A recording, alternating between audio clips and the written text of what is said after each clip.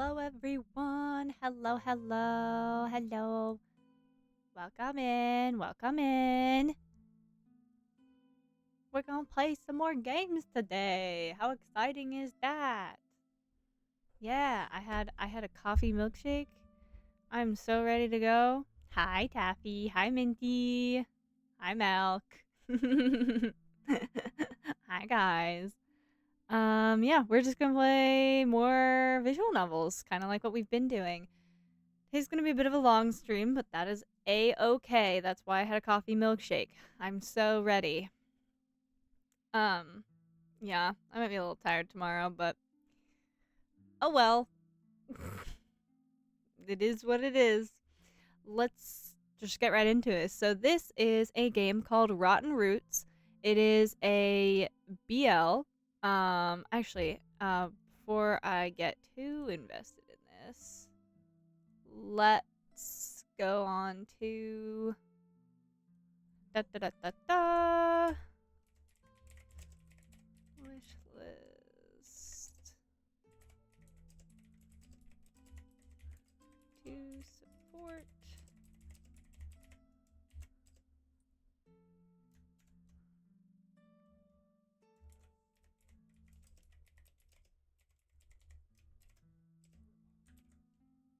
There. Perfect. Perfect. Okay, okay. Um anyways, sorry. That was very important. Oh no, Mindy, you gotta have your earbuds. Thanks, Io. I know I'm here. Oh, and Dio's here. Welcome, Dio. So anyways, this is a game called Rotten Roots. It is a BL. It is also 100% hand drawn. So I thought that was really unique and interesting. And I'm very excited to see where this is going.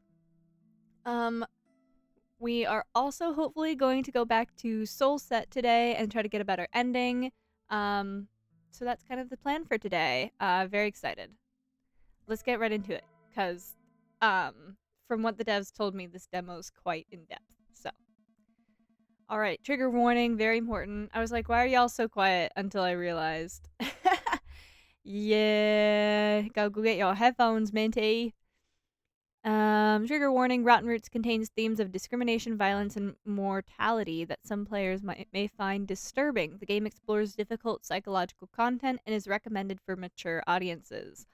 Well, I don't know if I'd call us mature, but I guess we're mature in this sense. This is a story about Salem. Over the next 3 days, you will shape who he becomes. What came before and where it will lead. That's for you to decide. That's a lot of pressure. Choose Salem's first of 2 starting traits. Okay, 2 key moments at school shaped his past. Choose wisely. Oh, fuck. Alright. Oh, God. Okay. Okay. So I can immediately say I don't want football. I don't want theater or hiking. Or boxing, I don't think.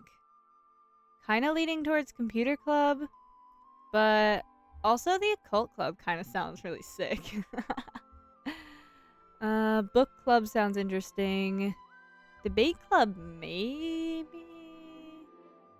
What do you guys think? I wasn't in any of these in school. I did choir for a little, but I wasn't in a club. Salem with a cult reminds me of Salem witch trials. Yeah. Oh man. Okay. I'm just trying to think of like what kind of person would be in these clubs, so that's kind of why I'm pausing. Fencing would be cool. Fencing would be cool, but I feel like prissy, preppy people mostly do fencing, and I don't want our boy to start out prissy preppy. You're getting your ass beat in Monster Hunter? Yeah, I know, I can hear. I do actually kind of like the boxing club. The debate club would be good for him to, like, know how to argue, but the book club, I feel like on that train of thinking would be good too. Skill issue.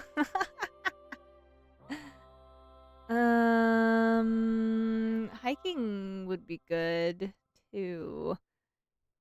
I'm gonna choose. I think I'm gonna choose hiking for the character growth. You know,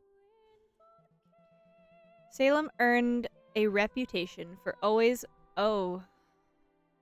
marching ahead, sometimes leaving others behind, but always being the first to reach the goal safely. Salem was also part of. Okay. Let's do. I'm kind of leaning towards book club. We want a smart king over here. Salem spent countless hours in the library with the book club, diving deep into literature and ancient texts while avoiding social gatherings. One last thing. If you're new to Salem's world, would you like me to explain unfamiliar terms as they come up? Or would you prefer to piece things together from context? Please explain. I'm stupid. Okay, cool. Books, you say? Yeah, what kind of books are we talking? Understood. I'll provide context when Salem encounters something that might need clarification. Episode 1. Whoa. Also, can we talk about how bomb this music is? The Overseer's chest glows red as it raises its gun at Salem. Please, I need to get to that train. Salem double-checks his pockets, but can't find his ticket. Departure of Pedalwind 2XX2 from New Frankfurt to outside District 89 in 4 minutes. This is a high-security platform. Only individuals with a valid ticket are permitted here.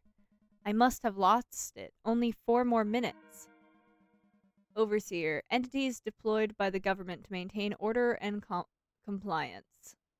Okay, yeah, that's kind of creepy. He's scary. Man.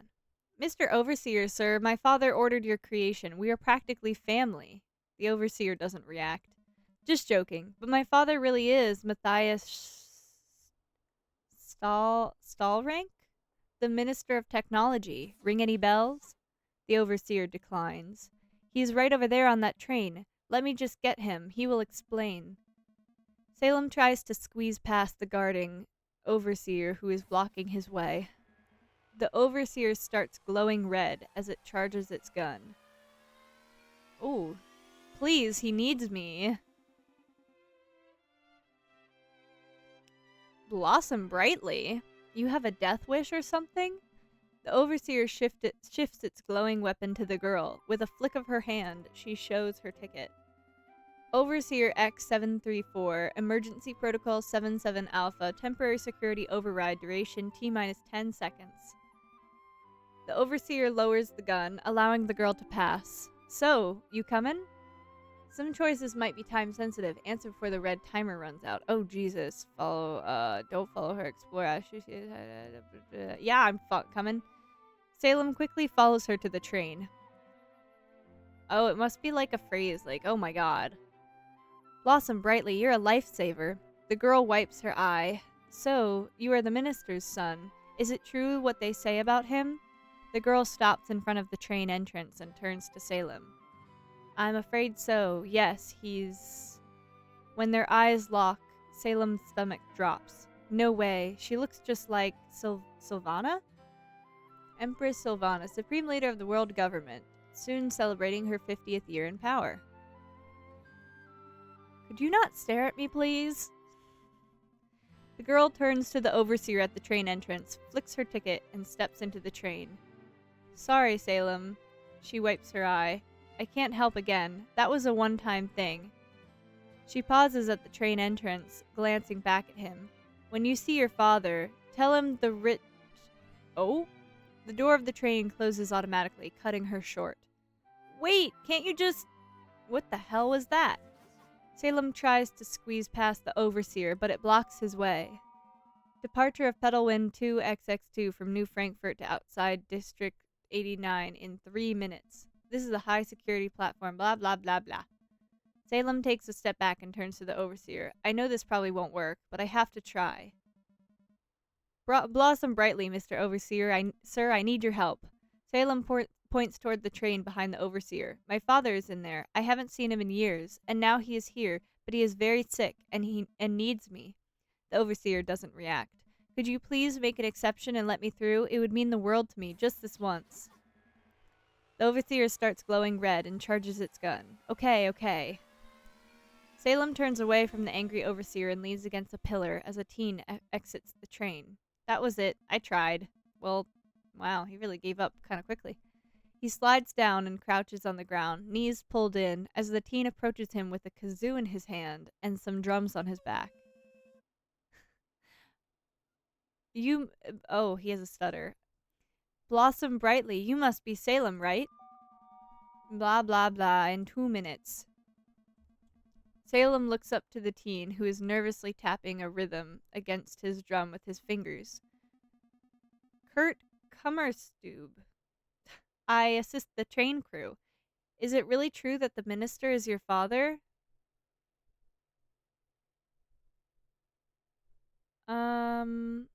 Yeah, I feel like being nice to him might help. Yes, he is. I promised to meet him on this train, but I lost my ticket. Oh no, darn. I wish I could help you, but my boss, Wolfgang, would... Kurt scratches his head with a drumstick, while Salem looks down the platform, noticing someone sneaking over the tracks toward them. You know what? We are still waiting for someone else. I'll go inside and ask for the train to depart 3 minutes later. Salem slowly stands up, focusing on the stranger. Maybe you can go look if you dropped it somewhere around here. Yeah, that actually would be great. 1 minute. Great, I'd better hurry then, and good luck. Kurt passes the overseer and turns back to the train. As he gets closer, Salem recognizes the stranger. What? How? How? He can't be here. James? What are you... Oh, gay. Sorry. I had to say goodbye. Did you see my ticket? I lost it. It was delayed. It will now start in 3 minutes. Sorry, I haven't seen any ticket, but you can't get on that train. I have to. We will hang out afterwards. But that outside district, it's... Father needs me. No, it's not about him. That district, it's haunted. James raises his fingers and curls them around. Full of evil witches that want your soul, dark magic that corrupts the heart, and scary mutants that will eat your brain. The only haunted thing here is his lovely daisy smell. He's so cute when he tries to cheer me up. I'm just worried about that evil witch right in front of me. Will you help me look for my ticket or not? Departure in 2 minutes. James nods and they walk down the platform, away from the overseers, whispering to each other while looking for the ticket. Sal, that's a cute nickname. Get real with me. What's really up? I'm afraid of what will happen when Dad is gone. James nods, but they keep their eyes down and search for the ticket. This might be the last time I can see him, and this is the first time he actually wants to see me. Sal, please. I know, but listen. Salem points to the train. This might sound cheesy, but it feels like I've been waiting for this train my whole life. Salem wipes his eyes. Dad needs me. He finally needs me. I can't just let him down. In 1 minute. Oh my god, that was so quick. Honestly, Sal, sometimes I wish you'd be so passionate about us. Oh. Damn, I didn't realize they were a couple already. Or close friends. They're besties. Salem stops and lays his arms on James' shoulders. Don't say something like that. You are always the end goal. James turns away. Just a pity the end goal isn't the main goal. Ooh. Storm Oaks are an outdoor activity youth organization. Members are ranked from sapling to mighty oak based on training and achievements. Okay. James takes out a worn book labeled Storm Oak Manual and hands it to Salem. You forgot this last night. I thought you might... Salem grabs it, opens it, and finds the ticket in it. I used it as a bookmark! Ah, of course. Can you... Dude! You gotta, like, hug your... whatever this person is to you? Are you gonna hug him? I feel like you guys are on hugging terms. I mean, come on. Rushes toward the overseer guarding the train. You are the best. See you at the beach in 3 days. James catches up to Salem and grabs his hands. pulls him near him and whispers in his ear, "If you enter that train, you won't survive the end of the day." What?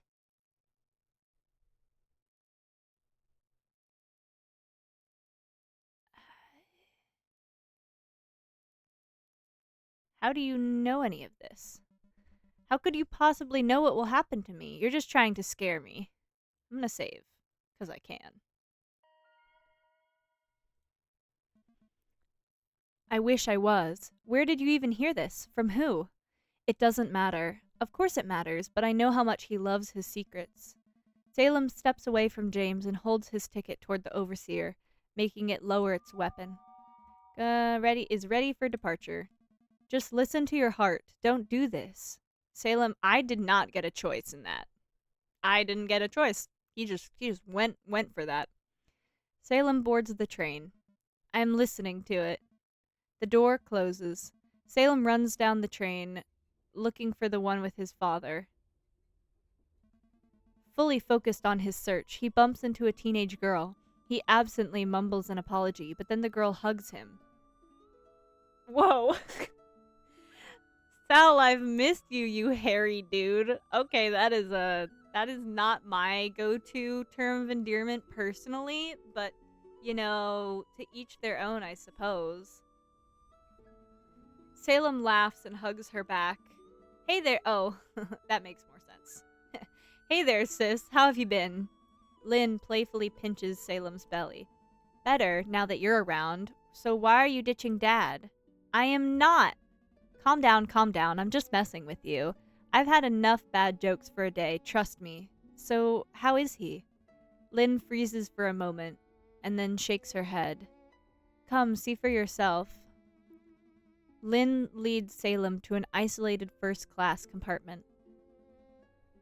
Blossom... Oh, coughes. Wow. Blossom brightly, my son. Glad you made it. He looks awful. Salem bows before his pale father, tubes running from his face into his wheelchair. Father. Salem kisses his father's hand. Now, let me see. Oh, that's right. His name is Matthias. I was like, who is this person? Yeah. Salem points to the honor student patch on his uniform.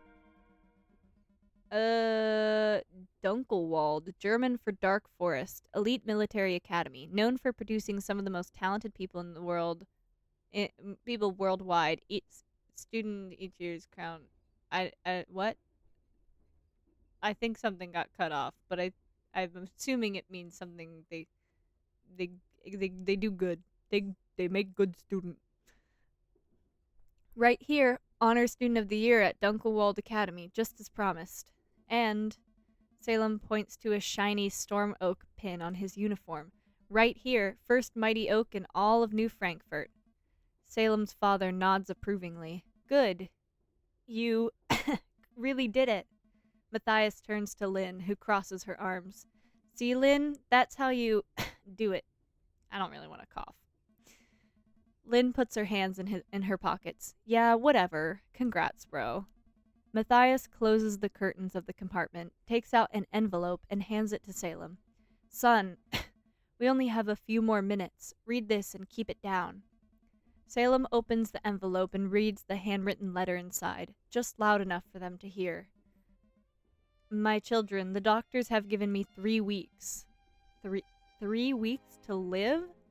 Salem looks up to his father. He nods, gesturing to Salem to continue reading. Today is the day to pass the torch of God, this is very hard to read. Pass the torch of Stahlrank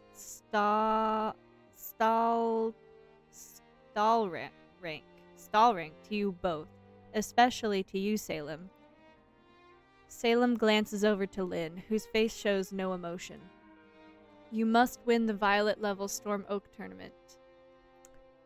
German for King's Dance, a high-stakes Storm Oak tournament shrouded in legend.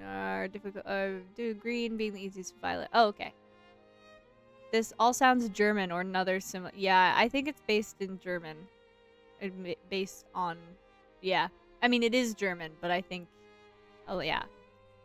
I am gonna just put it out there now. I do not know how to read German, so If I had to guess, that's Konigstans? Yeah, sure. King's Dance. The King's Dance is not a normal children's Storm Oak camp. You will compete in life or death trials to... Lynn's expression turns into anger. Violet level? Life or death? What the hell? I didn't sign up for some death tournament. Matthias catches his breath and reaches into his jacket, pulling out 2 small packages. Kunigstans. I see, okay. Improved prototypes from R&D. Consider them insurance. Salem and Lynn exchange glances before unwrapping the packages, revealing sleek metal bracelets. Are those solar shields? Just like they have on TV. Both teens slip the bracelets on, and the display shows 100% battery remaining. Instantly, shimmering blue hexagons spring from the bracelets, forming translucent energy shields that glitter like crystals in the sunlight. Whoa, but what's this red button for? Matthias quickly reaches over and covers the red button with his hand. Don't touch that. Emergency use only. Because there's a COD character named, that. Kunig. Interesting. For an O, it doesn't sound like an O. Does it have a built-in vital Yep. Sorry guys, these words are really hard for me. Matthias shakes his head. You'll understand when the time comes, but it will drain the battery down to 0%. So be absolutely certain before you use it. Yeah, I don't know. Vital something. The teens deactivate their shields, the blue hexagons folding back into the bracelets with a soft hum. I'm loving the magic tech vibes. Yeah, this is cool. I like the world building a lot. Whatever. That's not the tone I needed at all. Whatever this emergency function is, a one-time use isn't much. Good. Now read on. Compete in life or death trials to help preserve the glorious name of the Hostakal rank. Salem, you are our last hope. Everything depends on your potential. Oh, we love that. And Lynn, support your brother during the King's Dance. Be his strength, not his burden. I won't, Father. He can count on me, as always. Lynn looks away and mutters, Burden? I'm the one who always saves him when things go sideways. She has older sister energy for sure. Salem turns the letter and keeps on reading. Furthermore, Salem, you will... Salem stops reading, his face turning pale. Lynn stands up and crosses her arms. You... what? Come on, spit it out. Matthias nods towards Salem, and Salem keeps on reading. Oh, I knew... I was like, I bet it's a marriage thing. You will marry Audrey Richer, daughter of the Minister of Minister Waldron Richer. Your honor student achievement secured this alliance. Father, come on, for real? He wants me to marry a girl? Ew. But James. Audrey Richer will be at the Storm Oak event. Court her. Lynn sits back down and shakes her head in disbelief, looking out the window. When I am gone, our legacy rests on your shoulders alone. Do not fail our name. Signed, Matthias Stalkelrank. Father, you can't exploit Sal's loyalty like that. Lynn, stop. No one is exploiting me. I mean, he'll, you know, not to be morbid, but he'll kind of be dead, so, like, I don't really know if he'll care all that much. Just saying. I'm gonna win the tournament. You know, we're not gonna talk about the marriage thing. This feels like I'm agreeing to both. This is agreeing to one thing. This is agreeing to one thing. And this is... Yeah, I mean, I think he's just gonna say, like, we'll get to know her and then marry her. I'm gonna specifically talk about the tournament. I'll win this tournament. I promise you that, Dad. Yeah, it gives him a little bit of what he wants, but not completely promising anything else. Matthias nods. Father, could you excuse me for just a moment? I have to go to the restroom. Salem rushes to the restroom and locks the door behind him. He sits down on the cover of the toilet, shaking his head in disbelief. I didn't want any of this. Why is this a life and death tournament? I just wanted to see Father. Salem buries his oh my god, his face in his hands. I don't want him to die. Also, me, marrying a girl? I am not sure I am even into girls. I am not ready yet to lead this family. This is all way too much. Salem shakes his head. I just want to hang out with James at the beach, cuddle up and watch Sylvana's anniversary ceremony on TV, without fear of anyone bothering us. Salem gets up from the toilet. His book falls out of his pocket, revealing a letter. Another love letter? That's too dangerous to sneak it into a personal item of mine. A flowery smell emerges from the paper. Daisies. Salem smiles. James was awfully mysterious. Maybe he knew something about the King's Dance. Salem opens the letter and reads it. It's a song? Oh my gosh, I don't know the tune of this at all, so I'm just gonna speak it like it's a poem. Raspberry sun, I hold you close, swimming both while nose to nose. You are the wave with lovely foam, which shade of dream will be my home. Golden beach, sweet summer air, the cherry sunset becomes so rare. In the sea, where dreams came true, mermen frolic in deepest blue. Raspberry sun, I hold you close, swimming both while nose to nose. Collapsing waves storm the beach, while blackberry sun extends its reach. Raging dark waves, reaching for sun, no golden beach when all is done. If the world changes through this storm, what mermen will show their final form? Raspberry sun, I hold you close, swimming both while nose to nose. While the deep blue sea is torn apart, blackberry sun never fills the heart. You know, I've never been one to analyze poetry, but that was like kind of dark. I mean, it was like cute, but like that felt a little dark. This seems useless for the King's Dance, but also really cute. Don't call it useless. That is so rude. I have received a grand total of 1 love letter / poem in my life, and it was also kind of dark, I'm not gonna lie. I have had 1 in my life. It was very interesting. Yep, Wow, I like kind of repressed that memory. You want another? Oh my god, Minty, will you write me a love letter? Jeez. Salem turns the page and sees more written on it. P.S. Sylvana or me, XOXO. Sylvana or me? What does that even mean? Why would I have to choose? James will really need an explanation. Wow. I'm like autofilling and it is incorrect. James will really need to explain some things to me after this. I can't fail. I gotta push through this. I mean, I think this is more important to him, so I'm gonna say this. I have to win, for my future with James. Once I'm the top dog calling the shots, I'll be able to protect us, forever. He is about to leave the restroom when he hears a familiar voice from outside.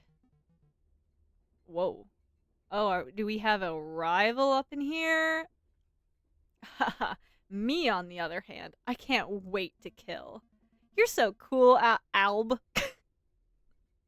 Sorry. You're so cool, Alb. Have you ever killed someone? Just some Unkraut back in the day with my old man, so no, not really. Okay, Draco Malfoy, let's calm down now. Yeah, killing a real green blood, that's the only thing that counts. Citizens classified the world governments have pure bloodlines. Green bloods enjoy full rights, privileges. Pure bloodlines called German for weeds. Unkraut.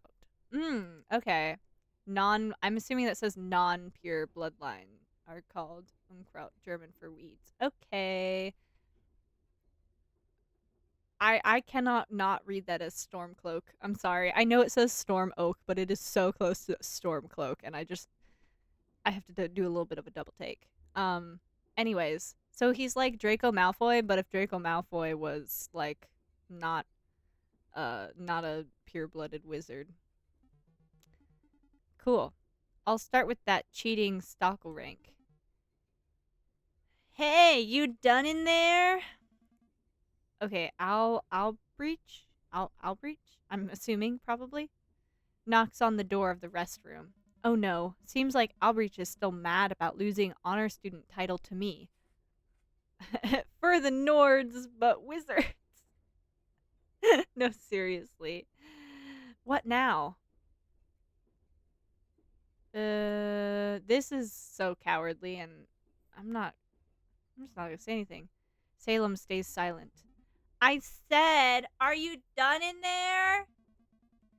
Salem holds his breath, hoping to not make a sound. Whatever, let's just go to the next one. That was too close. Does he really want to kill people? That was just him talking cool in front of his friends, right? I don't think so. I think if you're entering a competition that's all life and death or whatever, I think there's gonna be people who are gonna kill people, you know? Kind of like in the name. Salem looks at his patches and pins in the mirror. Then his gaze moves up to his eyes. I I never killed someone. Why didn't I bring any gear with me? Dad should have told. And Lynn, what is she even doing here? She is way too low ranked for a mission like this. Salem listens for more voices or footsteps behind the door, but it seems clear. He returns to the compartment. Dad has to know more. I need all the intel I can get. I have to survive this. I have to win this. For my family. For James. Sal, you'll want to hear this. Dad said Sylvana personally organized this event, and the winners get... Hold on. Sylvana herself? Yep. And the winners get Green Order emblems.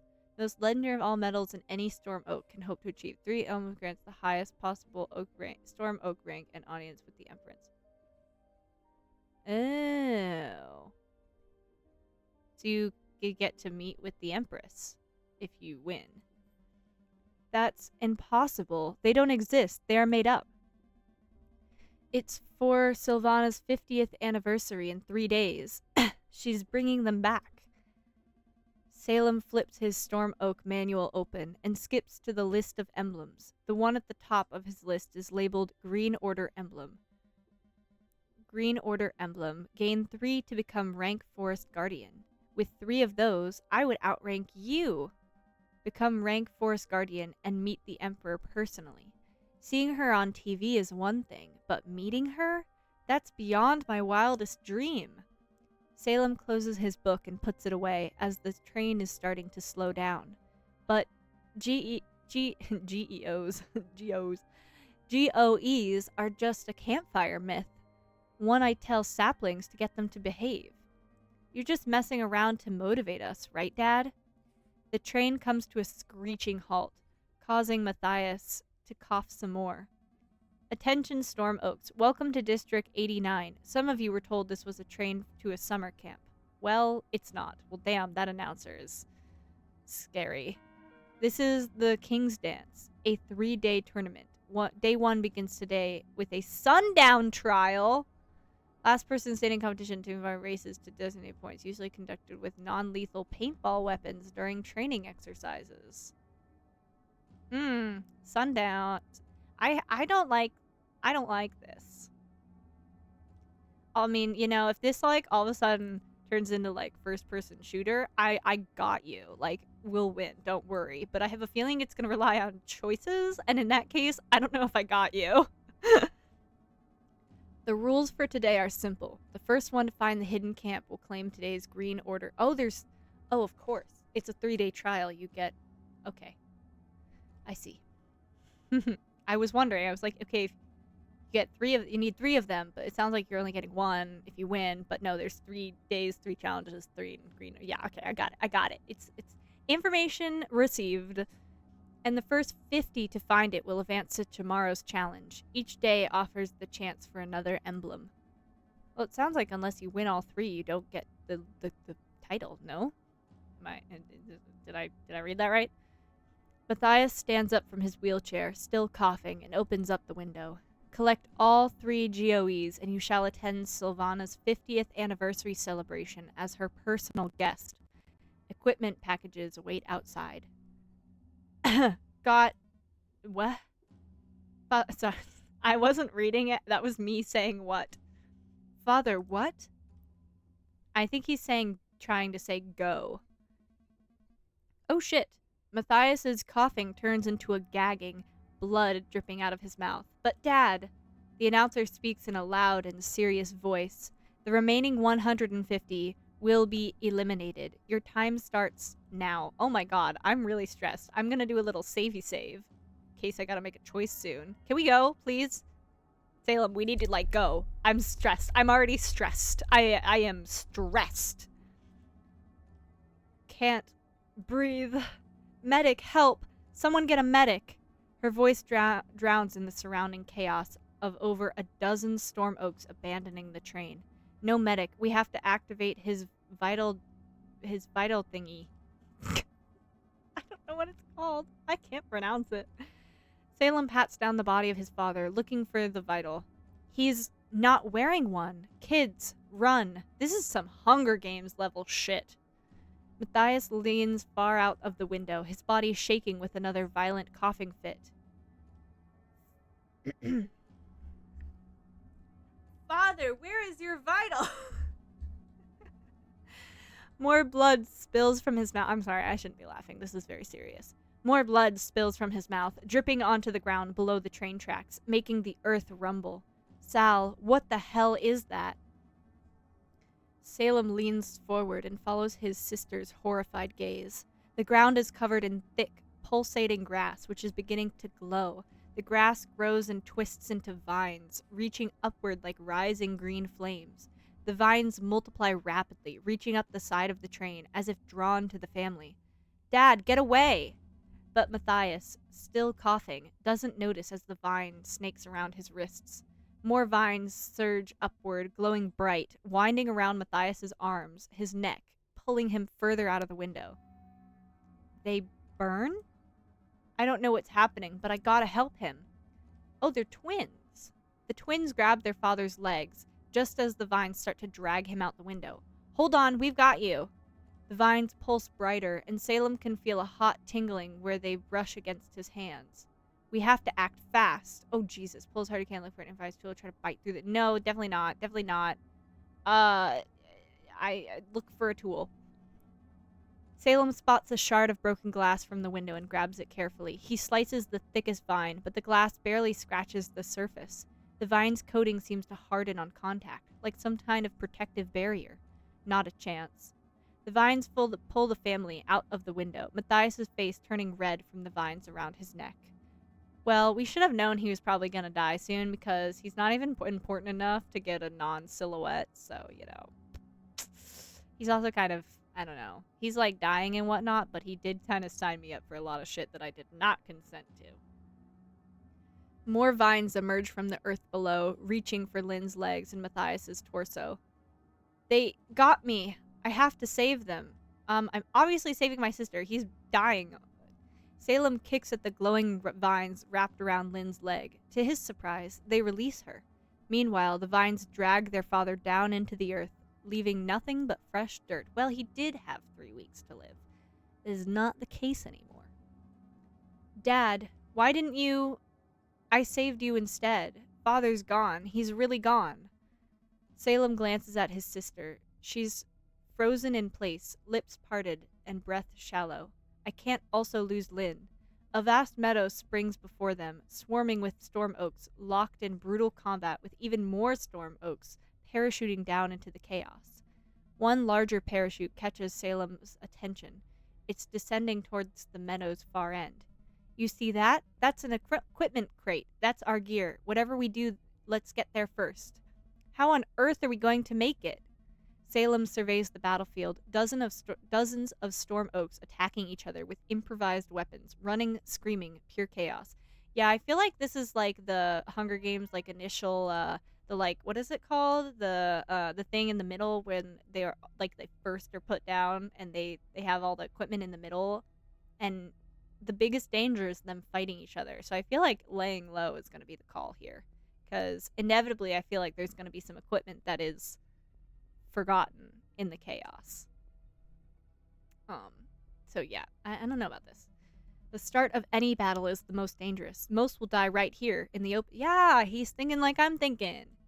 So let's ditch the crate and run away? No, we need gear, or at least a map, to find the camp before sundown.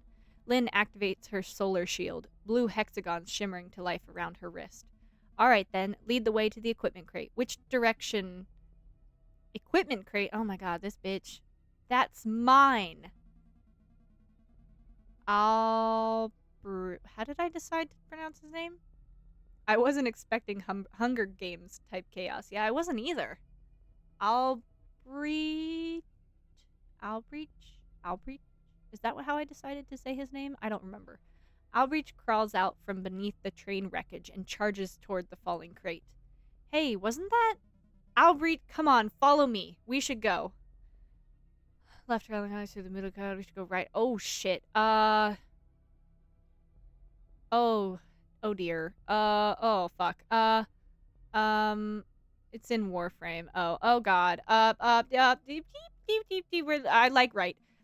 The siblings rear right. Cool. Veer right, following a cluster of storm oaks who are also fleeing the meadow's edge.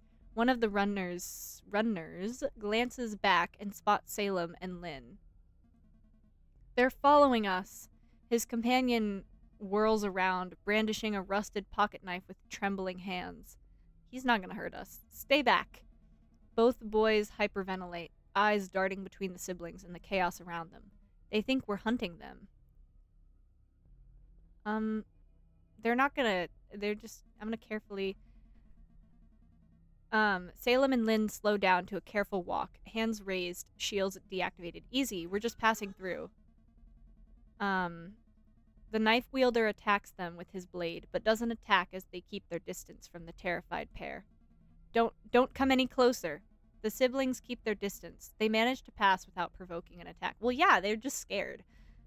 They continue their sprint towards the equipment crate, leaving the others behind in the escalating battlefield chaos. Time to get moving again. Oh god. Why would we change our trajectory? I think changing trajectory is not the case. I am gonna save though, just in case. I'll break it. I'll break it. Is that it? Salem and I don't read German very much. I'm gonna be so honest. It's one of the languages I think I read the least. So yeah, pronunciation with Minty. Here we are. Salem and Lynn push through a cluster of panicked storm oaks to the right flank of the battlefield. Albrecht. Yeah. Okay, that makes sense. They stumble upon a branch of storm oaks swinging makeshift weapons at one another, with losers falling to the blood-soaked ground. For the love of Sylvana, a big storm oak, desperate and wild-eyed, spots them and runs to them, armed with a broken bottle. Oh shit. Alright, big guy. Alright. So this guy is just kind of attacking anyone he sees, is what I'm gathering. Don't accent the... Oh, Albrecht. Okay. I think that's what I had before, but I forgot. Okay, so this is a big person. Very, like, kind of just, like, in super fight mode. And probably clumsy. The other storm oaks sink into the ground, pulled down by the vines. More competition. I'll kill you all. Using a goat. Nope.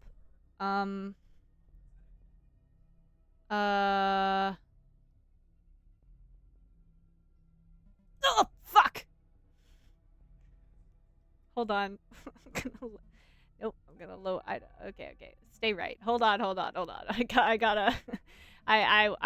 That timer was a little bit shorter than I was used to. Okay. I'm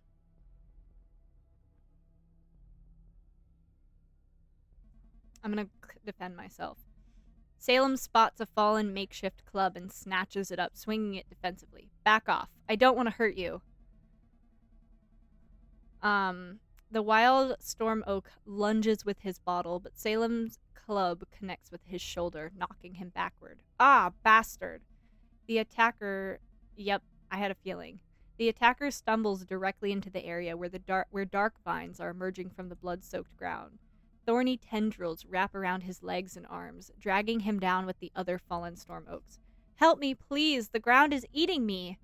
Salem. No, don't help him. Are you kidding? Salem takes his club and holds it towards the sinking storm oak. Quick, grab it! He's not. This is a mistake.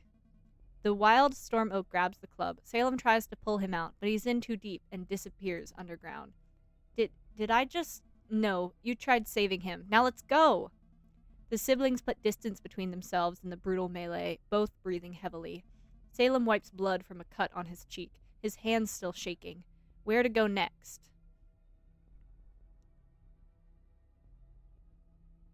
I mean, I don't know why we would strafe.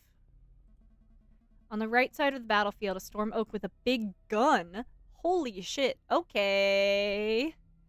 That is a shield thing, I think. Is standing on a boulder. The storm oak is heavily wounded and has painted war stripes across his face with his own blood. These guys are fucking crazy. This is crazy, guys. The spirits demand sacrifice. I am their chosen warrior. You know, for a seemingly peaceful society, this is kind of brutal. You know, the society in Hunger Games that, you know, hosted said Hunger Games was like kind of dystopian. So, what are we doing? How we doing over here? Is everything okay? Do we need to talk about it? Like, how we feeling? How we feel in society? Are we good? Are we doing okay? Because, you know, normal societies don't usually like do this kind of shit. But okay. He rocks back and forth, muttering prayers to imaginary gods. You don't know they're imaginary gods. Let's be kind about this, okay? To gods as his wounds keep dripping. At the foot of his rock, Salem notices the earth beginning to writhe and shift. Dark, thorny vines start emerging from around the rock toward the war paint storm oak. I almost said storm cloak. Those vines again. They're drawn to blood. Nah, this is everyone for themselves. Are you kidding? Salem signals Lynn to be careful, and they start walking around the rock. The war paint stormcloak notices their movement and turns his gun on them. You won't get my sacred rock. Be gone. Oh, it's a flame gun. I see. He unleashes a stream of fire in their direction, but Salem and Lynn are too far away. The flames fall short. Salem's shield flickers briefly as a few sparks reach them, draining minimal battery. While the storm oak is distracted firing at them, the vines surge up the rock and wrap around his legs. No, the demons have me. I was so close to glory. Were you? He's dragged down into the earth, his screams cutting off abruptly. Another one. At least we didn't waste much shield power. Okay, wait. My question is, can we like combine our shields? Like if we like hold hands, or I guess a little bit closer than that. If we like hug each other, can we like use one person's shield? Because if that is the case, then we have 200% shield, and I like that idea. We definitely need to stick together. Although sticking together, I have a feeling at day 3 is going to cause some issues. But that's a later issue. It's fine. Another one. At least we didn't waste much shield power. Don't brush it off like that. We could have tried to save him. Maybe, yeah, if he wasn't too far gone. You know, you're going to think that now, and we're going to reach like halfway through today, and you're not going to think like that. If we try to save people, it is just going to cause issues. And also, there's no telling if they're going to backstab us. So, nah, everyone for themselves. Sorry. Not really, though. The siblings flee from the rock and the vines underneath it. Time to get moving again. I want to stay right. It's kind of scaring me.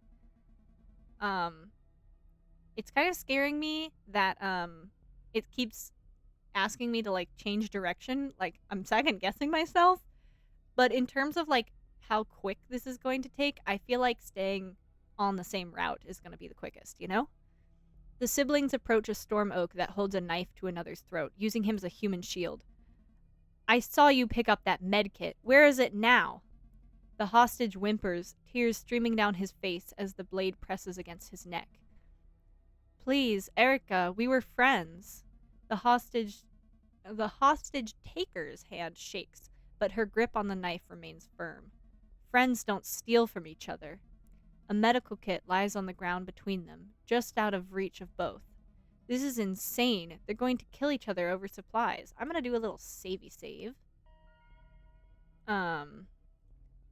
Carefully plan a way to disarm her, grab the bag, sucker punch the hostage, shaker, free the hostage. Oh, I'm gonna take it. Salem makes a split-second decision and lunges for the medical kit. Both storm. Oh, yeah, that's what I thought. I had a feeling that if I removed the thing they were fighting over, they would either turn on me, which is fine, or like get distracted. They'll just it'll change the situation. Both storm oaks immediately forget their conflict and turn on Salem. Get him! He took it. The hostage taker charges with her knife while the hostage hurls rocks at Salem's back. Ooh. I don't know if that was the play. I'm gonna go back. I disagree with my decision. Can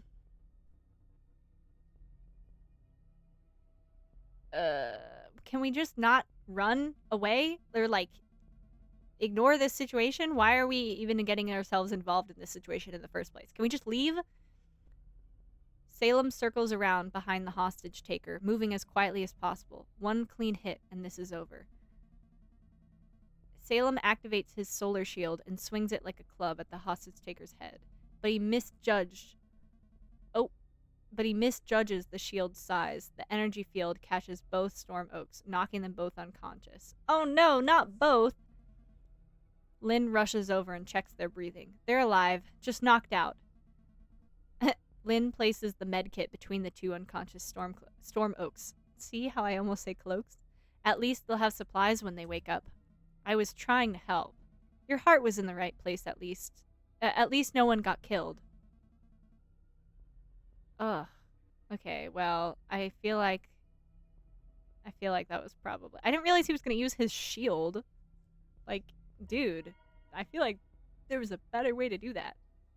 Salem checks his bracelet. The shield battery is at 80%.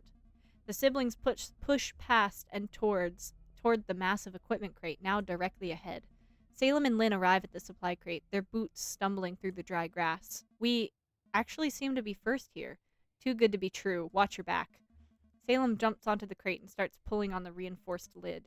It won't budge. We should... A familiar voice cuts through the battlefield's chaos. Look who took the bait. Oh my god. Fire erupts in a perfect circle around the crate, trapping the siblings. Albrecht steps through the flames, unharmed, his silhouette distorted by the rising heat waves. I was sure you'd be smarter than this. Shut the fuck up, Draco Malfoy Wish version. Please. Lynn, we need to get out of here. Lynn's solar shield blazes to life as she positions herself between Salem and the approaching Albrecht. Just get it open. We worked too hard to get here. I'll hold him off. The flames creep inward with methodical hunger. 80% left, getting low. Salem activates his solar shield and wedges it under the crate's lid.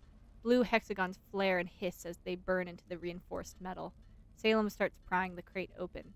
Hurry, he's getting closer. Almost there. Albrecht lunges at Lynn, several swings blowing down her shield. Open! He grabs the only backpack in the crate and swings it onto his back. Another swing rains down onto Lynn's shield, but she dodges and is now back against the crate. Inside the crate, ammunition belts start hissing ominously from the heat.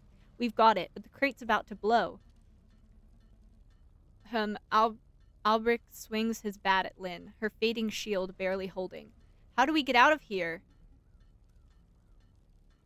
I just feel a choice is coming. I feel it in my bones. How about a one-way ticket to hell? Shut the fuck up. Albrecht goes in for another blow. Lynn's solar shield shatters like glass, and the bat crushes the bracelet on her wrist. Ow! Salem pulls his sister up, moves her behind him, and activates his shield. None of us will live if we don't get away now. Albrecht smiles and raises his bat, playfully pushing it against Salem's shield. Last chance. Admit you cheated. You're still going on about that bullshit? Albrecht pulls out a grenade and tosses it next to the hissing crate. See you in hell, cheater. Albrecht activates a grappling hook built into his bat and swings through the fire into the woods. The ammunition's hissing mixes with the beeping of the grenade underneath them. We're going to die here, unless... Salem looks down at his solar shield bracelet, the red emergency button glowing ominously. Lynn, hold on tight. Lynn grabs Salem's back as he slams down on the red button. His bracelet flares with blinding white light as an energy dome erupts around them. The force field expands just as everything under them blows up with a deafening roar. The explosion catapults them through the air, heat and debris flowing around the protective dome. Ah! Hold on. Ready? Don't let go! They crash land into a tree in the woods, the energy ball cushioning their fall. My back is killing me. Salem's bracelet starts overheating, smoke rising from the overloaded circuits. Hot! Ow, ow, ow! He quickly tears it off before it can burn more of his skin. The twins look back at the nearby explosion site. That was completely insane. Great call with the button. Yeah, thanks, but now our shields are out. But hey, we're alive. Now let's get out of here before Albrecht finds out. Both siblings limp away from the meadow into the cover of the woods. The twins arrive at a cliff's edge, hide behind an oak-like tree, through rough bark digging into their uniforms as they catch their breath. Blood trickles from a cut above his eye, turning everything into an unsettling shade of red. Focus, damn it. 3 emblems for father. You still want to go through with his plan? Salem wipes the blood out of his eye and gets out the letter their father gave them. Of course, it was his dying wish. Lynn grabs the letter out of Salem's hands, crumples it up, and throws it away. What the hell? Keep it down. Lynn puts a finger on her lips and scans a nearby area. Salem shakes his head and grabs the letter, straightening it up again. Dad sucked. Big time. I agree with her. He asked us to uphold our family's political power. I will honor his last wish, no matter what. Can you, for once in your life, stop being his puppet? Mighty Oak. The highest rank Storm Oak can achieve through normal advancement. Mighty Oak typically serve as instructors and are responsible for training new recruits. Okay. I am not a puppet. I am Mighty Oak. I am an honor student. You're a puppet, and he controlled every freaking move of you. Lynn draws her knees to her chest. He controlled all of us. Don't speak ill of him now. Lynn grabs Salem's collar. Don't ever marry that girl. Promise me. Lynn, with father gone, politically, our family. Lynn raises her voice and starts shaking her brother. Promise me! Distant shouts echo through the trees, and Lynn goes quiet. Promise me, please. Salem puts his hands on hers and nods. The only thing that I am sure of right now is that we have to survive the day.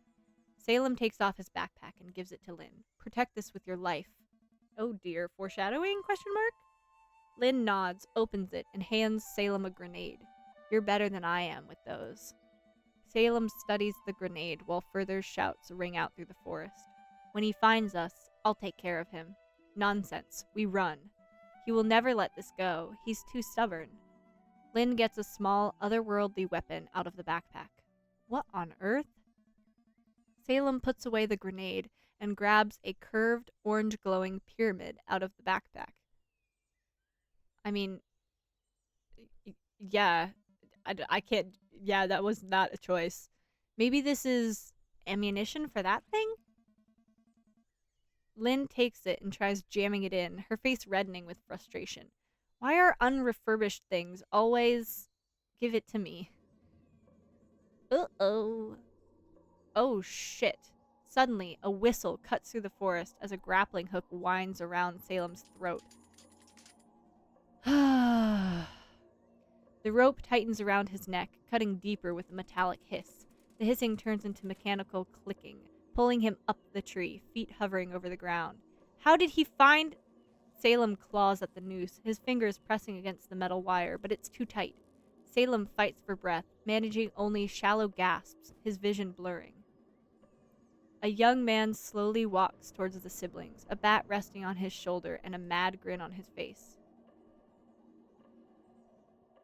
Lynn raises her gun at Albrecht, who tries pulling on some levers, making the gun blink green, but it seems jammed. Albrecht, please, you got me. Let my sister go. How about... Albrecht takes out... I hate this bitch. Like, he's annoying, but he's just also... Never mind. I have some choice words for him, but we'll just see where this goes. Albrecht takes out a match, strikes it against his oily metal bat, and lights it on fire. The flame flickers, casting eerie shadows on his face. No. Albrecht points his flaming bat towards Lynn. Now put down that glowy thing and hands behind your back. Lynn doesn't budge and tries pulling the jammed trigger. Albrecht points his bat over to Salem, his finger hovering over a green button on the bat. Do as I say, or we will cut this show short. Lynn throws down her weapon and puts her hand behind her back. Please, he's choking. Albrecht kicks her onto her... Ew. I'm getting so mad right now. Like, the anger that I feel in this moment is so strong. Albrecht kicks her onto her knees while Salem is gasping for air above them. Silent. Silent. Fucking illiterate bitch. You mean silence? I want to enjoy this. Albrecht holds the flaming metal bat next to Lynn's ear, the air filling with the acrid smell of burnt hair. Dude, it's an honor. It's an honor student title. Like, do you really have nothing else in your life that you have to be so upset about losing this? Just get good. Fucking skill issue, you fucking bitch. Secondhand anger. Yeah, do you hear how angry I am? I am genuinely so angry at this man. I do not like him. I'm mad right now. I'm gonna save because I feel like there's probably a choice coming up. Salem gasps for air, fingers fumbling desperately with the noose as he tries to loosen it. So, it's only fitting for you to watch me take your sister's life. Albrecht yanks Lynn's head back, his flaming bat licking towards her hair. He forces her to look up at him with the dangling Salem. Look up with him at the dangling Salem, choking for air.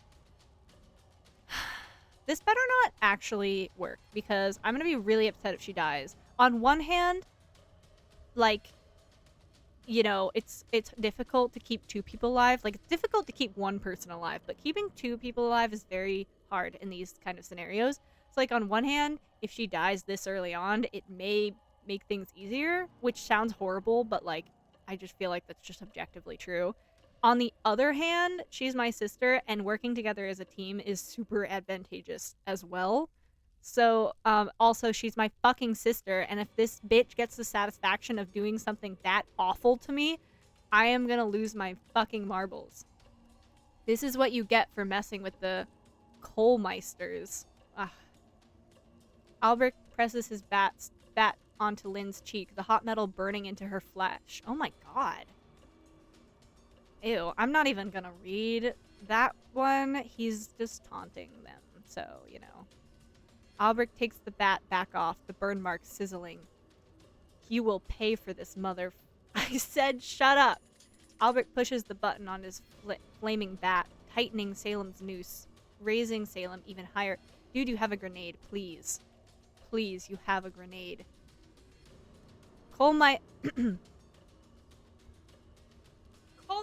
will never bow down to stall ranks. Not after today. Oh, Jesus. Albrecht lays his flaming bat onto Lynn's shoulder, her shoulder catching fire and her screams echoing through the forest. In the name of our Empress Sylvana, I condemn you for treason. Albrecht kicks Lynn under the suspended Salem, and she swiftly sits up, extinguishing the flames on her shoulder. May your uprooting fertilize our motherland. Yeah, thank you. Salem's trembling fingers brush against the cold metal in his pocket, noticing the grenade. Sorry, I feel. May your liberation flourish, our motherland. What the fuck is this bitch on about?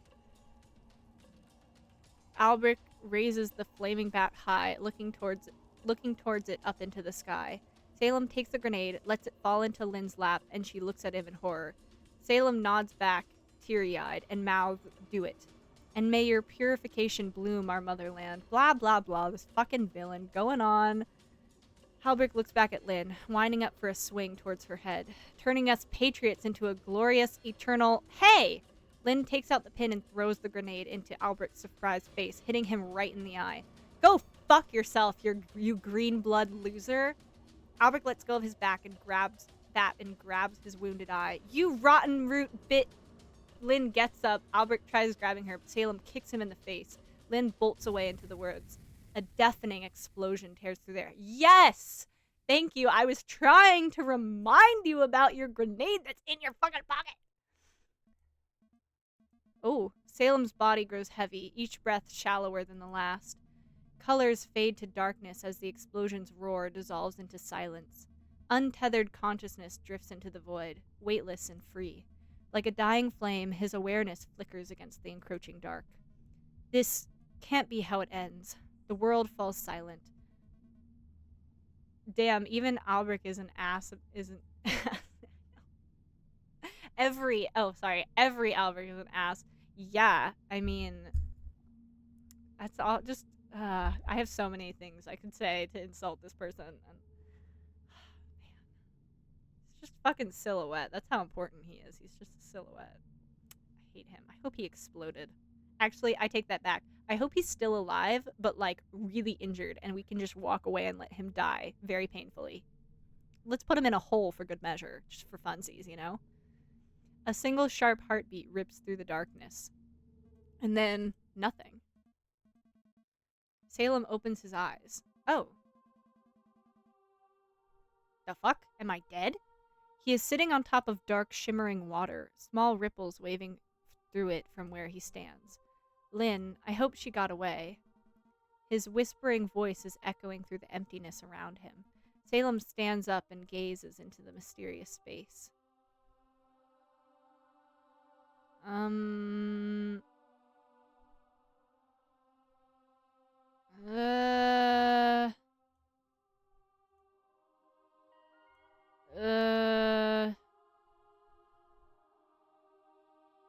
Water, huh?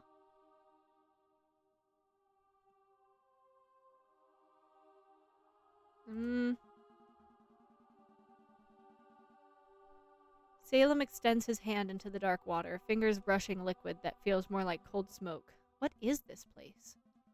A voice cuts through the soft and hollow stillness like a whisper. Great, another one. What? Who's there? Salem squints toward the darkness of the sea, but can't make out where the voice is coming from. Okay, let's get this over with. Welcome to your death, Salem. Death. No, not happening. A shining light appears in front of Salem. Come on. Don't be that about it. Just rest in peace.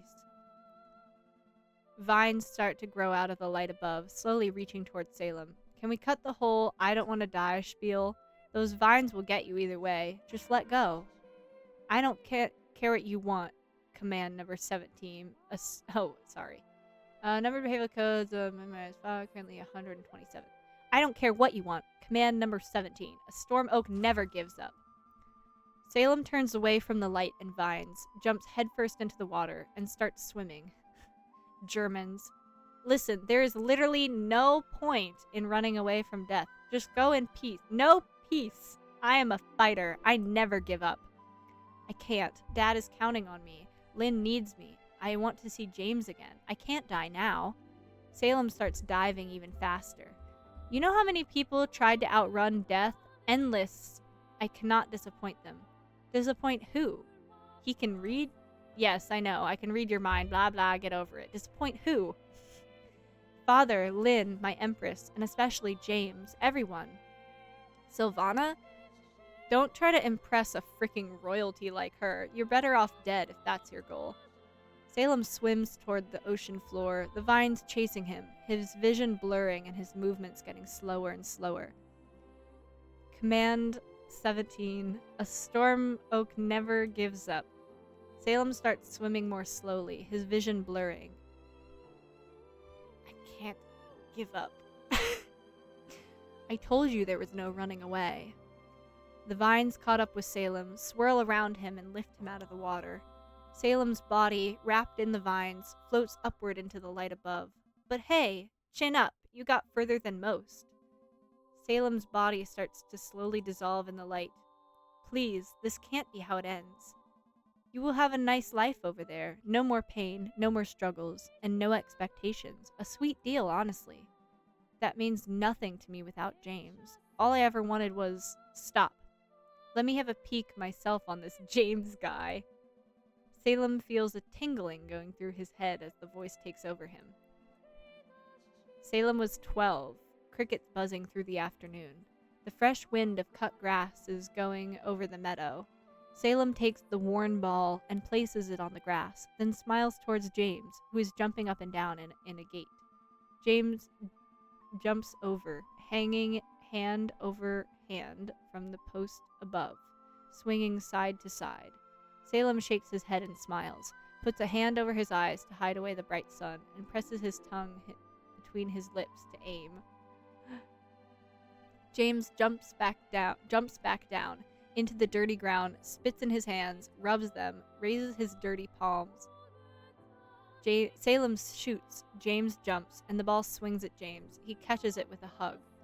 James spins the green-tainted ball on one finger and shoots it across the meadow, away as far as he can. Oh, okay, we're just going through James' memories, I suppose. Salem was 14, in a treehouse. Sun glimmering through the wooden window frame. A bird is chirping a happy song, somewhere in the branches above them. James is lying on Salem's arm, his hair tingling slightly. James had closed his eyes and is playing with Salem's... Sorry, I don't like... Sorry. That was such a visceral reaction. I apologize. I'm gonna skip that. A cloud vanishes and sunlight kisses Salem's smiling face as the lost in thought Salem looks toward the old wooden roof. A slight breeze enters the treehouse, bringing with it the sweet smell of apple blossoms. Above Salem is a dream catcher, the small glass pearls woven in, shining like stars. Its brown feathers are dancing in the breeze, making the dream catcher slowly turn. Oh, I feel like Salem is like 18 in this. He looks really young. Salem is 16. He is Okay, let's try that one again. He is silently sitting on a couch, looking at the dozen dusty boxes in front of him, filled with his childhood toys. An arm of an action figure is hanging out of the carrying hole in the box. Next to Salem is James, the arms of his large red sweater wet, his nose and eyes running. James blows his nose into the arm of his sweater, crying softly. Salem stands up and rescues the action figure from the box. Its green dress is turning gray, the silver of its plastic sword vanishing slowly, showing the milky plastic underneath. Salem goes back to James and lies down on the couch, laying his head on James's leg. He then plays with the figure, making it walk, fighting with its sword, getting James to chuckle, and then turning his crying into a tearful smile. James grabs Salem's hair, curling it between his fingers, as Salem continues to play with the old action figure. A secret life, hidden between the pain and horrors of this world. A storm oak never gives up. You might be more than the run-of-the-mill Sylvana fanatic after all. I'm still muttering about never giving up. Answer me, and I might keep you alive a tiny bit longer. Salem opens his eyes and looks into the light. When did you discover that life isn't fair? Ooh, definitely gonna save here.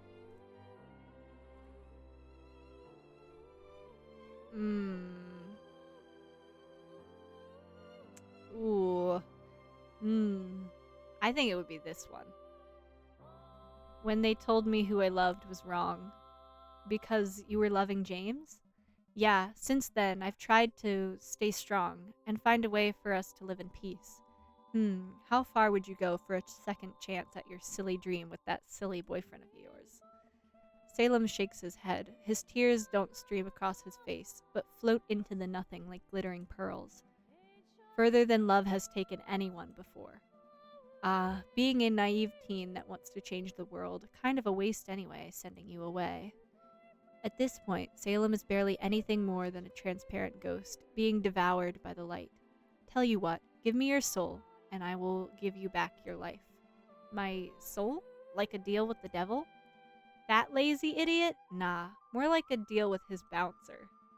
The ghost of dust that used to be Salem floats higher into the light. So, what will it be? Will you give me your soul, or are we done here? Just gonna save.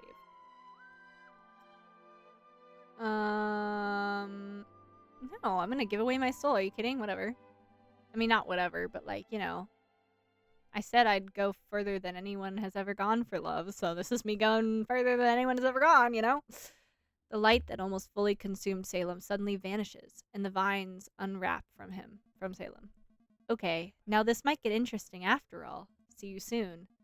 As the vines unwrapped, Salem starts to fall towards the water below, faster and faster, until a cold leaf drifts down from a tree onto Salem's cheek. The taste of copper floods his mouth, and the scent of rot tingles his nose. Salem jolts awake, his uniform soaking wet. I'm back? Was that all just a dream? Salem blinks, each movement causing pain. Okay, stay calm. Command number 34. A storm oak assesses before acting. Salem's fingers check his neck, finding no wound, only a crust of dried blood. Huh. Weird. I could swear that noose cut really deep. Salem checks the rest of his body. I am alive, and all things considered, mostly okay?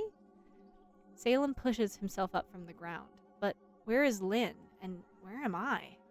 Salem looks down at the soft soil underneath him. And was that a dream, or did I really sell my soul?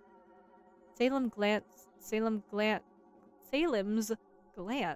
shifts through the surrounding forest. Its strange vibrancy seems almost artificial, unnaturally intense. District 89 really feels like nature gone mad. His eyes catch faint tracks in the dirt nearby. Salem approaches them and identifies drag marks, broken twigs, and scuffed footprints. Did Lynn drag me here after the explosion? Doesn't look like her footprints. While Salem looks closer at the drag marks, a sunray glimmering through the trees catches his eye. Oh no, I have to get going. Oh yeah, he has to get it to the camp. Salem stumbles around, peeking through the treetops to see the position of the sun. No more parachutes. I must have lost at least 4 hours. I'm running out of time. Whoever brought me here didn't leave any equipment, so where should I... An explosion booms in the distance, the sound echoing through the forest. I guess in the opposite direction of whatever that was is as good as any. Salem sneaks through the forest, eager to not leave any tracks or cause any noise. He occasionally gazes up at trees, their bizarre patterns twisting in the light of the sun. Is every outside district this creepy? Salem's gaze shifts back to the forest ahead and notices footprints. There, those are small enough to be Lynn's. The footprints lead Salem further into the shadows of the strange forest. Shots? An energy bolt sears through the air nearby. They are fighting right over there. I should...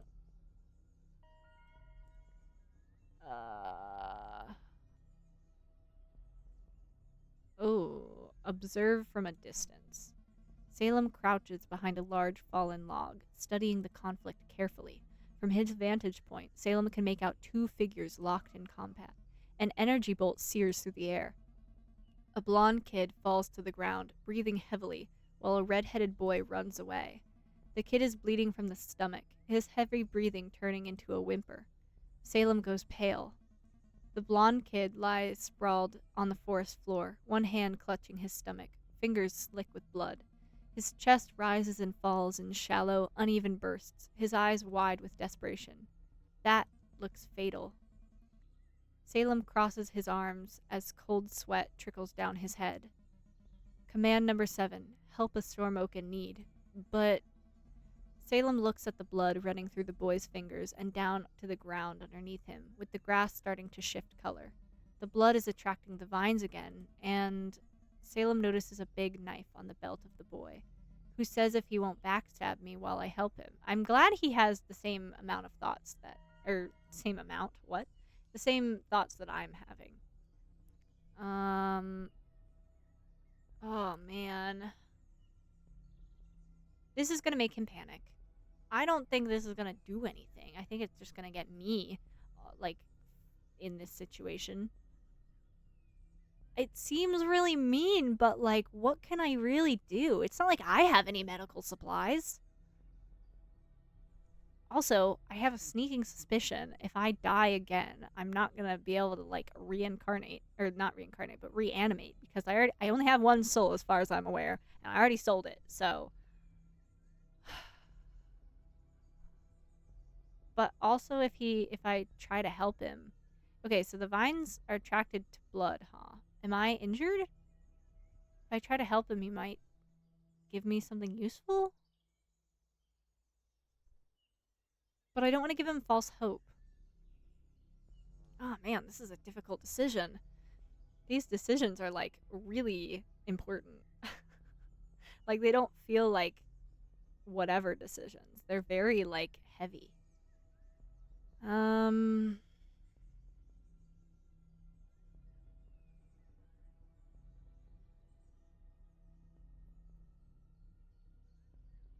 I think I'm just gonna leave him to his own fate, because it's what can I realistically do? I don't have any medical supplies. I can't be held liable for another person.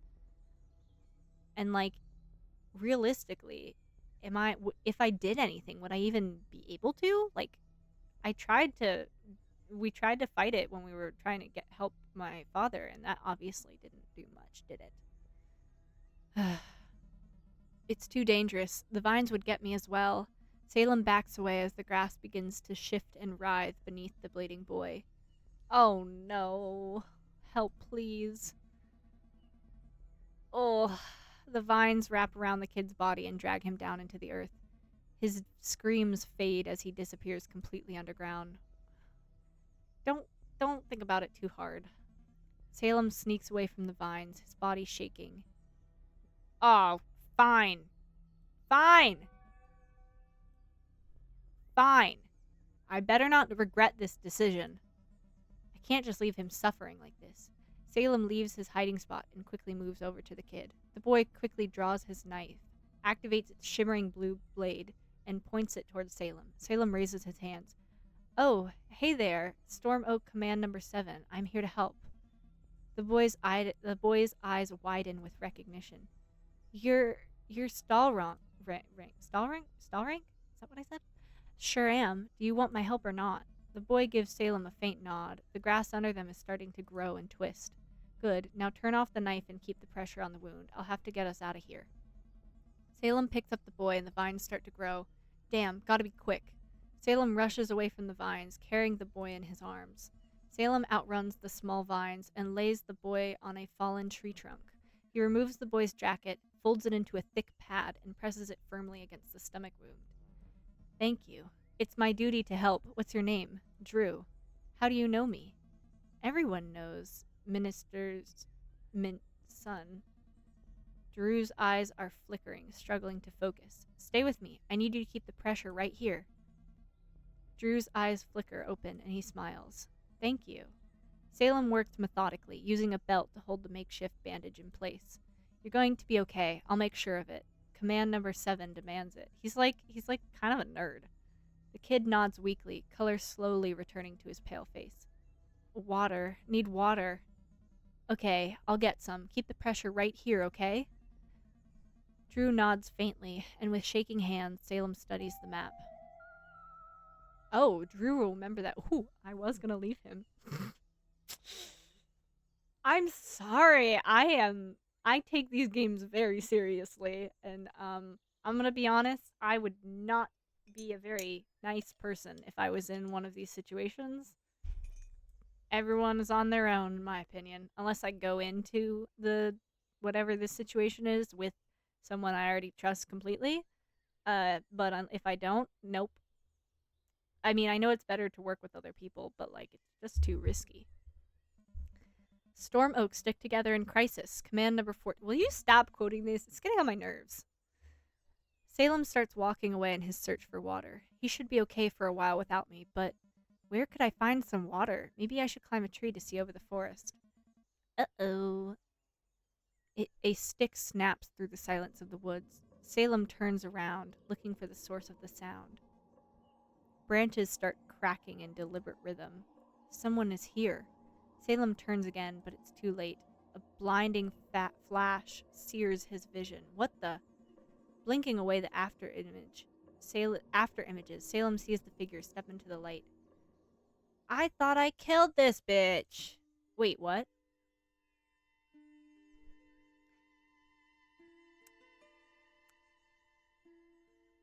I retract my earlier statement, but, what? Surprise? James leaps forward with theatrical flair, fingers trembling slightly as he lands. Be shocked. Can't really do anything else now, can I? James? But how? Salem starts whispering. What the hell are you doing here? James' eyes sparkle excitedly. I don't trust this. I don't trust this. Either we're hallucinating or it's a case of Dune Lovers. I think this is like a siren situation. I don't trust this at all. Nope, nope, nope. I don't trust this. I'm so on edge. I don't trust this. Never surprise me like that again. I could have shot you. No, nope, nope, nope. Mm-mm. No, no, no, no, no. Listen, no, no, no, no, no. No, this is not James. I don't think so. I don't know. James slowly approaches Salem, his grin growing bigger and bigger. He stops just a few inches from Salem's face. He's way too... From what I know about him, he's way too happy to be in this situation. Just a few inches from Salem's face on his tiptoes, bouncing up and down. I don't see a gun, but how about you shoot me a kiss instead?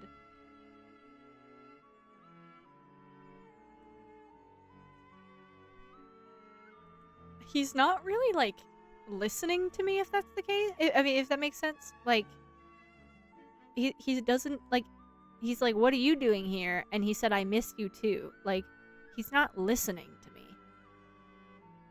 No. Salem's eyes dart frantically to the tree line, neck muscles tensing as he takes a step back. Well, that's not what I was thinking, but I guess that's one thing. James, someone could see us. Oh, that is James.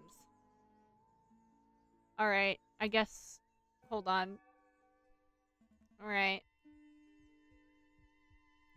James strokes through Salem's hair as they kiss in the shadow of the red tree.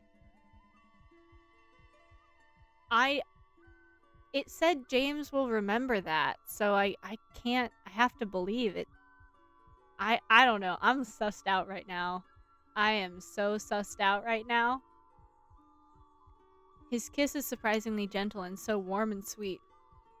James is on tiptoes while kissing and whispers lightly between parted lips. I've missed this. A lot. Salem turns red and smiles. All of this, it's like his kiss is transporting me into a soft and wispy cloud. Yeah, it's been too long. Guys, like, I hate to do this. However, we really need to, like, get moving. This is... Can we do this another time, pretty please? Salem's lips brush against James while they whisper. Okay, wait, hold on. I'm gonna see if I can use my keyboard for this. Oh, there we go. Are you turning red? I'm not saying that. Bros, now ain't the time. No, seriously, now is not the time. Can we please Can we please get back to the task at hand? This is making me so nervous. Salem tries to hide his glowing smile by turning his face away. No. I'm still floating on the sweetness of this kiss, but Salem's smile fades. It's a shame that this is neither the place nor the time for this. He should have never come here. James, father died. The vines in this place took him. He's really sussing me out right now. I'm gonna be so real. Like, I'm unnerved by this.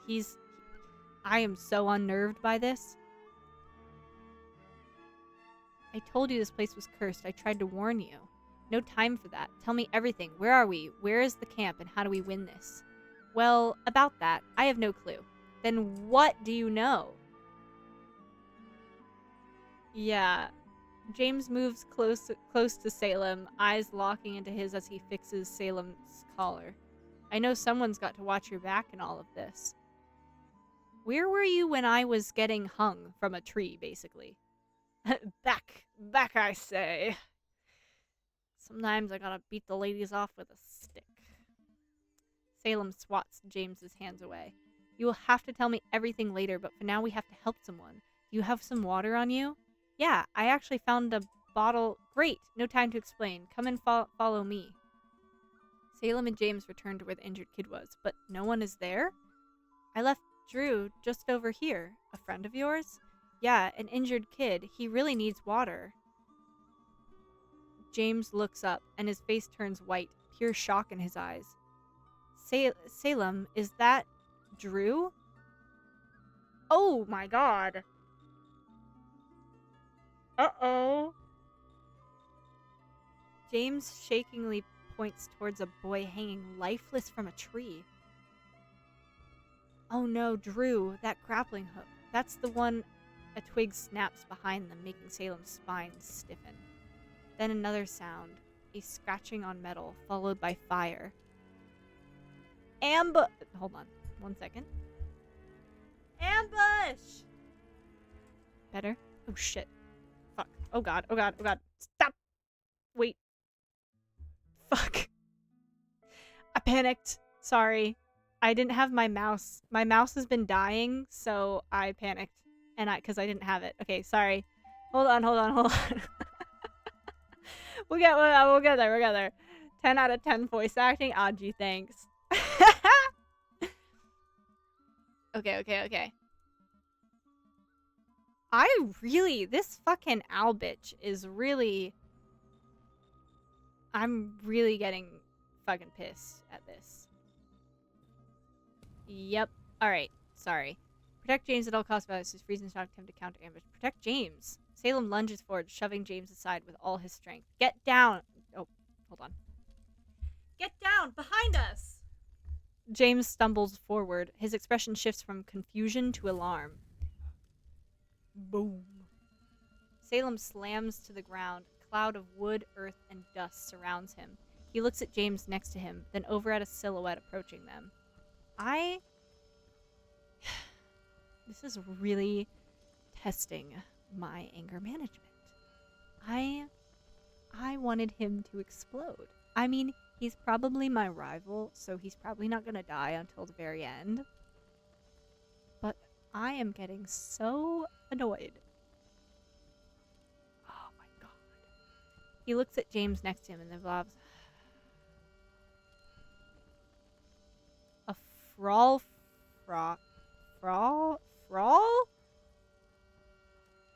That one. I was bested by a fucking whatever that is. Albitch emerges, baring his teeth in a twisted smile, swinging a flaming metal bat through the dust cloud. Uh-oh. He saw us kissing. Run! Salem gets up, grabs James's hand, pulling him away from Albitch. Not this time. Whatever.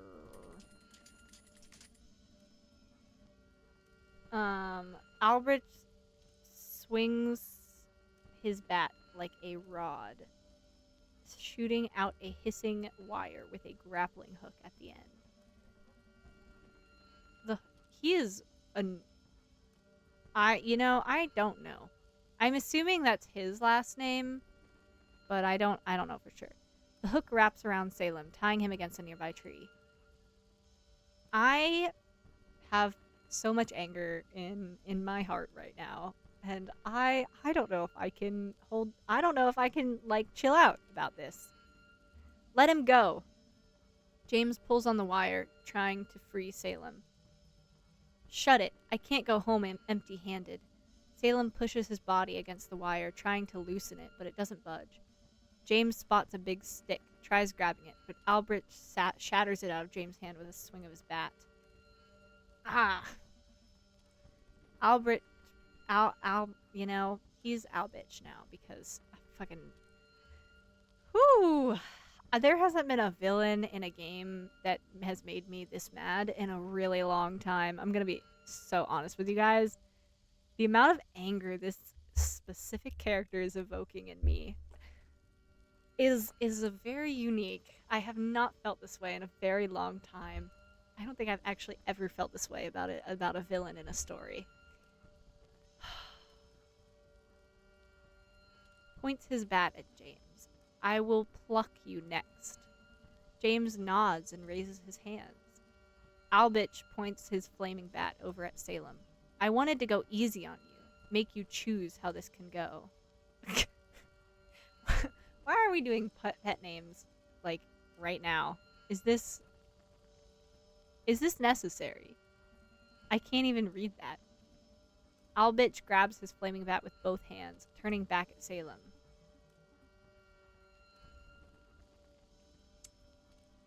But they will give me an emblem on top if I kill you here and now. Albitch swings his bat down with the world around Salem turns red.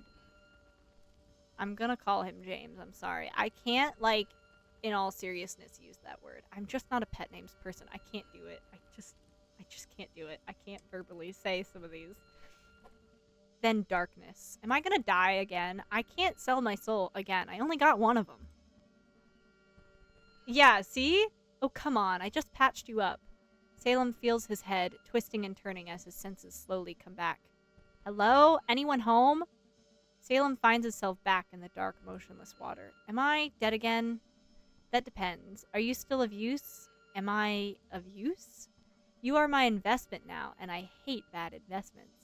Vines start to grow out of the light above, slowly reaching towards Salem. Okay, I get it. Yes, I'm still of use, whatever that means.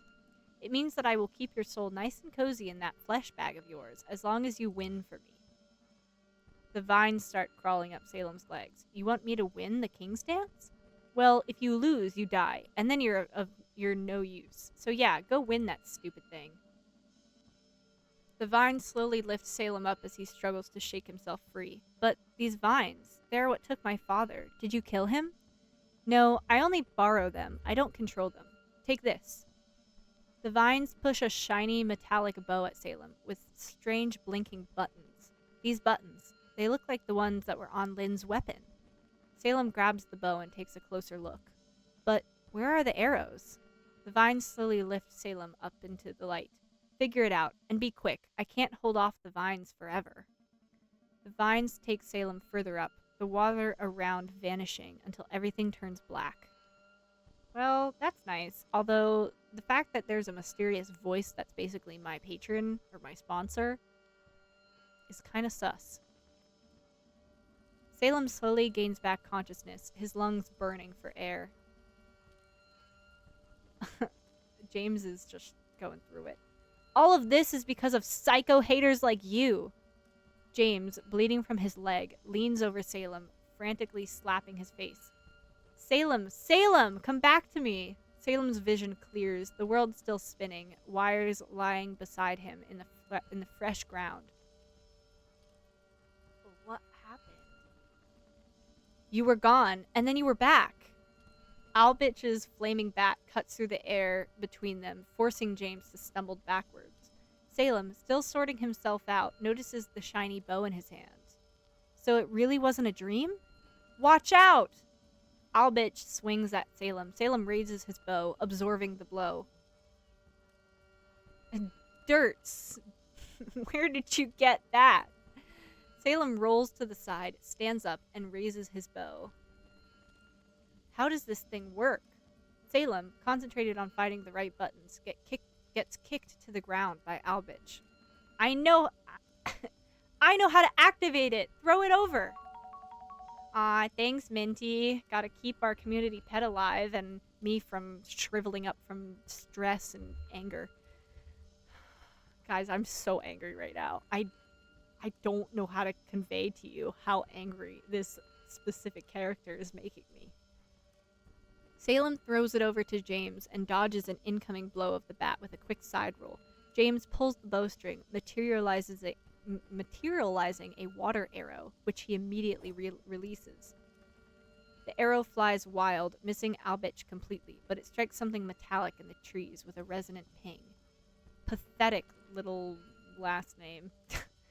Salem tries to stand up, but Albich pins him down. I'll gladly kill you again. Albich twists his full body into the mighty blow, raising his bat high, flame trailing through the air, ready to swing. I just want to know how he is alive. Because we definitely blew him up. Is the voice also, reviving him? Because that would be a bitch-ass move. But it would make sense because the voice sounds a little chaotic neutral. Like, it sounds like the voice just wants to win and doesn't really care who does it. So I wouldn't be surprised if he's also, the voice is, also helping Albich. A water arrow suddenly strikes Albich, a graze shot ripping through the side of his hip, sending him stumbling forward. James stands with the bow raised, pulling the string again, another arrow forming. You honorless... Okay, you know what? I'm going to try to actually pronounce this. Falfritch?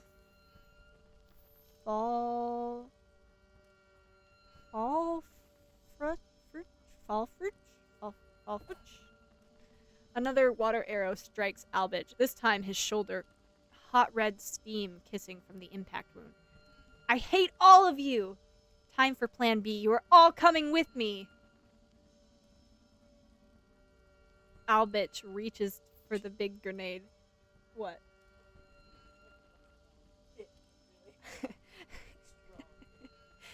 Albich. I don't know. That's his name. Albich.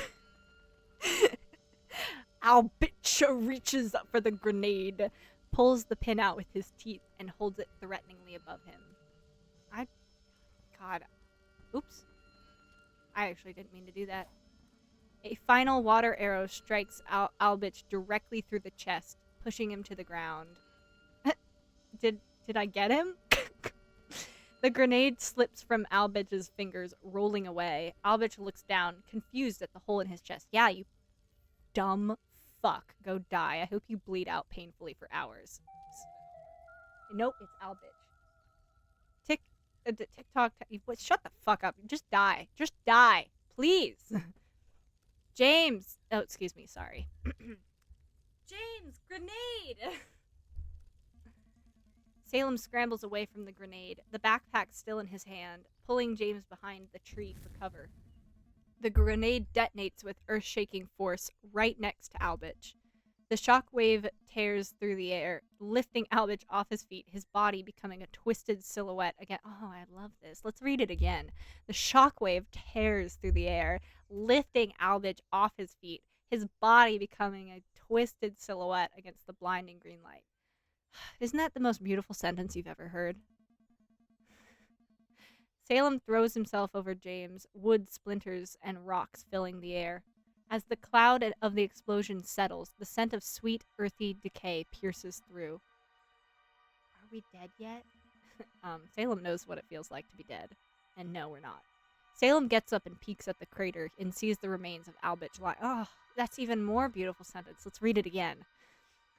Salem gets up and peeks at the crater and sees the remains of Albich lying in it. Oh my god, beautiful.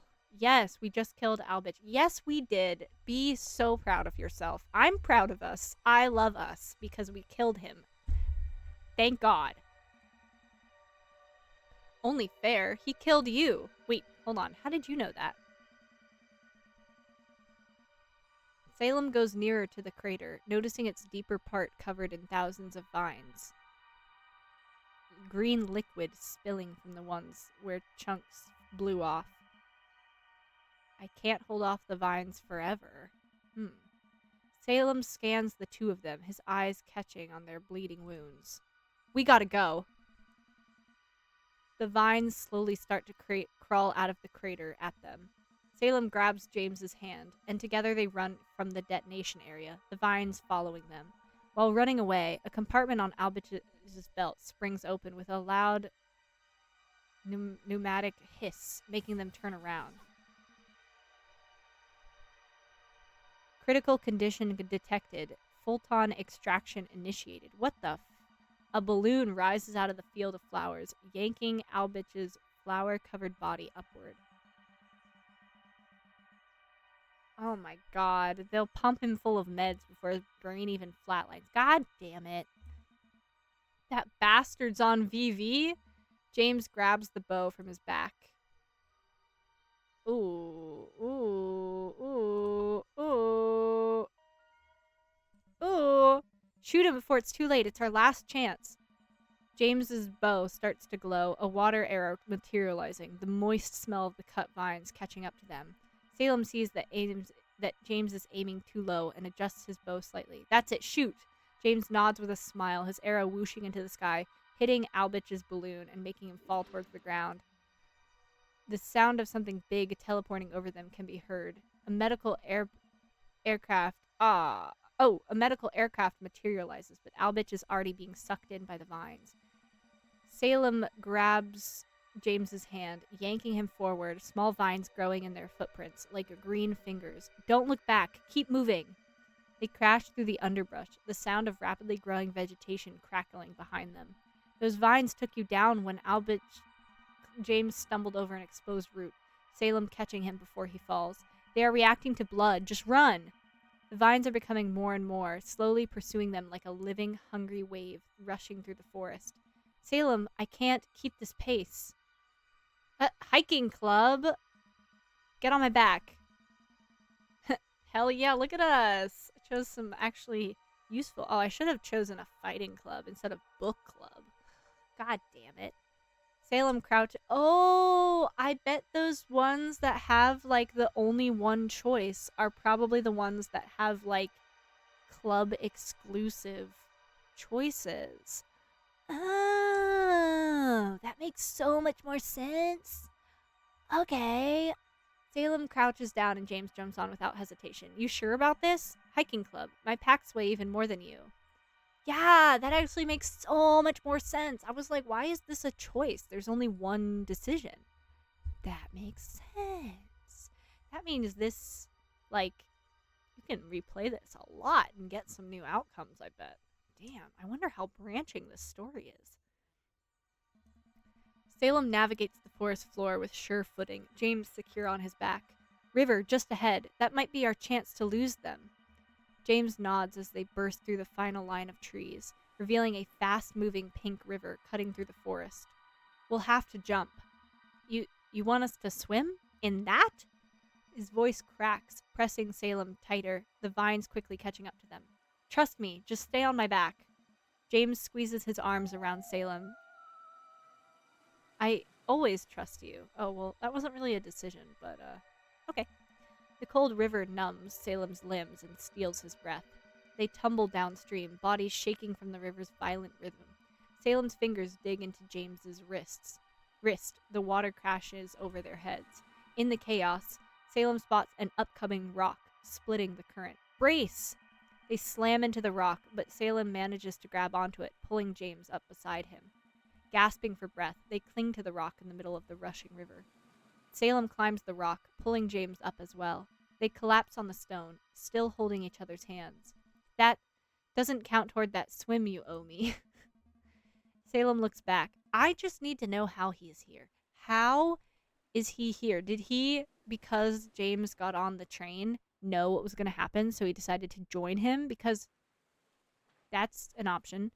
But, like, first of all, how did he get to where I was? Because people are like fucking out here killing each other. So I have so many questions. I'm very sus by this.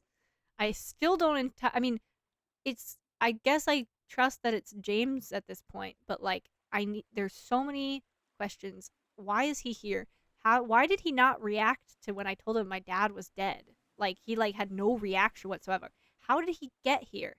Like he didn't take the train, and like how is he alive? Slash here? Like how did he get here without fucking eating shit? He doesn't seem. I mean, he's confident in his arrow skills, with bow and arrow skills, but that's like, I don't know. Because he was sneaking. Did he sneak on the train? Oh, maybe. Maybe. I still feel like this isn't actually him. Yeah, me too. Wait, do you remember in the very beginning when James was like looking at a silhouette that was sneaking over the tracks, and it was like, no, it can't be him. Like that looks like, no, it can't be him. And then then we got like distracted. I wonder if that was him. That would make more sense. Yeah, I also still feel like this can't be him, but like low key he mentioned something that only we would know, you know? And James seems to be pretty sure that it's him, considering his description. Although he hasn't mentioned the whole smelling like daisies thing. I feel like that's a notable thing. Anyways, Salem looks back. The vines haven't crossed the river, but are still searching for their prey.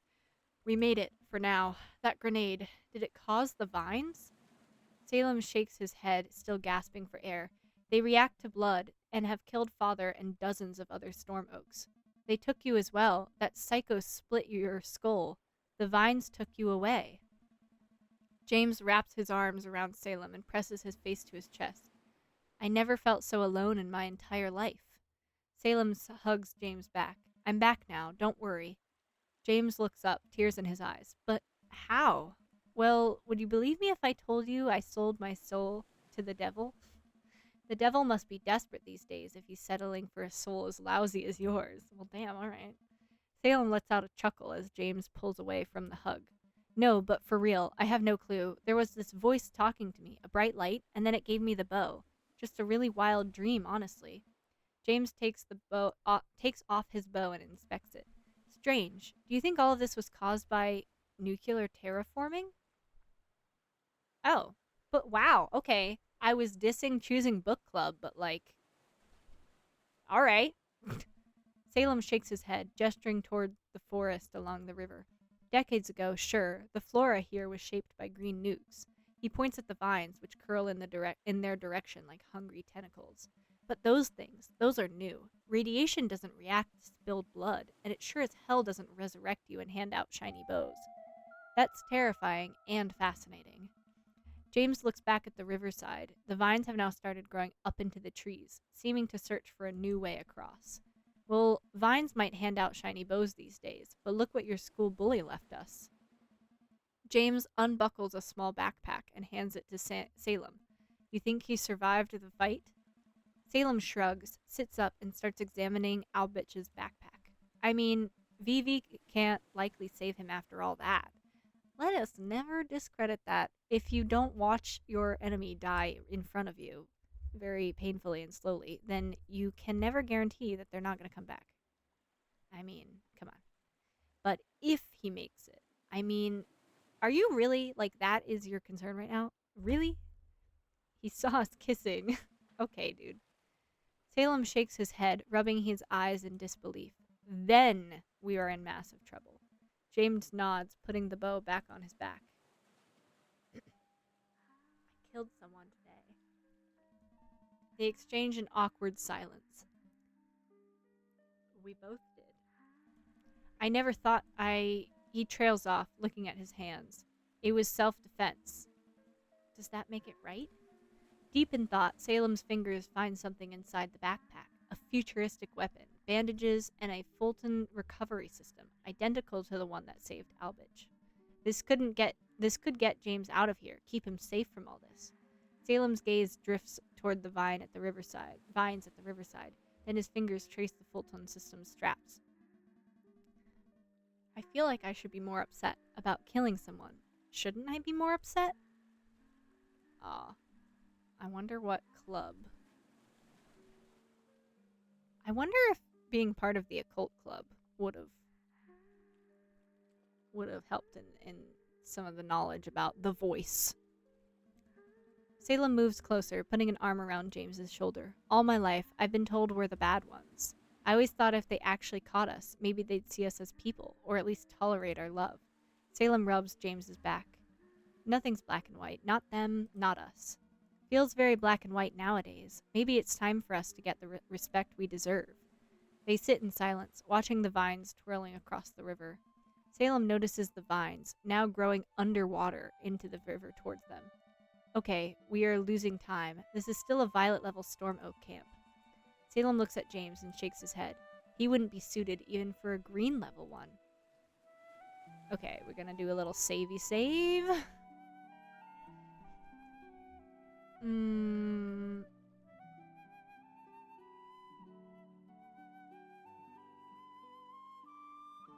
Let me protect you by sending you away. I couldn't live with myself if something happened to you.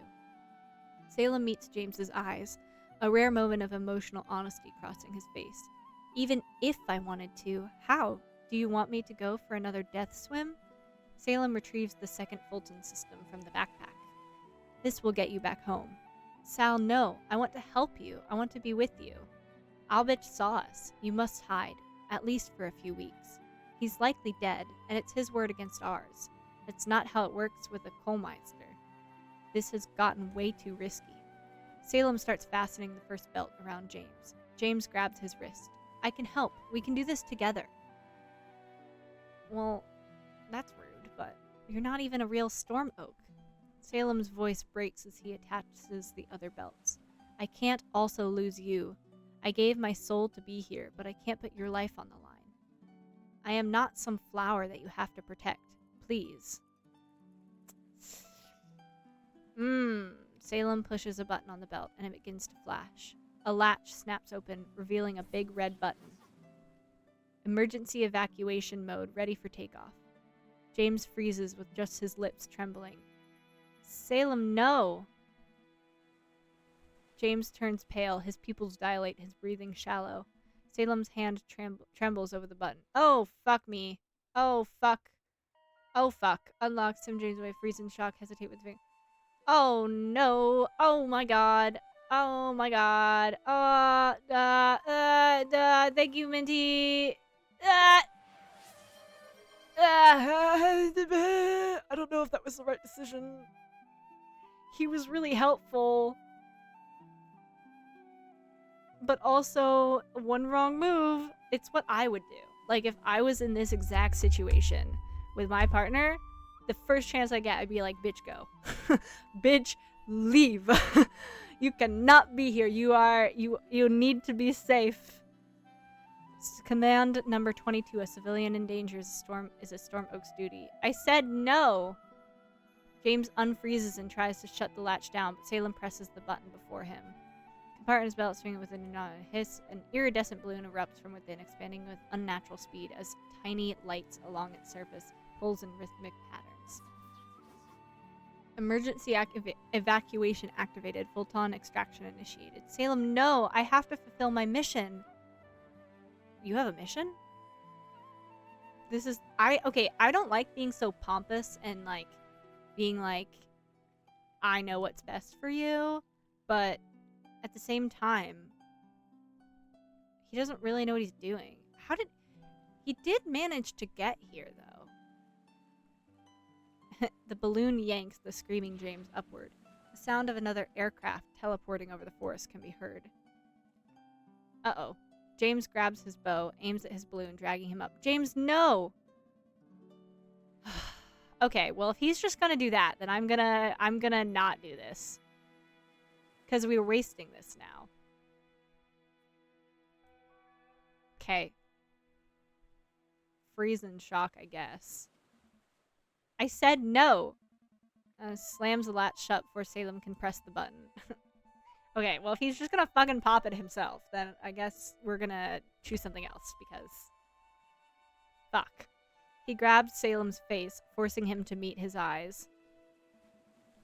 Stop it. I get your points. I really do, but you're not listening to me. James, no. Quiet. It's my time to talk. James releases Salem and pulls out a crumpled picture from the inside pocket of his shirt. He holds it out, his hands trembling. We had a promise way before the one you made to your Sylvana. James takes out a mostly dry picture, Salem gasping as he recognizes it. That's the picture of us in our treehouse. I'm just, maybe I shouldn't have done that, actually. Yeah, 3 years ago. Do you remember now? Salem's fingers trace the edges of the photo, his eyes growing distant.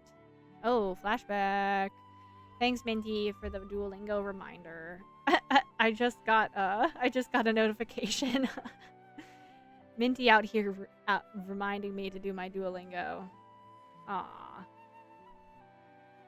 I got demoted to the Sapphire League. Ow, my wrist. I actually don't want to do this. Thank you. Okay.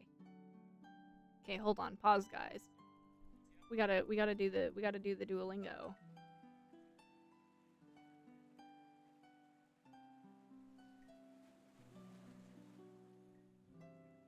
Nope. That was wrong. Guys, this is a stressful one. Not that I expected it to not be stressful. However, I'm stressed.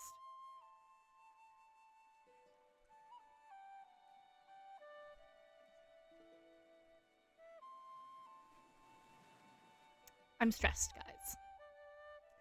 Anyways. Salem was 16. Running through the freezing rain, James was right behind him. They burst through the small door of the treehouse, dripping wet, breathless from running. James shakes his soaked hair like a dog, droplets flying everywhere. Salem peels off his drenched shirt, and steam rises from their bodies. James's teeth chatter as he struggles with his wet jeans. Ugh.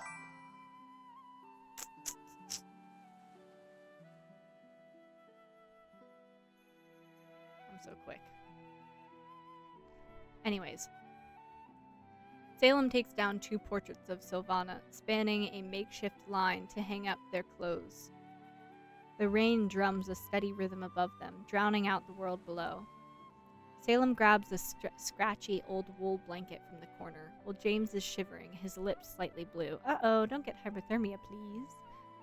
Salem wraps them both in the blanket, pulling James close. Storm Oak Command Number 53, Salem says seriously. Body heat preservation protocol.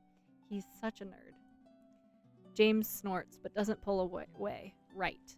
Purely tactical. The rain turns into a storm, pattering at the thin windows. James's breathing slows. His shivering stops as he leans his head on Salem's. Hours later, the rain has stopped. Golden sunlight streams through the treehouse, making dust motes twinkle like tiny stars. They're still wrapped together, neither wanting to move. James reaches into his pocket and pulls out a rusty old pocket knife. His hands shake slightly as he opens it. Salem, James whispers, his voice serious for once. Let's do it. Salem watches as James cuts his own finger, red welling up. Without hesitation, a rusty pocket knife. Guys, what are we doing? I know this is supposed to be romantic, but what are we doing? What are we doing? Without hesitation, Salem takes the knife and does the same. I'm sorry. I can't read that. James pulls out a photo, the one Salem took of them just an hour ago with the old instant camera. On the back, in red letters, James writes there. This is definitely a thing 16-year-old boys would do. Oh, we don't get to read what the oath was. Alright. Fair enough. Secret, I guess. Salem blinks, returning to the present moment. Do you remember now? Salem nods faintly, his breath hitching as he starts reading the oath on the photo. Salem's voice breaks as he oh, we do get to find out what the oath was. Breaks as he reads each word. We hereby swear to be, I think I can imagine that says blood brothers. We hereby swear to become blood brothers forever, to keep each other warm, secure, to help each other reach our dreams. Blood brothers forever. Yeah, command number 74. A blood is bound by honor. The gayest of all commands. I hope all Storm Oak blood brothers become spicy siblings. I'm reading this word for word. Love it. Salem's body trembles as tears flow down his cheeks. Why is he making this so difficult? I just want to love him. I just want him safe. James reaches out, brushing a tear away with his thumb. That day, oh, this is so cute. That day, that's when I fell in love with you. Salem looks up, meeting James's gaze.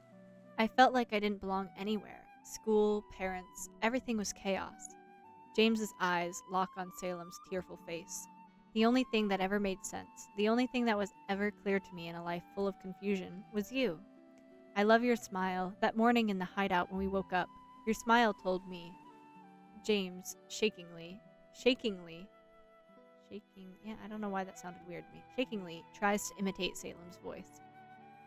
Hey, buddy, everything will be fine. We'll be fine. Yeah, bro, we'll be good. Don't worry. We're homies like that. Fist bump. A tree trunk crashes against their rock, making it shake slightly. Guys, I think you are so cute. However, we still have bloodthirsty vines chasing us. So please, pretty please, can we keep going? James's voice softens to a whisper. You showed me there's a way out of the darkness. James looks towards the tree trunk being swept away by the current. There's hope. There's a future. There might be love. There might be a life beyond just doing what we're told. He pauses, his thumb brushing over Salem's knuckles. I know it wasn't the time for us to talk about all this back then, but you... James gives Salem's cheek a playful slap, leaving them both smiling through teary eyes. You and your weird Storm Oak... Okay, he thinks it's weird too. Yeah, agreed. You and your weird Storm Oak commands, offering me that blood brother oath. I think you felt the same. James chuckles softly, a tear slipping down his cheek. You saved me in more ways that you know. He wipes his face, punches Salem's shoulder lightly. You weird, dorky bastard. Salem stares at him, his breath unsteady, as he cries even more. Oh, Jesus. Never forgot our promise. This doesn't change anything. Why are you bringing this up now? Oh.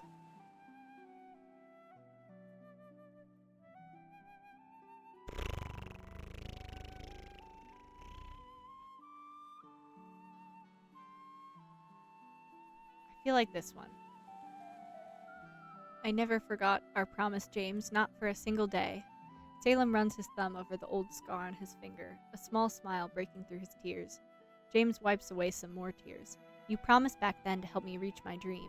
Being here is my dream. There's no way being here is your dream. Salem speaks quietly, his voice barely audible, as he looks to the vines growing underwater towards them. If your dream is an early grave, then you came to the right place. No, I'm here because I have to be. But why? I promise not to tell. I know that sounds weird. Just give me a chance. Salem rubs away the remaining tears and looks at the picture. Okay. Command 74. You win. Salem hands the picture to James, who tucks it back into his shirt. Salem unstraps the Fulton recovery belt from James and starts taking it apart. So, how do we get off this death rock? Okay. Action mode again. James looks towards the vines, the first underwater vines slowly creeping up the rock they are on, way ahead of you. Salem uses the parachute ropes from the belt to tie a lasso, swinging it toward the other shore, catching a branch, and then securing both of them with the other end. The vines creep up the rock, their moist smell filling the air. Ready for another swim? James nods and they jump into the river, then pull towards the shore. They make it to the other riverside, and Salem unties their ropes. Just as he untied the rope, a buzzing alarm echoes through the woods, like metal hitting the floor. Hide in the... Hide in the... I'm a nervous saver, guys, okay? I save when I'm nervous. Salem grabs James's wrist and pulls him towards a dense underbrush. Quick, we need cover. Command number 28. Unknown threats require concealment. Always with... Yeah, trust me, if I could fucking leave the commands out of here, I would. Very not romantic. They crouch together, shoulders touching as they hold their breath. The sound turns into a voice echoing through the forest, making the leaves shake. Attention, remaining storm oaks. 3 hours remain until the end of sundown. Current status, 124 storm oaks active, 76 storm oaks eliminated. Sector 7 declared forbidden. All storm cloaks in Sector 7 will be subject to immediate overseer intervention. The first Green Order emblem awaits a worthy recipient at the camp. Salem exhales, tension leaving his shoulders. Damn, that scared me. Just the timer.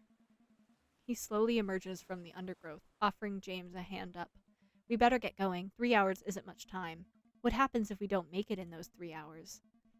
Salem makes a firing gun gesture to his head. Well, I'd prefer to swim with you in the Baltic next week, so I don't think we can make it in time anymore, but so, Mr. Mighty Oak, what now? I think the camp must be downstream somewhere. Without a map, following the river is our best chance. How is that our best chance? We are safer from the vines, and camps are mostly along the river. It's standard Storm Oak protocol. Good heavens, do you know how... James catches himself glancing around and whispers.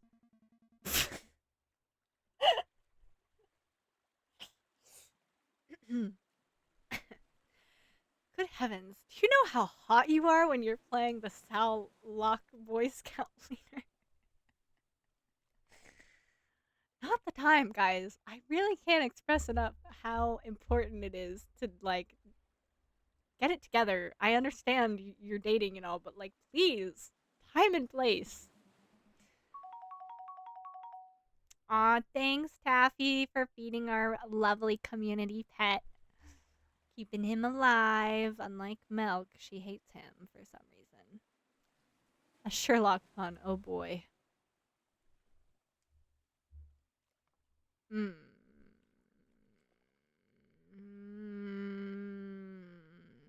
with it. Salem grins. The game is afoot, Mr. Jameson. Yes, Sal Locke. Oh, that's what he meant by Sal Locke. Okay, let's search the crime scene for some logs. Yeah, I mean, come on. We better make the most of this.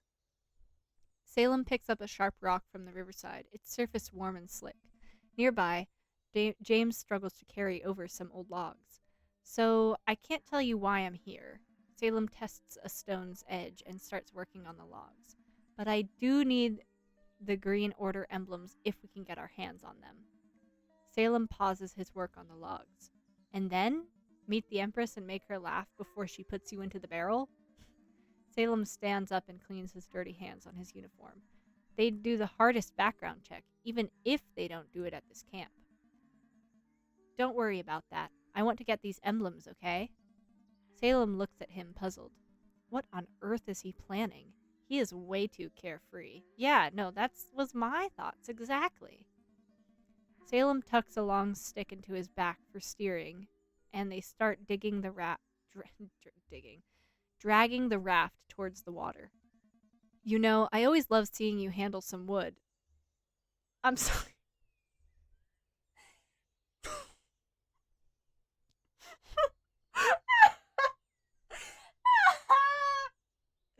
I'm sorry, I had to, like, read it out loud to, like, get it.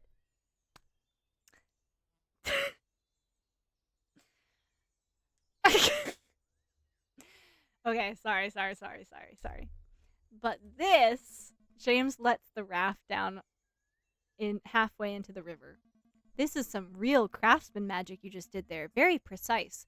Where did you learn to move your hands like that?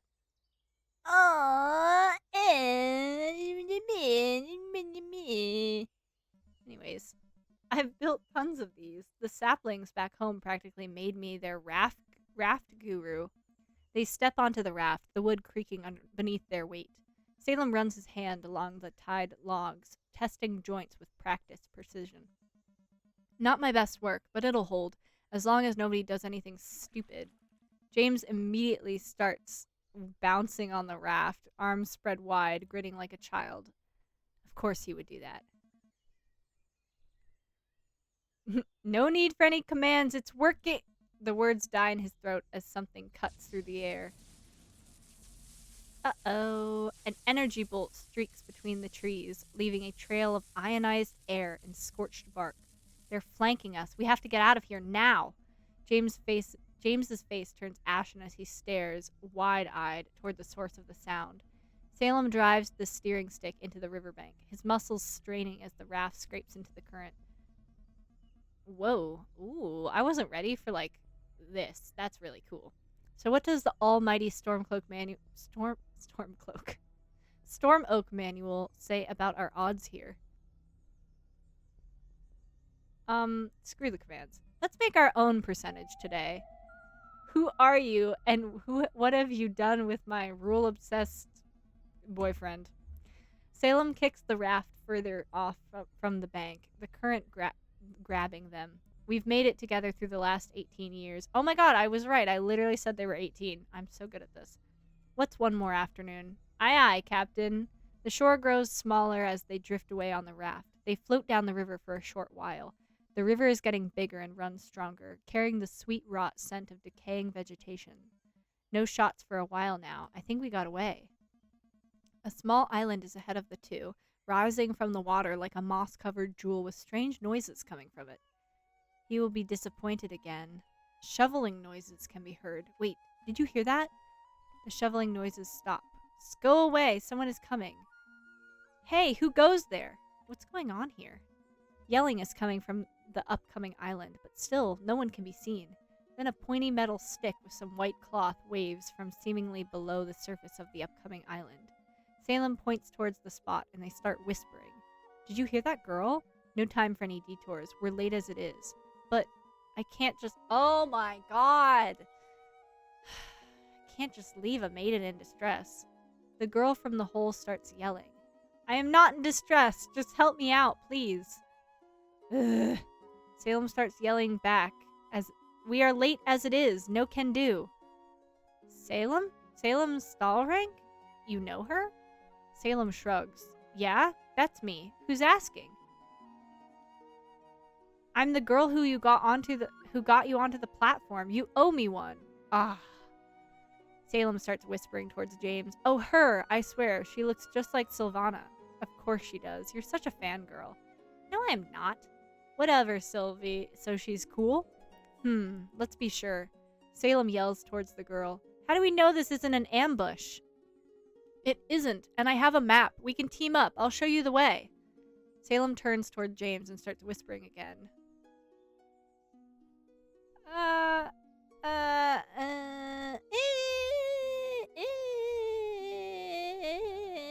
think we can trust her. She helped me. She's trapped and ready to cooperate. What kind of ambush is that? Wow, the optimist side of Salem. I should mark this day on my calendar. Command number... So we could really use that map. So are you going to just talk about it all day, or actually help me? She certainly has the Storm Oak attitude down. Let's get her out. Your wish is my command, O trusting one. James gets his bow out, and they move the raft towards the small island. The raft bumps against the shore of the small island, and they approach a pit. Approaching the source of the voice, they find a freshly dug pit. Salem and James peer over the edge to see a girl with a broken shovel and a muddied Storm Oak uniform sitting on a rock. Despite the dirt, she maintains perfect posture, chin lifted with dignity. So, am I worth saving? Mini Sylvana! My name is Audrey. Where? Oh, no. I was like, Audrey? That name sounds familiar. Uh-oh. Uh-oh. James is about to not like her very much. Audrey. That's the name of my fiancé. Okay, keep a cool head. Just focus on the mission. Hey Audrey, thanks for helping me out on the platform. This is my best friend, James. And my name is Salem. You're Salem Stallrank, son of Minister of Technology, Matthias Stallrank. Someone did her homework. I'd be a pretty bad politician if I didn't know about him. So you are Sylvana after all. Audrey rubs her eyes and shakes her head. Ignore him, please. Let's get you out. She grabs the steering stick and Salem pulls her up. Thanks for trusting me. She brushes dirt from her uniform. I owe you one, and I always keep my word. Why don't we start by having you show us the map? Sure, but let's get away from here first. Yeah, can we talk about her predicament? How the fuck did she get in there? In that predicament? She was also definitely talking to someone else. So, like... Huh? James points down to the broken shovel as they move towards the raft. So, why the shovel? Did you try to rescue someone from the vines? No, I was just testing a little theory of mine. Pardon me. You do know we're supposed to be looking for a camp, right? Yeah, and there's a cute little death tournament going on. Touché, probably not the best timing. They all step onto the raft. Salem quickly pushes it back into the river currents. Come on, what's the theory? You can't just tease us and then keep it to yourself. Well, I can at least confirm that the vines don't grow in the river.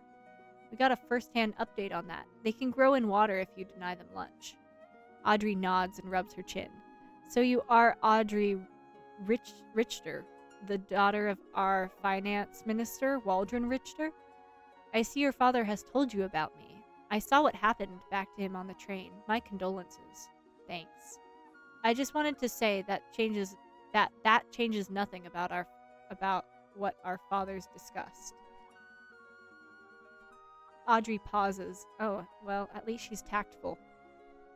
Audrey pauses, gives James a measured side glance before returning her attention to Salem.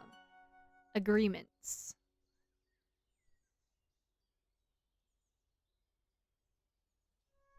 I'm gonna change the subject. Let's talk about that later. I have to concentrate on the river. James looks between them, confusion on his face. Agreements? Am I missing something here? They ignore his comments and look away. The finance minister's daughter and the technology minister's son drifting down the woods together. James's smile widens mischievously. What is this? Some kind of political blind date?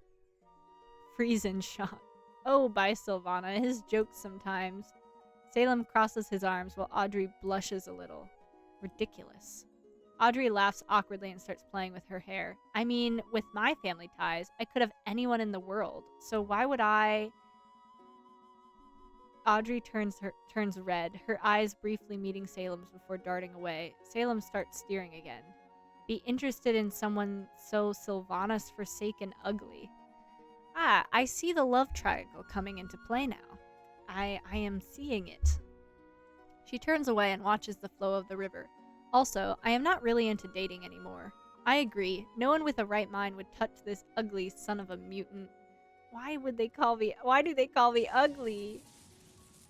Jesus. Why are people shooting at us? I mean, never mind. It's obvious why.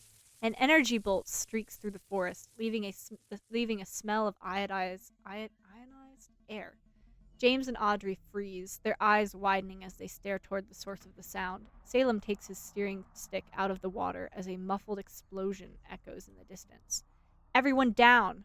They all lay down. Is this safe? Not much else we can do. Audrey gets out her map and starts whispering. I guess this is as good as a time as any. Yes, but quiet, and be ready to jump off the raft. James and Audrey nod, and they look at Audrey's map between them. Oh boy, high-stakes political scheming with the minister kids.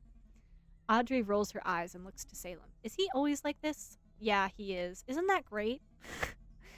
Audrey shakes her head as her finger points at their current location on the map. So, we are here. We can either take this fast route, Audrey moves over to the river fork with a skull symbol next to it, or the long route. Audrey's finger shifts to the other stream of the river, which makes a wider curve leading to a lake. But on the fast route, what does this skull symbol mean? They turn toward the muffled explosion in the distance, but no one can be seen. It's hard to interpret the map without a proper legend, but the short route's probably a wild water segment. No more swimming, please. The longer route should be safer, but obviously costs more time. I have to win today. We will take the short route. I'm kind of glad she's making the decision. I don't really want to do the decision on this one. Well, I bet she's going to want the short route and he's going to want the long route, and I'm going to have to pick. And whichever one I pick, the other one is going to be upset that I didn't side with them. Well, I'd like one as well, but this water is brutal. One ticket for the safe route, please. Nonsense. This is my map, and I demand the short route. Yeah, I'm staying out of the conversation. James is right. I can't risk their safety. I guess we will see when we get there. A faraway shot streaks through the forest. Okay, we should be in the clear. That's probably what they meant. They get up and float down the river some more, the forest getting quieter. Audrey continues to study her map. Salem safely steers the raft, while James is lying on his back, staring toward the clouds in the sky. That cloud up there, that looks just like you, Audrey. Audrey looks up from her map toward the cloud James is pointing at. That severe mutant of a cloud? Blasphemy. Well, it does look like Sylvana. Here we go again. How about you look for your enemies? Nah, I trust Salem. He will have our back. Salem smiles at James. But speaking of, what would you two do if you got all 3 emblems and were allowed to meet her? That's one hell of an if. Now you're getting out the real jokes. Salem sighs and shakes his head, steering the raft quickly down the river. Well, I'll bite. First of all, I'd tell her that she looks fabulous and not even close to whatever abomination you see up there. James rolls his eyes and mockingly mimics her insult with an exaggerated hand gesture. Secondly, I will become her right hand, of course, and everyone will love me. Ambitious! I see it right in front of me, a mini Sylvana holding her cape, asking for validation. Audrey rolls up her map and hits it onto James's head, making him flinch. Stop, I'm just joking. Audrey pouts as she puts away her map. The emblems would be wasted on you, that's for sure. Sylvana would never tolerate any of your bad jokes. Well, we'd see. I got more in me than just jokes, you know. I highly doubt that. But what about you, Salem? Any plans if you ever meet her? He definitely has. He is a diehard Sylvie through and through. He had so many of posters of her growing up. James, stop. I was like 12. So you are a real fanboy. Come on then, tell us.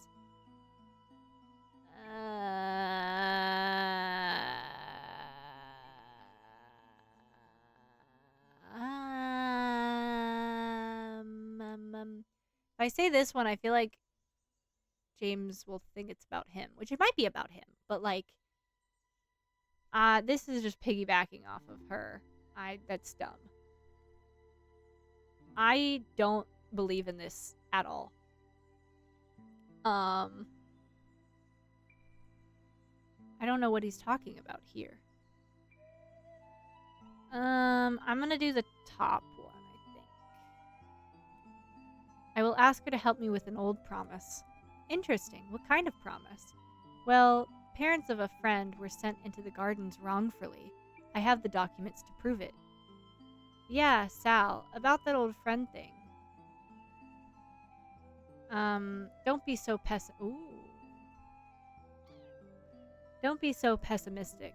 Sylvana will see that they are innocent and release them. I know she will. Nevertheless, only one of us can get all 3, making us all rivals. Audrey stops mid-sentence as a buzzing alarm noise echoes over the river. She gets out a device that unfolds like a telescope and turns into a sword, and goes into a defensive position. We're under attack! No, it's just another announcement. We must be closer this time. Audrey lowers her sword, embarrassed by her mistake. Oh, right. Oh, yeah, right. I hope no one's managed to get their hands on my emblem. Sound again turns into a voice, echoing through the forest, making the leaves shake. Attention all remaining Storm Oaks. 2 hours remain until the end of sundown. Current status, 95 Storm Oaks active, 105 Storm Oaks eliminated. Sector 3 and 9 now also declared forbidden. 12 Storm Oaks eliminated by Overseer intervention in Section 7. Oh my god, that's what Overseer intervention means? They just fucking kill them? So they're not close enough? I mean, like, I guess it makes sense, but I don't know. The optimist in me thought that, you know, Overseer intervention meant, like, them taking them to the area that they wanted them in, but that was stupid, I guess.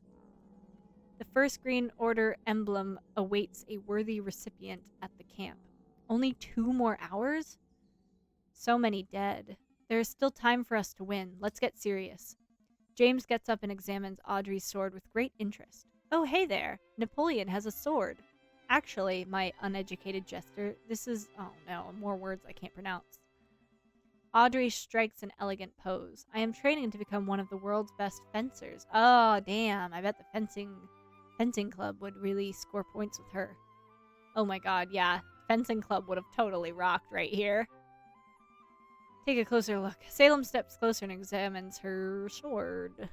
There is even a club at our school, if you're interested. Fencing, huh? Probably a good way to bond after this camp. Playing with a glorified shish kebab skewer isn't his style. James strolls over to Salem and casually drapes an arm around his shoulders. This summer, he will start a real sporty Storm Oak thing. Let me guess, you play boomerang and catch it with your forehead. Cutting remark, sword lady, but wrong. I swim in the ocean. Outside swimming? In natural water? Audrey looks skeptically at the rushing river. Is that even a real sport? Do you even know how many people drown in open waters each year? You just have to listen to the ocean. James gestures a wave in front of him. Out there, it feels like I can finally be myself. James smiles and closes his eyes, away from all the craziness. Free, in love with life, and happy. James opens his eyes and smiles towards Salem. So, no competitions? James takes his arm off of Salem and crosses them, shooting Audrey a condescending glance. Why would I? I do it to free my mind. There aren't many places left where you can do that. Well, if you say so. Is that something you want to do, Salem? I don't know. Both have their appeal. Swimming with James sounds peaceful and free, something we both need. Oh my god. But if you had to choose... well, if I had to choose... I would do something with the both of you. Yeah.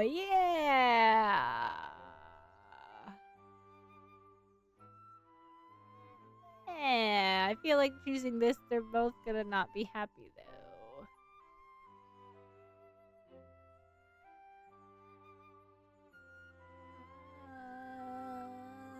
Okay, I feel like choosing this is one of those options that as you're trying to please everyone and you end up pleasing no one. So I'm actually gonna do this one. I'm more into my club activity, to be honest. Sorry to disappoint you two, but my clubs are really what I love. James and Audrey both start pouting. The warm river air crystallizes in an instant as a projectile cuts through it like shattered glass. Frost forms mid-air where the projectile passed, tiny ice particles glittering in the sunlight flying towards the raft. In one swift motion, Audrey leaps onto Salem's shoulders and flicks her sword upward, expertly deflecting the projectile just before it hits him.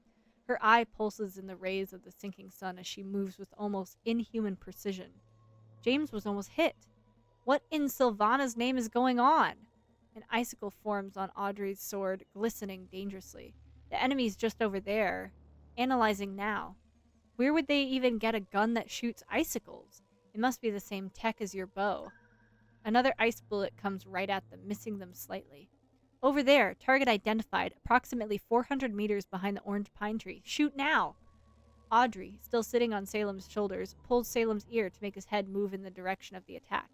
Come on, mighty oak! Shoot him! I am going to save... Salem lays down his steering stick and pulls his gun from the backpack. But I never shot anyone before. Just shoot the tree. He's reloading. Thank you, Audrey. Get your shit together. Salem closes his eyes. Here's goes nothing. I guess. Here, you do it. Oh my god. Me? Why? Just do it. I believe in you. James takes the gun and aims it. James pushes some buttons, rapidly pulls the trigger, and shoots several invisible bullets towards the tree. Yeah. Several high-frequency shock waves cut down the tree. The orange pine tree was hit and fell, and someone screams. James hands Salem the gun back. See? I knew you could do it. You were always the best in our Storm Oak camp. It is always good to build up an alibi. Yeah, thanks for believing me. In me. Build up an alibi? What is he talking about? That was incredibly stupid. Next time, no fooling around. Just shoot. I didn't have an option to just shoot, actually. My only thing was I could give the gun or I would freeze. Salem nods, and Audrey looks over at the trees. Let me check it out. Got him. No more signs of movement. A single red tear traces down Audrey's cheek, and she quite quickly wipes it away. Salem looks towards the sharp icicle still hanging from Audrey's sword. That thing nearly killed us. But how did you see him? Small people have great eyes. Everyone knows that. Give it a try, little jester. Salem helps Audrey back down from his shoulders, another red tear forming in the corner of her eye. Hey, I think your eye is bleeding. James moves to the edge of the raft and tries squinting hard toward the tree line. Audrey's hands start to her face as she wipes it away. Oh, that? Nothing to worry about, just an ice splinter. If you say so. She is definitely hiding something. Didn't she wipe her eye at the train station as well? James gives up the squinting and turns toward the others. I can see jack shit. You're a sad exception. They float down the river for a short while, and Audrey and James are both on the lookout for more enemies. Then the river changes as it starts to split into a fork, sunlight playing differently across each branch. To the left, the water rushes past the emerging stones. To the right, a gentler current winds through a wider, darker channel. Oh dear. Audrey unfolds the map again, and the other two gather around her. We will take this left route. I need an emblem, no matter what. But that skull symbol, it has to mean death. Oh, thank God we have a book club. Wait, I do remember those skulls. Please, no giant death mutants. Don't be silly. This area could have been a mining region before the Green War. This map reminds me of a book full of old maps I once. You spent time reading dusty old atlases? Sexy. More like boring. Anyway, in that book, skulls usually marked hazardous terrain. But what exactly did the skulls mark? Something about water dangers, shaft collapses, flash floods, treacherous currents? He looks up to see both James and Audrey watching him. Sorry, that's all I know. Okay, but I have a bad feeling about this. We've had enough surprises for a day. We need that emblem, Stallrank. Our parents count on us. My dad. I can't disappoint him.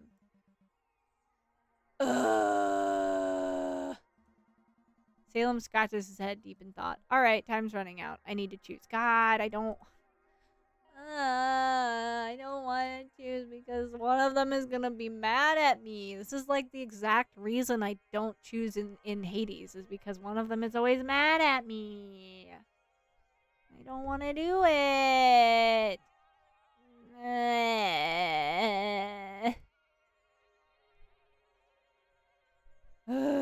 I feel like our raft can't handle the dangerous route. I'm also more inclined to do something James prefers. So far, I'm kind of liking James a little bit better than Audrey. Like, she's cool. I like her, but, like, not like that. Oh my god, I don't know what to do. What if I let the timer run out? I'm just curious. I saved right before this, so I'm just kind of curious what happens if I let the timer run out. Does it randomize it? I just want to see. Oh, okay. Interesting. Sorry, Audrey, but crew safety comes first. We'll take the long route. Thanks, Sal. How could you, wrong? I really need that emblem. There will be a few more opportunities to get some, and who knows, maybe this is still fast enough. It's slower, a lot slower.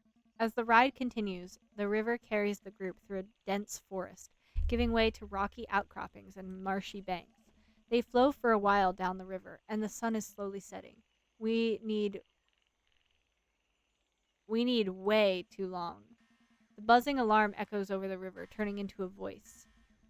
1 hour remains. Current status 90. Storm Oaks active. All sectors except for the direct path to camp are now declared forbidden overseas.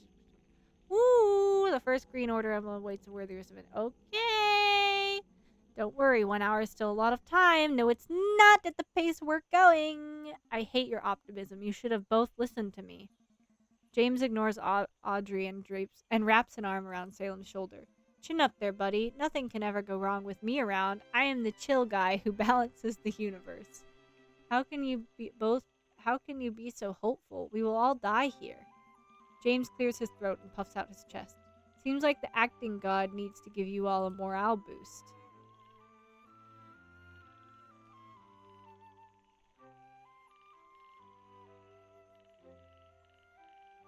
This is going along with it.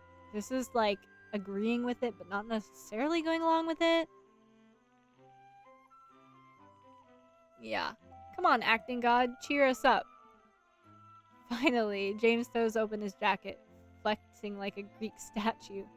Behold, a god among mortals, king of jokes, gatekeeper of smiles, the sole shareholder in the laughing stock market. James kisses his biceps. I am the god of laughs, here to give my captain eternal happiness. Audrey leans closer to Salem, whispering, does he ever stop? I hope he never does. Blasphemy, the god of comedy senses unbelievers aboard. James' theatrical voice echoes too loudly in this suddenly quiet forest. His smile falters as he notices movements in the shadows of the tree line. The buzzing alarm again echoes. What? It hasn't even been an hour. First green has been claimed by Stormcloak. Oh. Wait. Oh, by Lynn! Oh my god! That's crazy! No additional green order will be provided today. Come to the camp before sundown to avoid elimination and take part in the next event tomorrow. Lynn made it? I can't believe it. I guess the equipment really made the difference. That should have been my GOE. Why? Audrey stops mid-sentence, hand moving to her sword as her yelling turns into a whisper. Movement. Whoa, what the fuck is that? Strange figures hide in the shadows. Mutants. I think we might be in a forbidden sector. Her sword extends with a quiet click. James waves toward them, and they answer him by starting to hum. Fascinating. They're watching us. Subhuman mutations, and most likely hungry. A red tear forms at the corner of her eye, yet their behavior suggests higher cognitive function than documented. Do they control the vines? Not sure. Do you think they're people, or maybe were at some point? Either way, now they are in our way, and creepy. Creepy, yeah, but maybe harmless?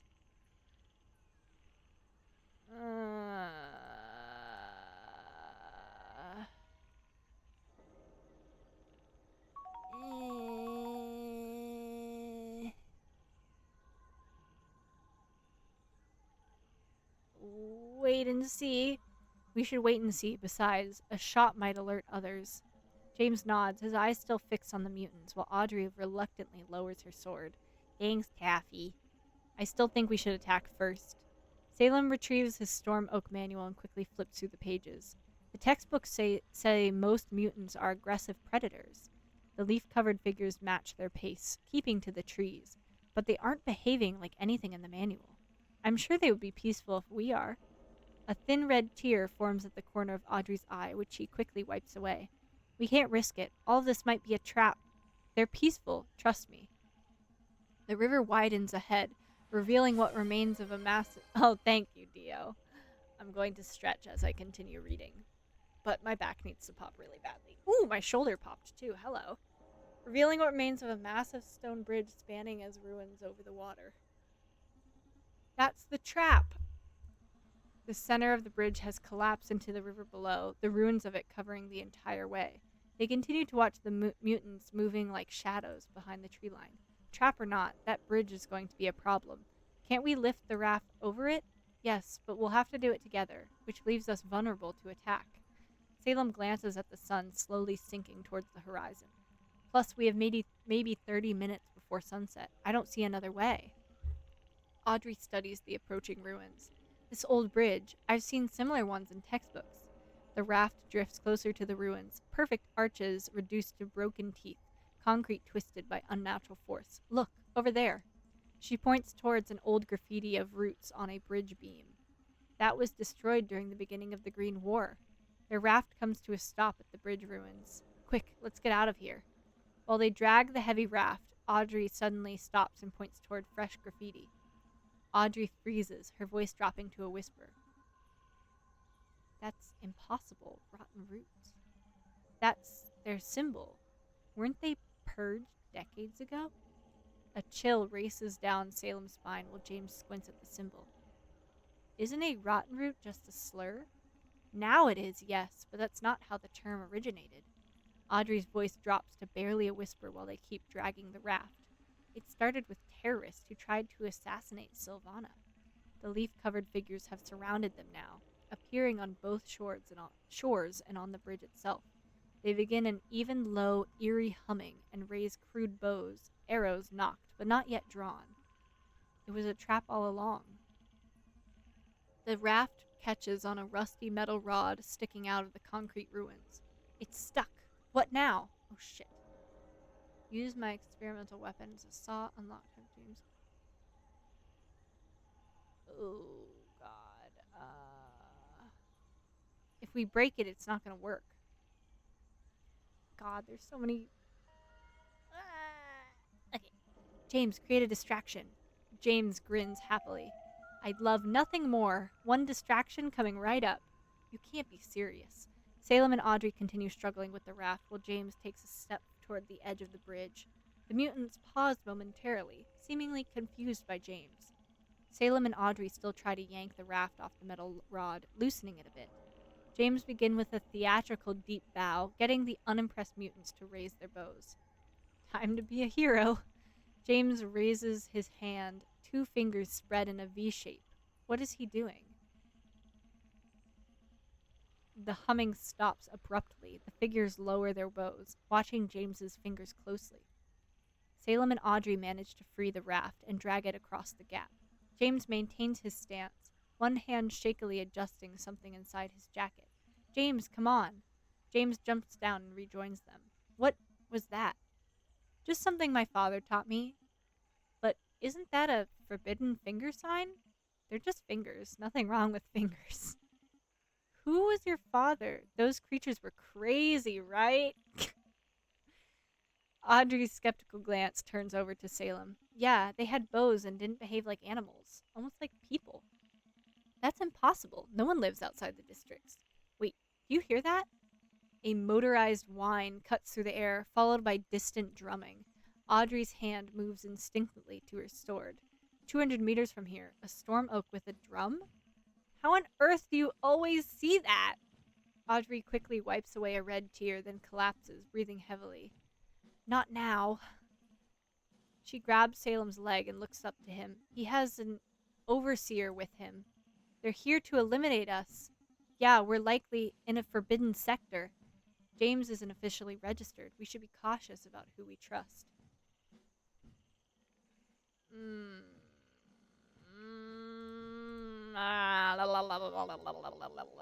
Try to hide. Stay low for now and be ready to swim. They lay low next to the exhausted Audrey. Do you think he saw us? Oh, hi. Kurt stops drumming and steers their boat toward them. Damn it, he definitely did. Everybody hush about those weird mutants. Ready your weapons. I'm out of order right now. Audrey and James nod as the airboat comes closer. Blossom brightly, you 3. No need to be shy. Salem and James stand up while Audrey stays down. They come to a halt next to each other. The overseer seems turned off. Kurt turns toward them and whispers, You 3 shouldn't be here. This is a forbidden sector. How did you even get past the ruins? Kurt looks at Salem, his eyes widening with recognition. Salem, you're still alive? Blah, blah, blah. New Frankfurt. Kurt glances nervously at the inactive overseer, then back at Salem. If anyone asks, you were never anywhere forbidden, okay? We will keep our lips sealed, promise. Kurt nods, presses a small control on the side of his drum, causing the silent overseer to boot up. Prepare mentally for the overseer. Okay, just keep a cool head. We will be fine. Salem watches the overseer straighten, its limbs growing out of its shell. Kurt shakily straightens up and takes out a list and a kazoo. Congratulations! All of you are about to make it on time. Phew, Kurt seems alright so far. Kurt gets out a a list. You down there must be Audrey Reiter, ranked sapling. Audrey, still completely out of breath, raises a hand towards Kurt as a greeting. You okay down there? Audrey nods and gives a faint thumbs up. And moving on.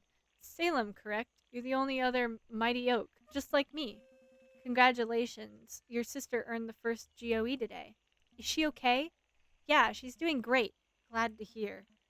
Uh-oh, this is about to be a problem. But wait a minute. Who is this? Take part in the fun. Uh-oh, if Kurt organizes this camp, then he's the last person we need asking tough questions about James. I'm here to replace my cousin. We're both trying to talk about this. My name Cammy's on the list. Yeah, I was a last-minute addition to this camp. Kurt takes a good look at James. What was your name again? Oh, no worries. My name's is James Taylor. Wait, what? Taylor? Did he change it again? Kurt checks his list. James Taylor? Sure you're on the list? Definitely. I'm the very peak of Storm Oak excellence. More like the rock bottom. Well, you're nowhere on my list. James's smile freezes as the overseer's weapon swivels toward him. I should be on there somewhere. I'm probably under H for handsome. Here we go again. Kurt's drumming and gets increasingly more nervous. Under H? I thought your last name was Taylor. He's kidding. James is a new member of NF City. My documents are outdated. Maybe. I'll double check the document ID, but where are your patches? I can't even see your rank. The overseer's arm is turning into a gun while Kurt rechecks the list. James whispers toward Salem while Kurt is distracted. If I have to run, don't follow me. I'll find you later. Promise. James confidently speaks up to Kurt. Check again. Oh boy. So I double checked the document ID, but no, sorry, James. Kurt nods towards the overseer. There is nothing more I can do. The overseer glows red as it points its weapon toward James. What should I do? Oh shit. Convince Kurt by being nice to him. Audrey's kind of out of it. I'm not gonna ask her to do anything. By being nice. Onto the boat, landing gracefully. The overseer briefly swivels its weapon towards Salem before refocusing on James. Kurt stiffens as Salem approaches with raised hands. Salem, what are you doing? You know the rules. This is against protocol. He's not on the list. The overseer... Hey, Kurt, I know this doesn't look good, but hear me out. Just for a minute, okay? I'm supposed to follow the Storm Oak commands. The overseer, it enforces them. I don't want to get into trouble. I get it. You're doing your job. Command number 65. And you're good at it. Following the book, keeping everyone safe. Salem approaches Kurt, making him stop playing the drums.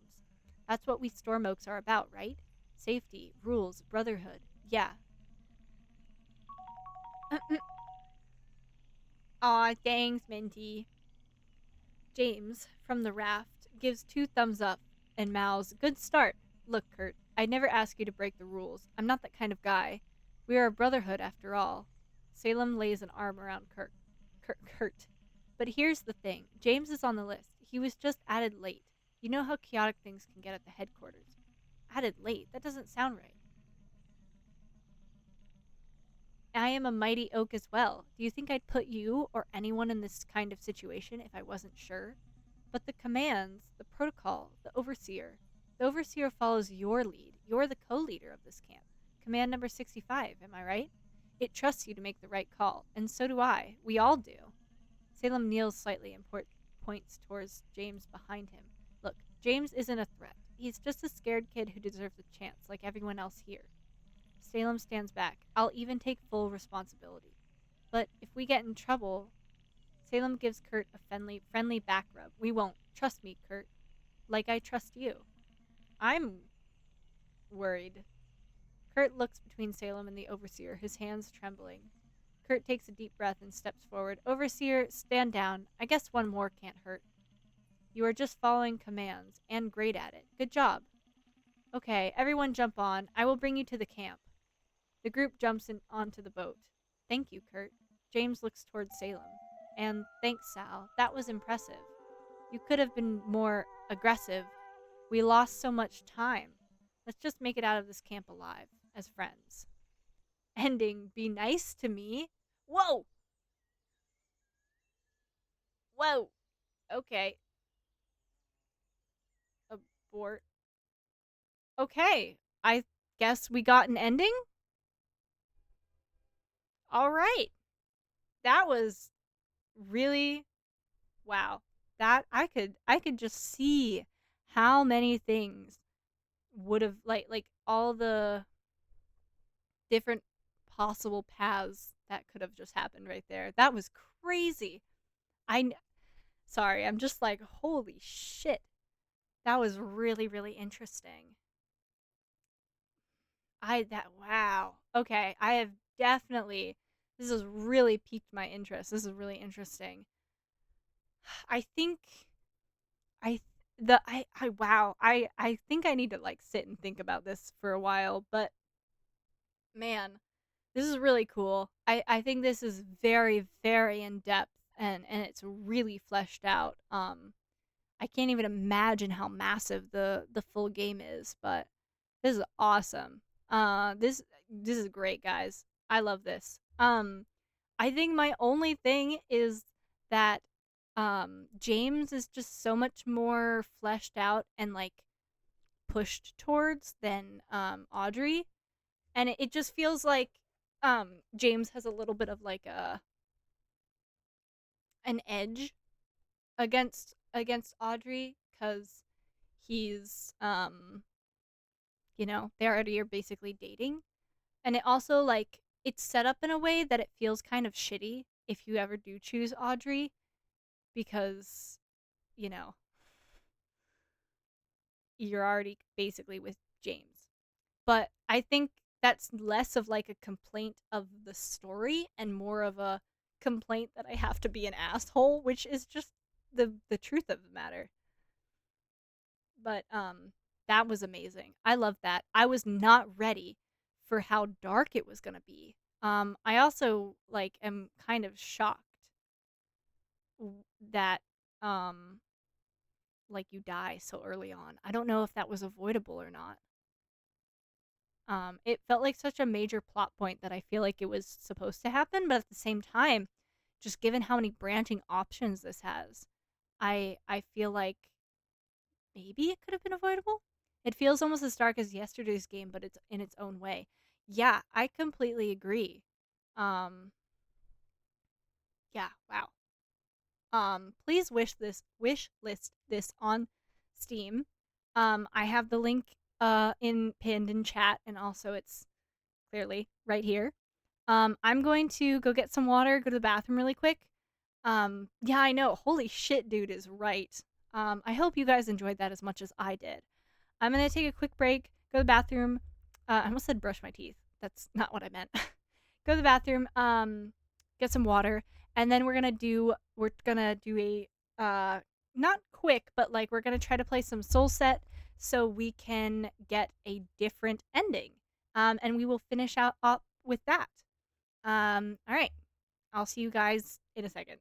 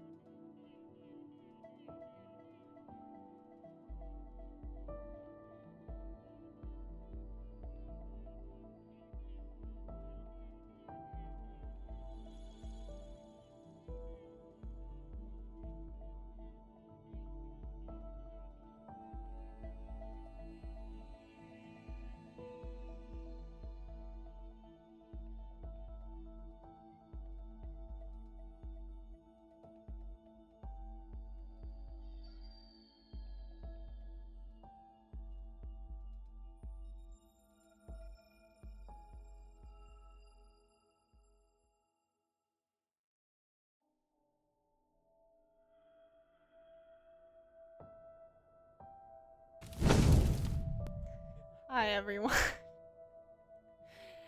Oh my god. All right. We are back. Oh, let me hold on. Let me let me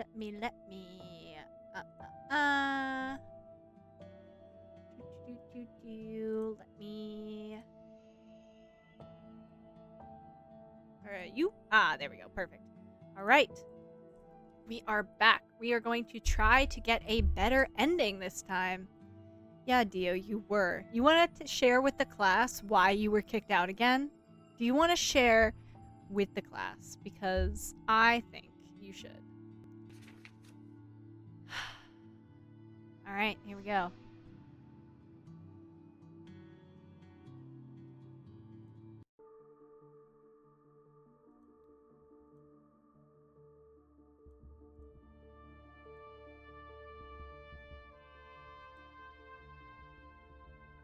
Okay, yeah. So, to recap, because some people weren't paying attention, we are Mariko. We wake up in a strange manner, no memory. We have no memories, and we are with 5 other people.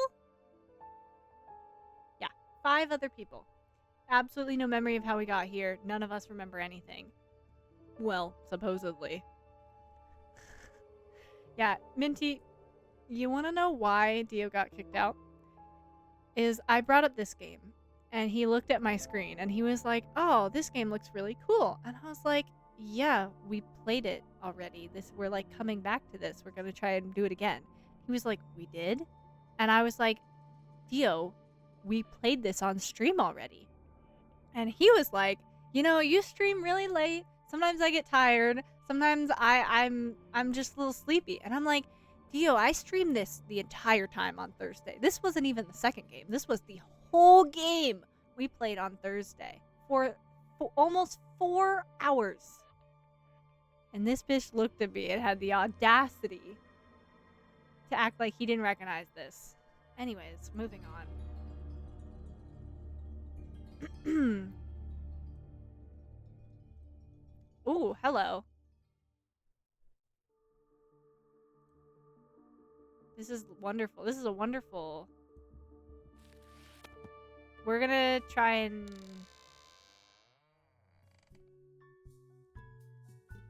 We're gonna try and get to the point where we have to make choices, so... Give me a second.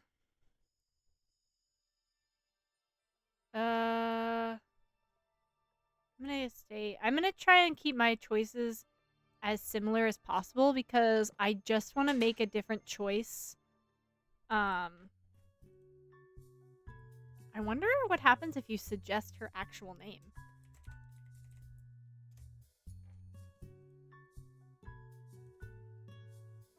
That's pretty similar to my name. I just wanted to see what would happen if I suggested her own name. He just don't know the grind. Yeah, he doesn't. Also, part of the reason why I suggested it. You two look alike. It'd be easy to remember, right? Sure, why not? I like it. Okay, anyways. This is a lovely feature, by the way.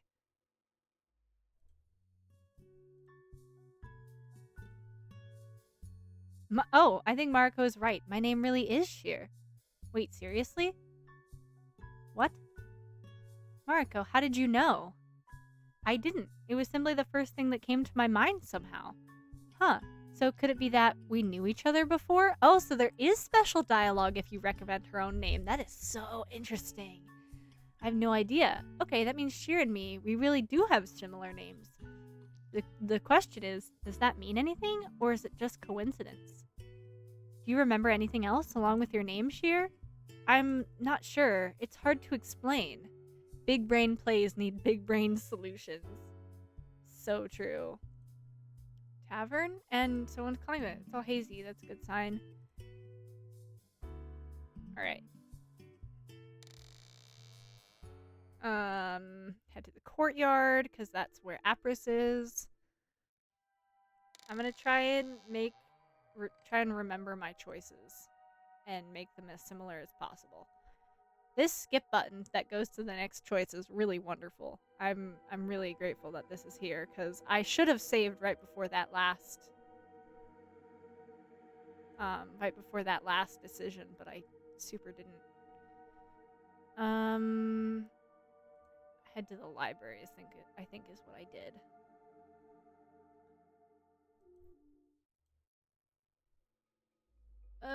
Oh yeah, this is going to look for...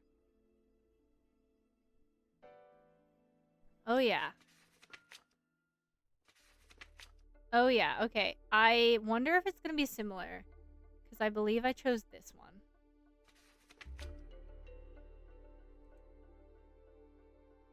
Hell yeah, okay.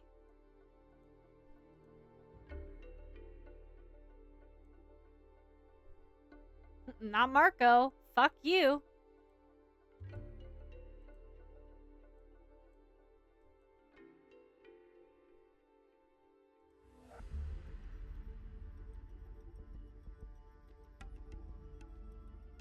Yeah, I'm definitely still doing Apris. Alright. Alright, I guess we're on the same page. Now that I know fucking Marco's game, I'm gonna say we're on the same page. You're not going to try and convince me to change my mind? No, I had my own doubts, and I actually agree with you. I kind of got the impression that's what you approached me for, but if that's the case, I'm glad I was wrong. Maybe you do have some survival instinct left in you after all. Was that supposed to be a compliment? Thanks? Well then, it's established. Okay, this is back into the regular dialogue. Alright.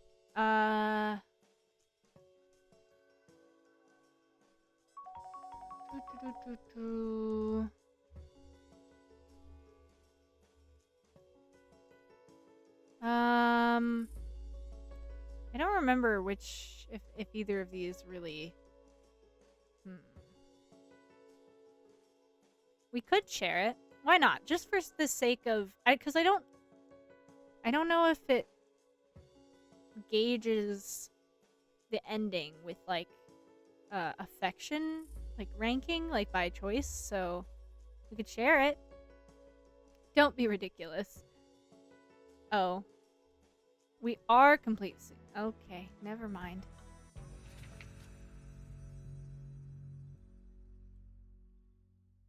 Unless you do remember something. I told you I don't. Sorry for trying to be considerate.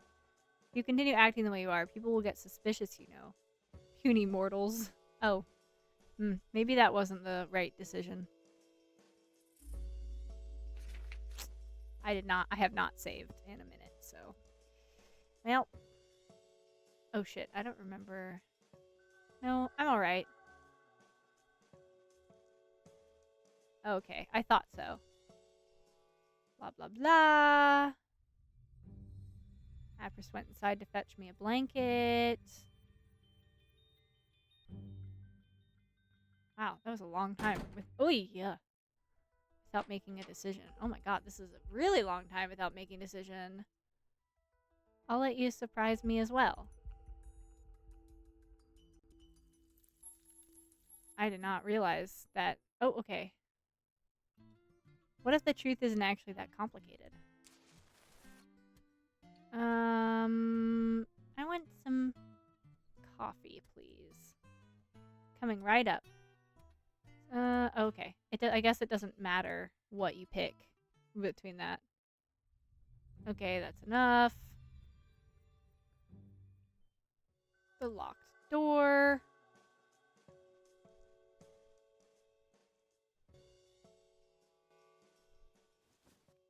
And then, now that you mention it. Really? Thanks. I think I'm choosing what I need. Oh yeah, that part really freaked me out. Okay. Oh god. Fuck. I didn't save again. Okay. Okay. Can I... Oh, okay. Thank god. Okay. I think this is where the paths diverge. So I think consulting will lead to only bad endings, and then depending on what one of the 3 I chose before will lead to any of the bad endings. But I think working alone may yield a different result. So I'm gonna start, because I picked this one last time and it like didn't let me. Like it didn't. My character disagreed, and we went to these 2 people anyway. So I'm gonna do this person. These 2 guys seem to be familiar with magic-related things up until now. Perhaps we'll be able to come up with ideas how to handle this whole issue. Okay, this is where it's starting to get different. Seems further away. Okay. Marco, what is it? I'm listening. Apris is possessed. Possessed? He's possessed by a demon. I found about myself. No, I meant... Never mind. Oh, that's what he meant by you brought him here? Yeah.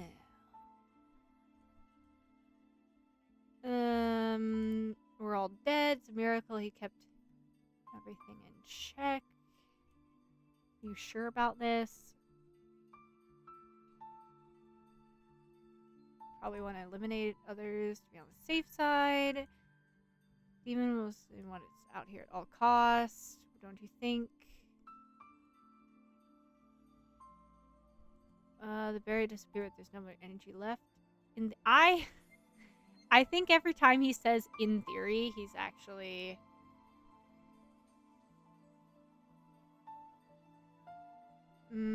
okay, I won't say it's impossible. That wouldn't really fix our problem. Oh? Doing something different. I see.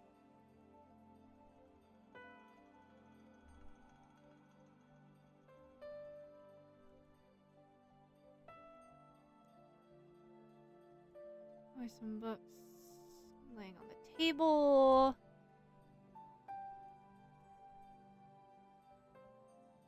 Just give me a moment.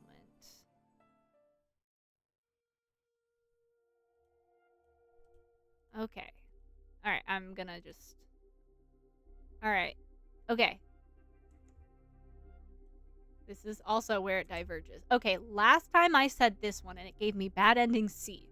So I'm gonna do this one, which is my second choice. Let's do this. And I'm lying. Miss Mariko, I'm glad you're still able to listen to reason. Wow, what a weird dream. You guys. I'm actually with you on this one, Yvonne. But making an enemy out of Marco out in the open in this kind of situation would be foolish. I'll play along to his plan and try to convince him that I mean it. But I won't let anything bad happen to Apris on my watch. What just happened? Oh! Marco? I only put her to sleep. Don't worry, she's fine. Well, whether she'll remain being fine is mostly up to us now. So what's the plan? Damn. Alright. Now that I think about it, Apris might ignore Marco's message and just stay out in the courtyard for all I know. I get the feeling that sitting here and waiting for him is pointless. Wait, what if Marco decides to do something to Apris on his own? He might be no match for him on a physical level, but he does seem to be familiar with magic, while Apris... If getting rid of me was Marco's plan all along, then I just played right into his hands like a fool. Or maybe I'm getting paranoid, now that I have a moment to think things through more properly. Either way, I need to find Apris as soon as possible. Waiting here is getting me nowhere. Okay, different ending, guys. That's my theory, is all 3 of these choices are going to lead to the bad ending. And I think a good ending is... I don't know where a good ending is. Marco just went down to the basement. What the hell? Did he talk to Apris? Oh, shit. Alright. Another diverging path. Okay. I feel like I'm still gonna get killed. So, I'm gonna follow Marco. These stairs make a lot of noise.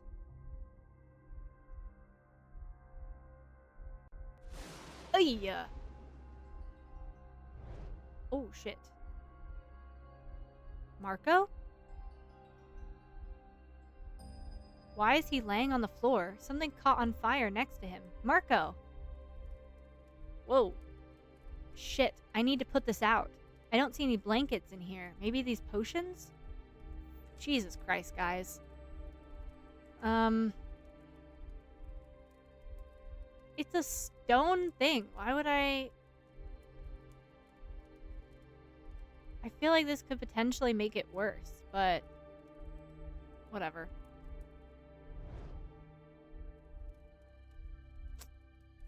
Yeah, that was a goddamn bad idea. Shit, Marco. I don't know what's wrong with you, but I need you to wake up. That's it. I'm getting us out of here.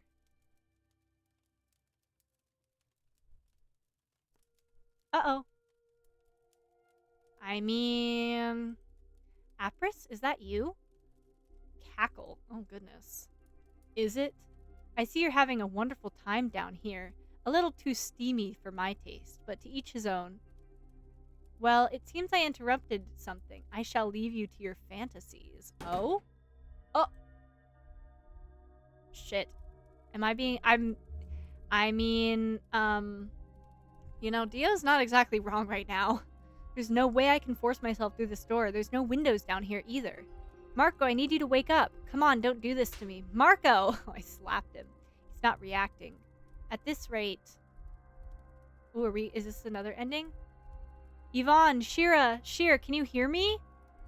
Ugh, I suppose suffocating from lack of air and all this smoke is still better than burning to death.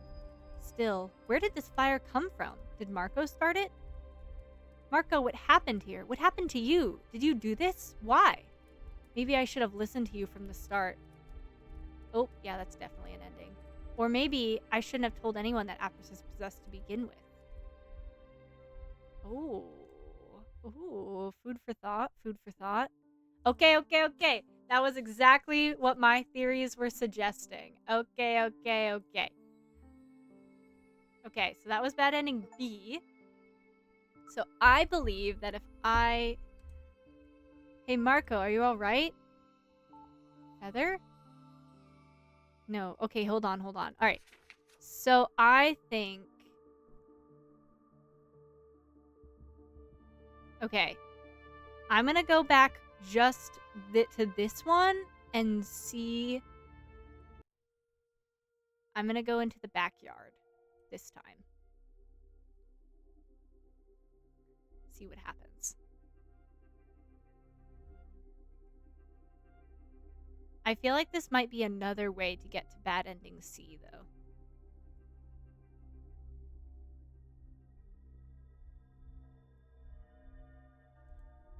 Oh, yeah. I think this is another... Yep, this is a bad ending C. Okay. We're not gonna... Alright, now we're going to this one. Okay, so now we're actually gonna be like, alright, let's do this. Alright, I'm in. Let's do this. Miss Marco.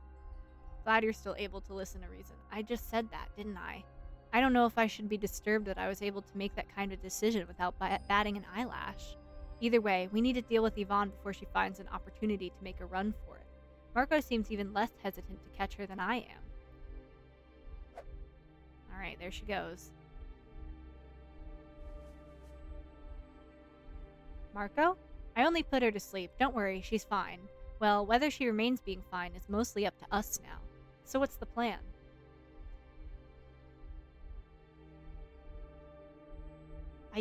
Okay. I know... oh, yeah. Oh, interesting.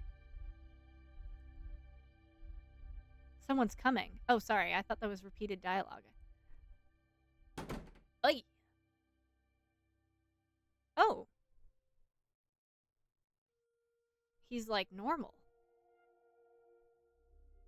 Okay, what I was saying before this was I surmised correctly where the branching of the different kinds of, like, the A, B, C, or D, or A, B, or C branched, but I don't know when the good ending, like, am I completely on the wrong track for the good ending, or, like, is the good ending still attainable? I mean, my last idea is to do it alone, is to, like, work alone. But I don't know if that'll give me a good ending. I knew this would happen. Shit. So much for an ambush attempt. Oh, my arm. Damn, he's strong. There's no way I can overpower him. Was this your own initiative, or did someone set you up to do this? Does it matter at this point? I just tried to kill you.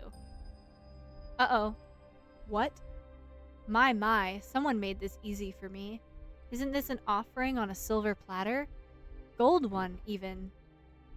Holy crap, those eyes. Don't tell me. You're a pretty one. Shit, I can't breathe. He's going to... It's such a pity our paths will have to part here. He's going to strangle me. Let... go. Oh, bad ending, eh? Or will Marco save me? I don't fucking know. Oh, yeah. Okay. Okay. Alright. Number of orange clues needed to unlock Apris's alternative route. 1. Oh. There are no orange clues we found at Apris back. Oh. Whoa. Okay. We need an orange clue? I don't know how to get that. Okay. So now we can go here. Let's see. Work alone. We're working alone, guys. Okay, so we got A, B, and C. Neither Shira nor Sheer seem to be familiar with magic-related things up until now. Well, besides illusions. But the first person I'd seek solutions to this issue with is Marco. But why do I get the odd feeling that consulting this with Marco and Yvonne would be the worst thing I could do? Yes, I can tell you right now that is the worst thing you could do. I can't trust him with this kind of information. Besides, Apris needed to gather up the courage to tell me about this. He wouldn't do it if he didn't decide to trust me, at least a little bit. I'm not going to betray his trust. I'll figure something out on my own. I haven't found an orange clue. Yvonne and Marco are still in the library. If I want to research anything, I'll have to be careful not to give too much away. Wait. Is he asleep? Is who asleep? Is Marco asleep? Oh, Miss Mariko. Yes, it seems Mr. Marco is tired. Oh? I wonder if he's the one sustaining the barrier. I'd tell him to go upstairs, but then I'd have to wake him up, so... Oh, shit. Ah, fuck. Ah, goddammit. Hold on, guys. I dropped something.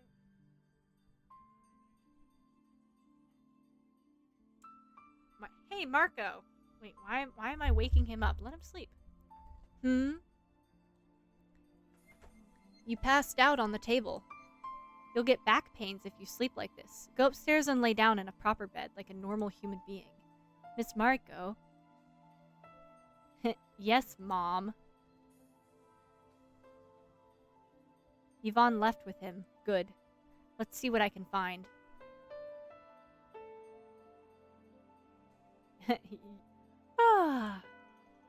Oh, Lord Mutic. Has he been asleep under the table? Wait, those eyes. Don't tell me Apris is scared of Lord Mutic because it reminds him of... Lord Mutic, you're not a demon, are you? I'm a spirit child. Speaking of demons, though, you seem to be doing some peculiar research. Oh, crap. There's no need to hide it from me. This is related to that Apris fellow, isn't it? So much for that. I know it might be much to ask, but could you keep it a secret from everyone else, Lord Mutic? What's in it for me?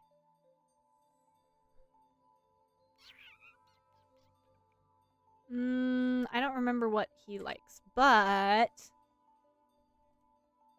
I'll override this save. I don't remember. I thought he said he liked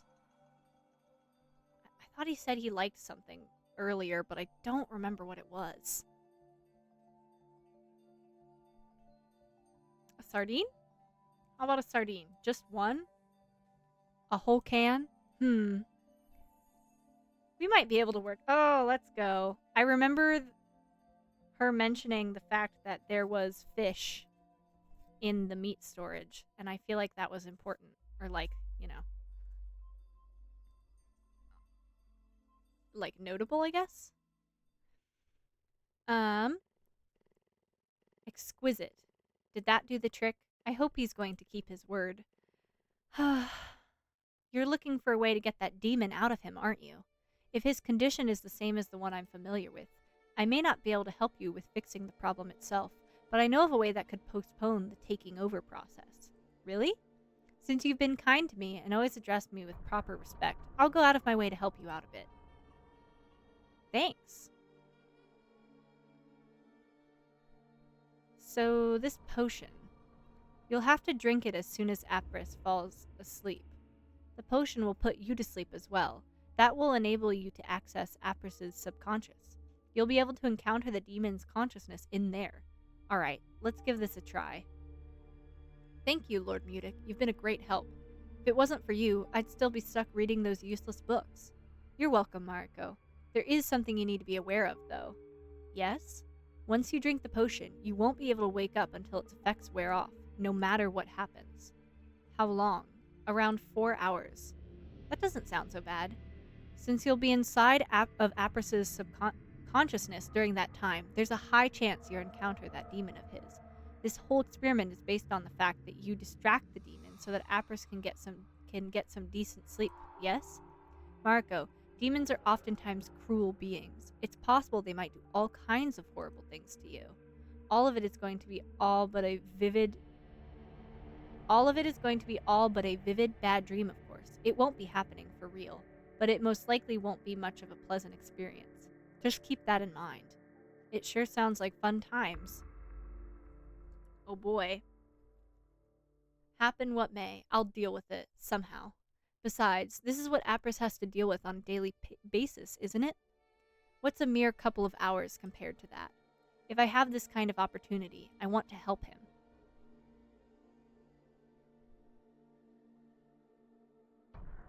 Excuse me?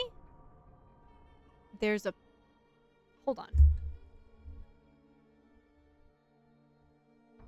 There's a person out there. It looks like they're outside the barrier, though. He's still here. Apris? How are you holding up? I told you to leave me alone, Mariko. Yeah, about that. Wait. I think I can see something on the other side of the barrier. Hey, Apris, take a look at this. There's somebody on the other side of the barrier. What?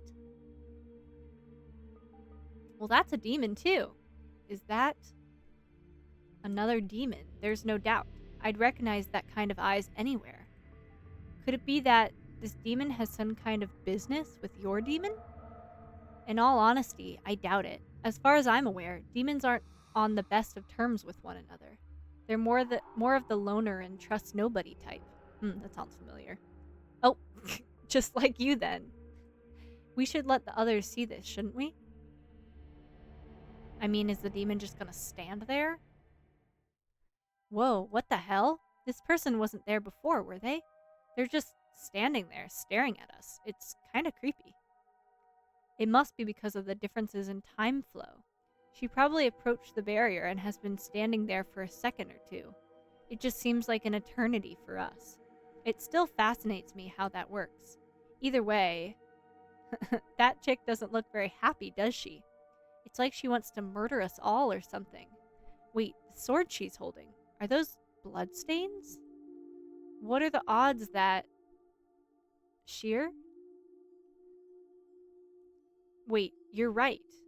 I remember now. She's the one who stabbed me. Oh. Are you sure? Well, that's both scary and a little reassuring, I guess, because that means it wasn't any of us. But, do you have any idea why she stabbed you? I do, actually. She wasn't after me. She wanted to kill someone else from the group, but that someone...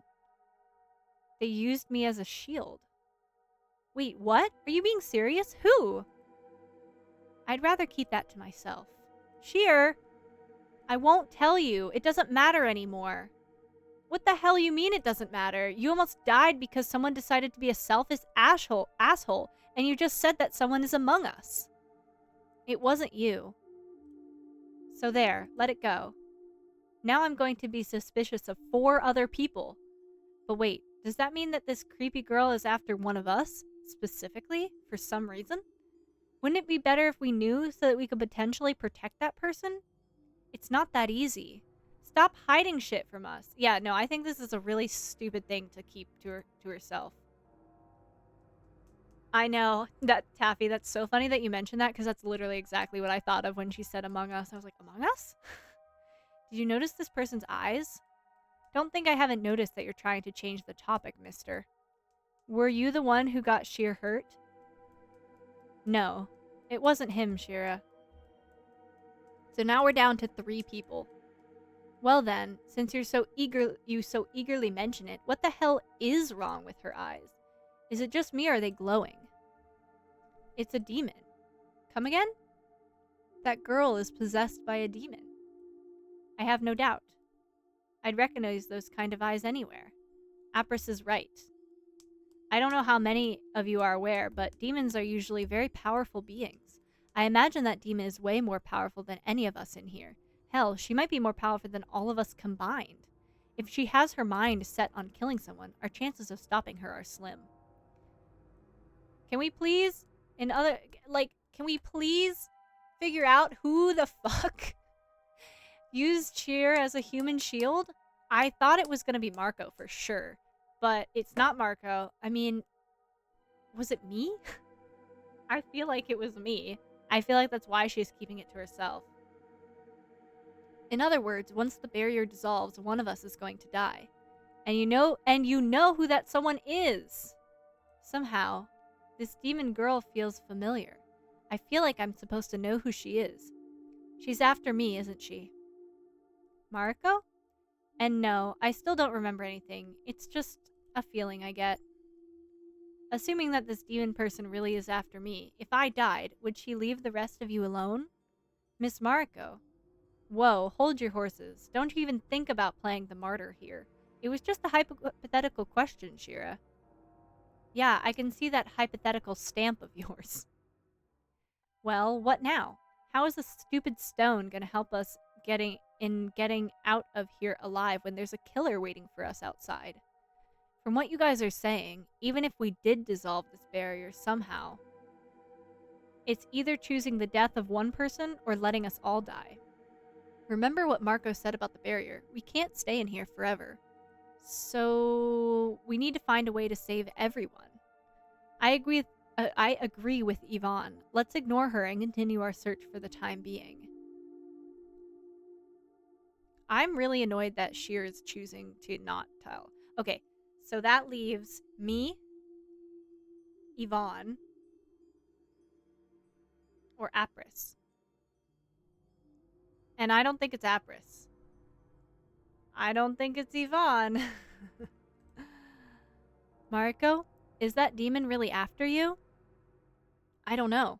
She just feels familiar to me somehow, so I figured. Shit, this whole thing distracted me from the issue at hand. Apris, I found a way to help you. What? What did you come up with this time? I got help from Lord Mutic. From the Chupacabra? He looks like a cat, Apris. What the hell is a Chupacabra even? Anyway. Would you let me try something? Does that something require drinking any suspicious potions? You won't be drinking anything, don't worry. Come on, it won't hurt, I promise. I have a feeling that I'm going to regret this.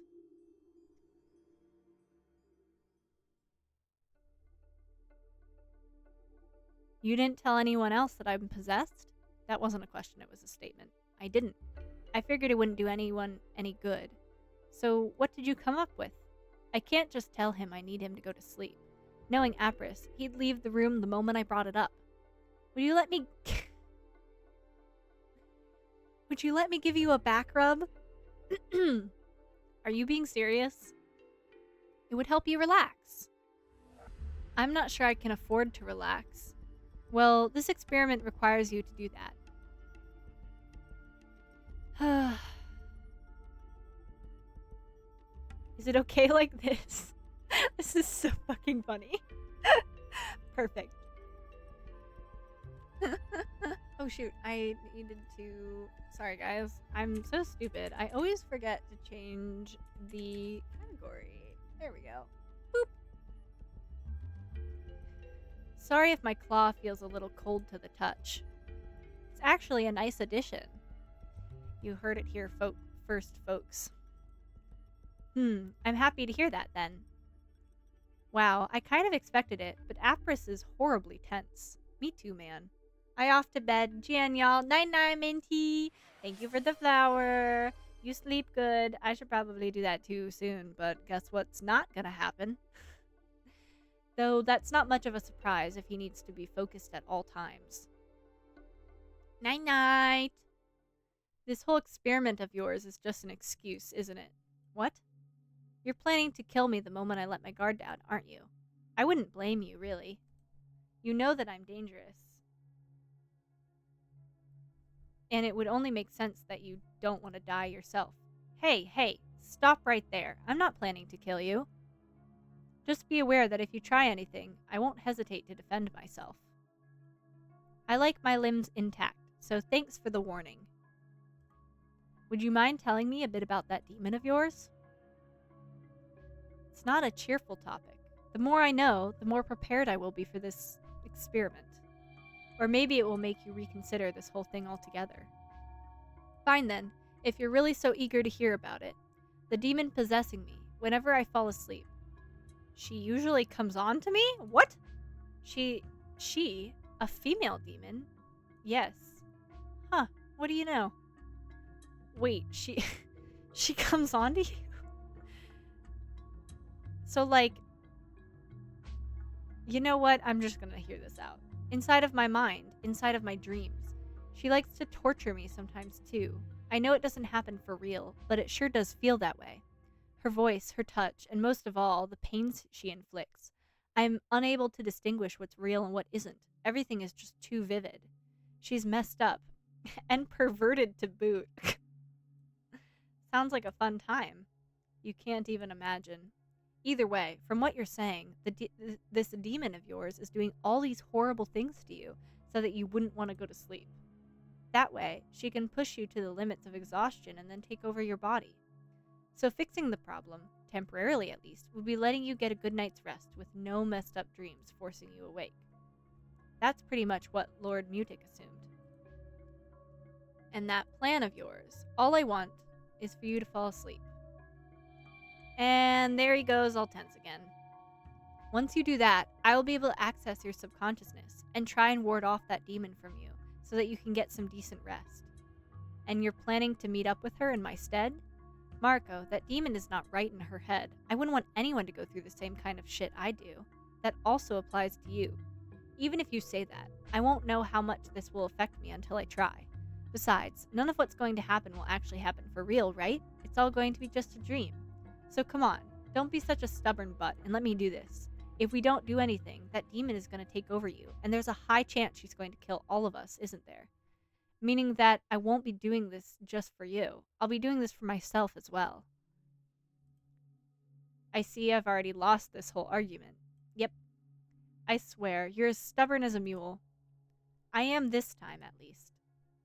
Just don't say I didn't warn you. There we go. Any tips in regards to how I should try dealing with her? Never try to ignore her or offend her. And if possible, flirt back. I'm so good at that, guys. I'm so good at that. I got it. Okay, this should be easy enough to remember. Here we go, guys. Apris?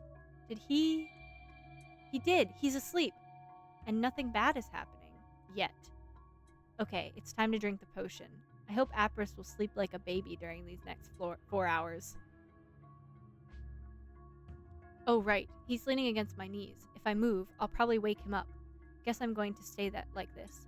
Not that the discomfort will matter while I'm unconscious. Cheers, Lord Mutic. I'll drink this one to your wisdom. Honestly, out of literally everyone, I trust Lord Mutic the most. I'm going to be so honest. Alright, I'm going to save this.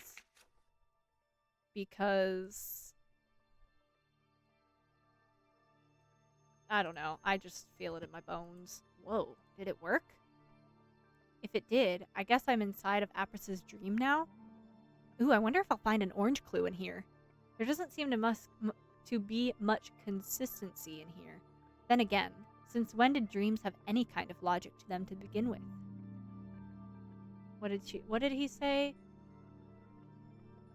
Don't offend her. And don't look for her? Is that what he said? I feel like she'll find me. So I'm gonna stay where I am. I wonder, can I just stay here like this for these 4 hours? It may be a bit boring, but I'm not about to complain. I feel like she'll find me, so... Shit, why did it get dark all of a sudden? Oh? It's the same as last time. Who do we have here? I haven't had any new guests in quite a while. Holy crap. Is that her? I would love to see her, like, fully. Whoa. Whoa! Am I allowed to Am I allowed to show that?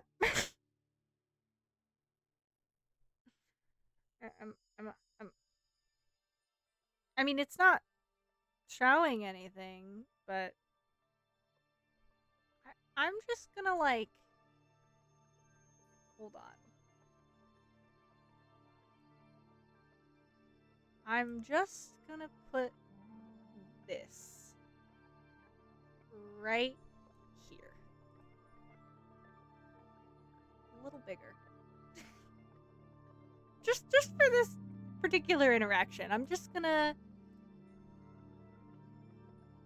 Yeah. Don't worry, I'll read it to you guys. You'll see. Yeah, there we go. Alright. Perfect. I was wondering if we would be able to see her, but yep, here we are. A pretty one, aren't you? Those eyes. Do all demons look creepy like this? What brings you here, girl? Did Apris manipulate you into helping him with his little problem? I advise you to reconsider. That man is broken beyond repair, and knowing him, he didn't give you the full story either. The full story? He made me look like the bad guy here, didn't he? I didn't choose to be here. Apris and that stupid sister of his called me over, and now I can't leave. Hold on, I'm just gonna move this down a tiny bit. I didn't know Apris had a sister. Sister? If it wasn't for them, none of this would be happening right now. I just want my freedom back. So what do you say? Would you kindly leave and stop meddling into our affairs? Wait, so neither of you want this? You want to get out of here as much as Apris wants you gone? Do you think I'm in here because I want to be? Look at how boring and lonely this place is. Well, I'm asking kindly, and I won't ask twice. Get out of here. See, that might be a bit of a problem. Oh, I see. What the hell is it with you people? Peaceful solutions never seem to be the option with you. If you want to play rough, I can play rough. Shit, I think I made her mad. I'm not gonna move. Not the scaredy cat type, are you? Oh. Oh, that's right, it's a dream. Oh. Well, did she just kill me? And now I'm back here again. Stay where I am. Maybe she'll assume I'm dead and won't seek me out anymore. I feel like running was also a poor decision. Shit. Why are you still here? I thought I told you to leave. Wait. Don't tell me you drugged yourself so that you wouldn't wake up. Stupid girl.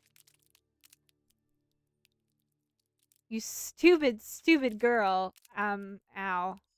This hurts.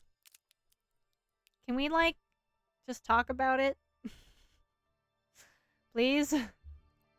Apris was right. This pain does feel real. Now, I guess my biggest question should be, How many times can a person die in the span of 4 hours? Stay where I am.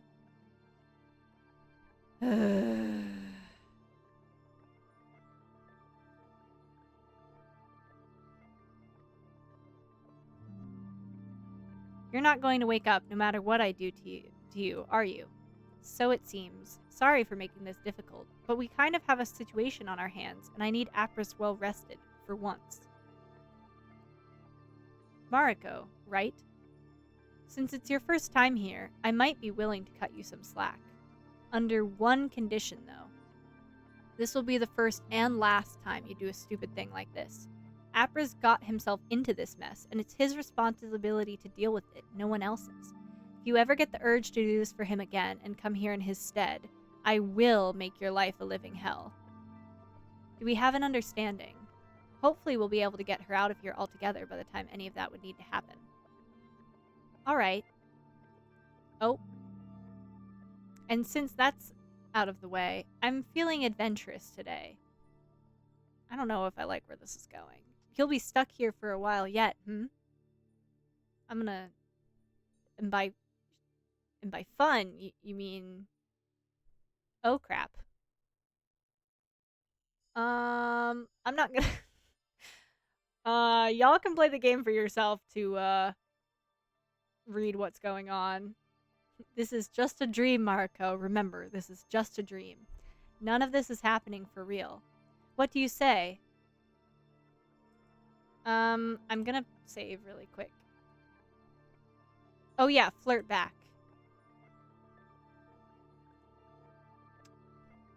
What's the matter? Are you not into this kind of thing? Oh. Oh. How about this then? Is this more to your liking?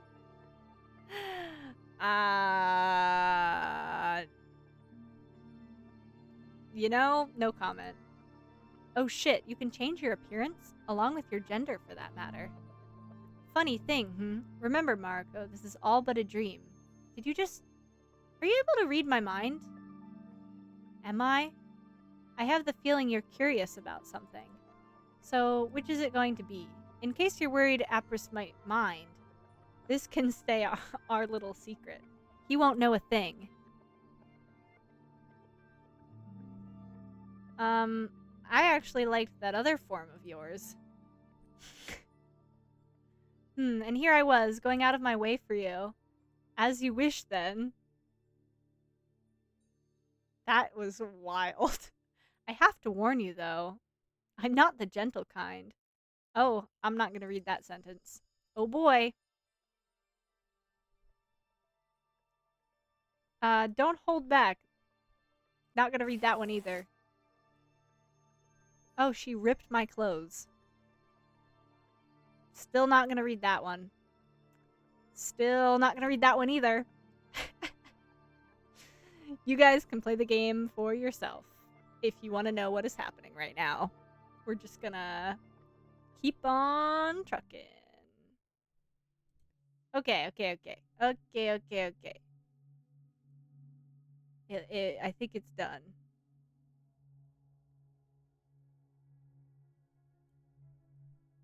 There we go. All right, put that back where it came from. Holy crap. Mariko? Apris, it's you, isn't it? Am I finally awake? Shit, my heart's hammering like crazy. She did something to you, didn't she? You could say that. Wow, she really is one hell of a messed up girl. I told you that this was a bad idea. No, it's fine. Don't worry about me. I'm glad I could do this for you. Apris, if this is what you have to deal with on a daily basis, then doing this once off was nothing. How are you feeling? Well rested, and a lot better. Thank you, Mariko. I really appreciate you doing this for me. Then it worked. I'm so glad. He's quiet. Are you hungry? After a whole night of research and mental abuse, I'd eat a horse. Let's go and fix something up for you then. I need to know the whole story now.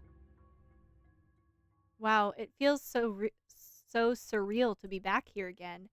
It feels like I was stuck in that dream world for an eternity or two. It's such an odd sensation.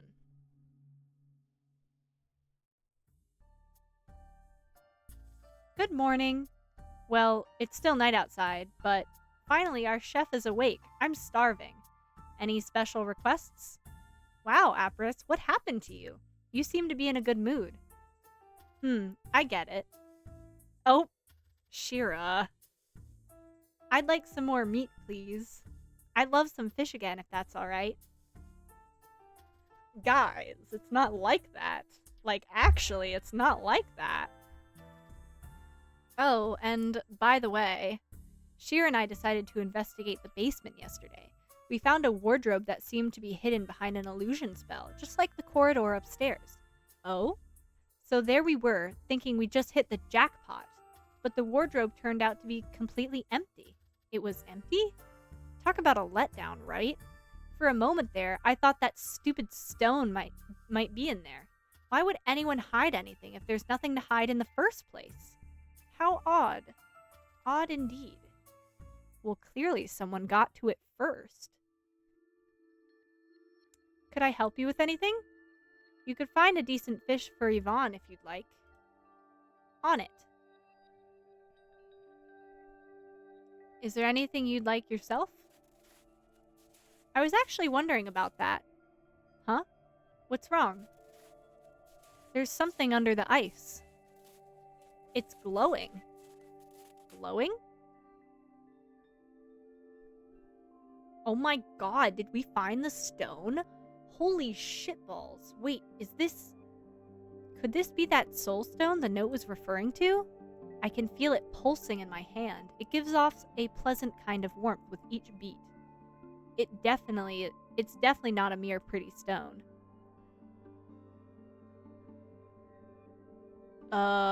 Yvonne? Shira? Look what I just found. Whoa, is that the soul stone thingy? Miss Marco, you found it. Oh my god, they got really close really quickly. Don't tell me it was inside of the cold storage all along. I doubt it, actually. This thing gives off warmth. It had to been...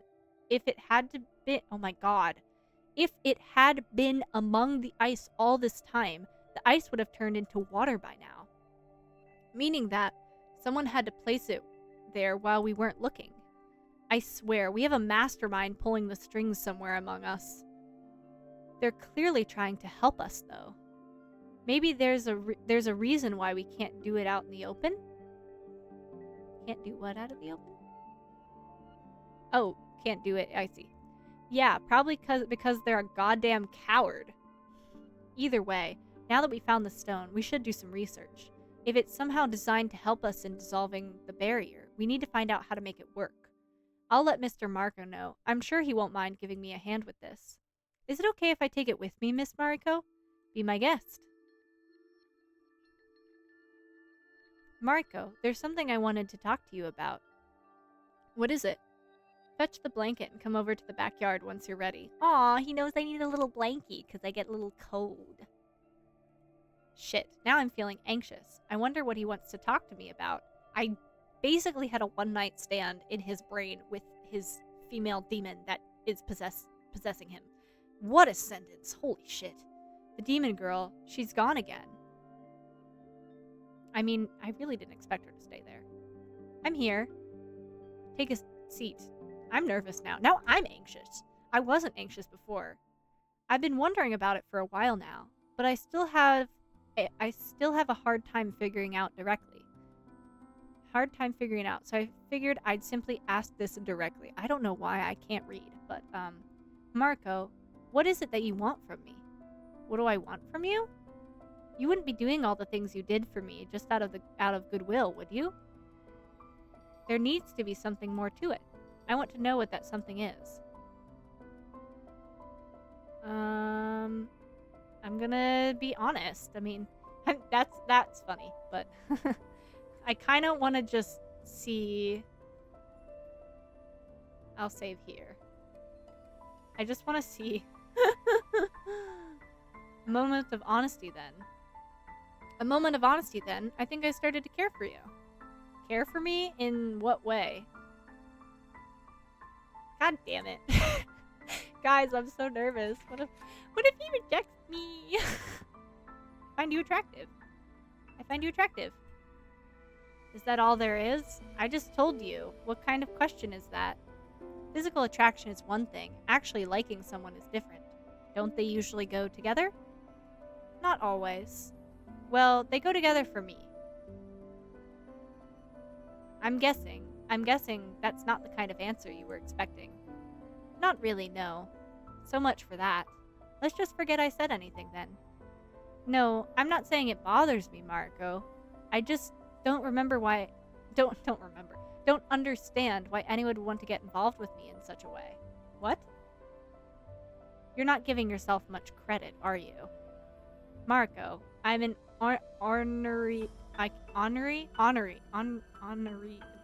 whatever. Cynical man with a short fuse and little patience for others. I mean, that's literally you just described like me personally, so like, I don't see an issue here. And on top of it all, I'm possessed by a demon. Just being around me is a dangerous and thoroughly unpleasant experience. Any sane woman would have run away from me by now. I suppose I'm officially insane. That you are. I know that we haven't known each other that long, and it's pretty obvious that you're the kind of person who'd like to keep everyone at a distance. Because of your whole demon problem, I imagine you're worried that if someone got close to you, you'd hurt them. But I'm confident I can handle this. I'm not a fragile maiden who will run away at the first sight of someone's eyes glowing. I guess there's not much I can do about that. So you don't mind me looking at you in that kind of way? Oh, this is so romantic. I mean, it completely depends on what he's about to say. You know, for a moment there, I started to think you knew that what was good for you. But it seems that you lack any kind of a survival instinct whatsoever. Heh. I still have the feeling that you don't know what you're getting yourself into, but if that's what if this is what you really want. What? Ah! He actually leaned in to kiss me. Ah! Do I need to censor more things? I'm not gonna read that. You can read it yourself. This definitely isn't the first time Apris has kissed someone. Which shouldn't be that much of a surprise either. I mean, how old is Apris? He's probably been over his first innocent crush ages ago. Not that it's my place to complain. This feels really nice. Oh, damn. Alright.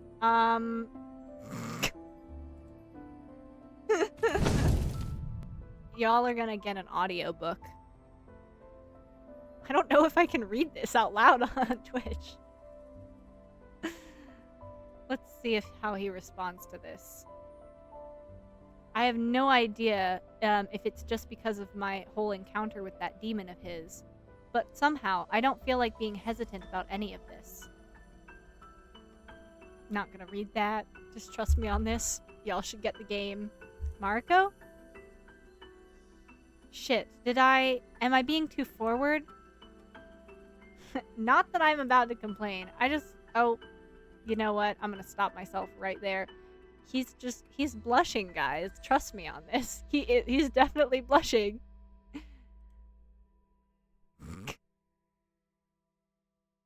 Guys, I can't read this to you. Just trust me on this. Just trust me on this. Please play this game for yourselves. This is such a great game. Marco, you need to be aware of something. After all those messed up encounters with that demon inside of my mind, I imagine my perception of things might be screwed up at this point. Yeah, don't worry about it. Uh-huh. I see. Putting my reading glasses on for this one. Still can't read that. I was being okay, time skip. Or I guess like a little bit of a skip after the fact. Epilogue, if you will. I was being careful. I didn't want to hurt you. You don't have to hold back so much next time. Okay, Marco. Next time. You sound surprised.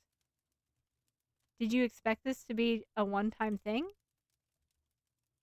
You were serious when you said you want more from me. Are you still doubting that? Of course I was serious. I swear. What am I going to do with you? Well, since you ask, you could accompany me to the bathhouse. This bench got me all dirty. I think we're both to blame for that one.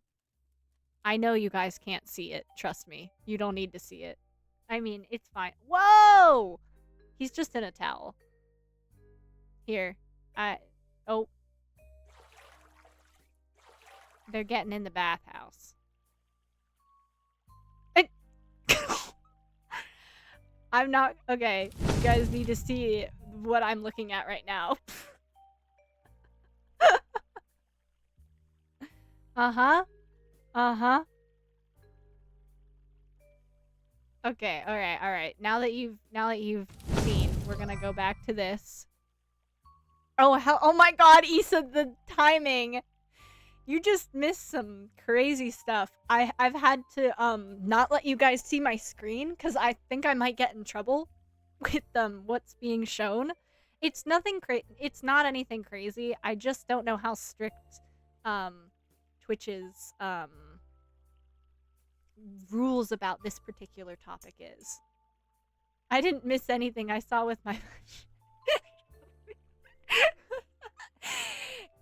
yeah, no, this is... Here. This is pretty much what the only thing... Like, it doesn't show anything more than this, but I think if I read anything out loud, we're getting a little close to what I might get in trouble for. So you guys have been exiled for a second while I get through this part. Not through, as it's not a chore, but like, I don't know. I just don't want to get in trouble. Okay. I'm gonna save for this too. Okay. I'm not telling you which one I pick.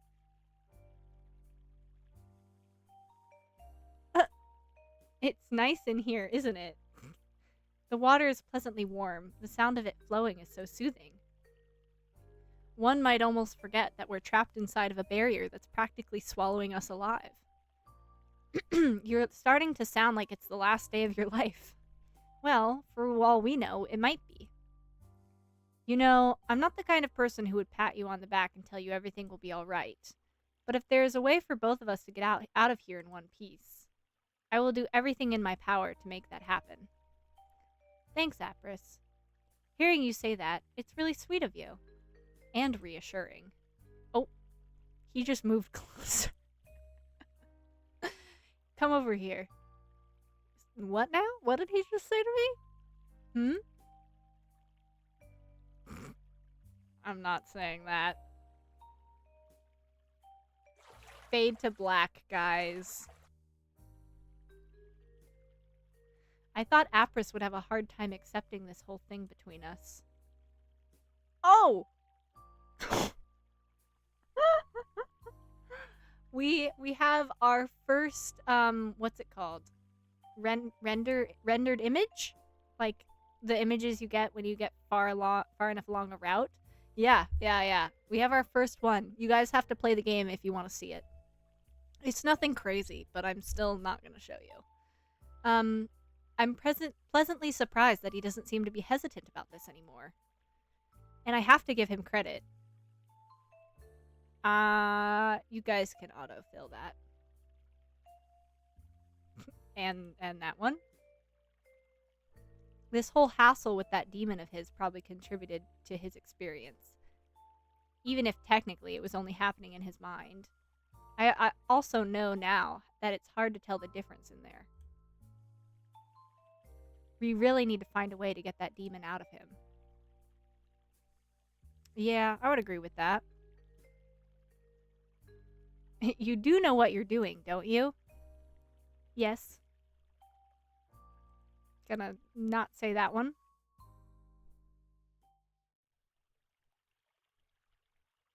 Oh my god.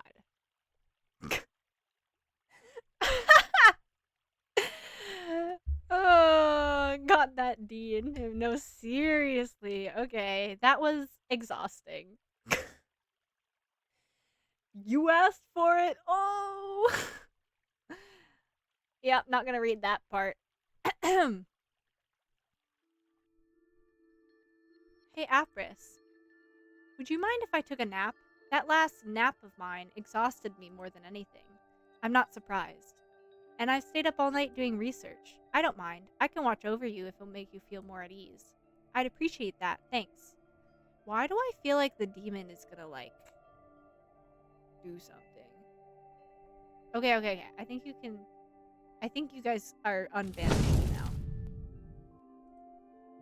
now. Mind if I use you as a pillow? Lay down. Welcome back, guys. Before you fall asleep, there's something I wanted to tell you. Are we about to have another serious conversation? I actually managed to remember some things involving us. From outside the barrier, I mean. Wait, really? So we knew each other before? I think we met on board a train. Nobody wanted to sit with me in the compartment I was in. People could tell that something was wrong with me. But you came in and sat next... Sorry. Sat next to me, unfazed. That does sound like something I would do, doesn't it? I'm not sure how our conversation started, but I remember you telling me that you were looking for a bodyguard, since you wanted to make a trip up into the mountains we were about to pass. I figured I could use the money, so I agreed to accompany you. I think we met Yvonne somewhere up on that mountain too. Wait, so the three of us? Yvonne needs to hear this. I'm sure she'll be happy to know. Of course, it didn't take long before I started getting suspicious of your intentions. How so? You could hold your ground just fine on your own. It seemed to me that you had no use for a bodyguard. You were always able to deal with all kinds of danger on your own. Once I called you out on it, you told me the truth. You knew I was possessed from the very start, and you offered to help me with my demon problem in exchange for the same thing. For the same thing? I was supposed to help you fight off a demon of your own. You don't mean... Though it seems that yours is outside the barrier, not in here, and it seems to be possessing someone else. But if it really is after you for some reason... So wait. Yvonne, you and I, the three of us came here, looking for a way to get that demon out of you? That's what these vague memories seem to be telling me, at least. And while we're here, the barrier went up, and we forgot why we came here to begin with. Wait, hold on. I need to, like, read that again to make sure I got it. Looking for a way to get that demon, that's why these mean...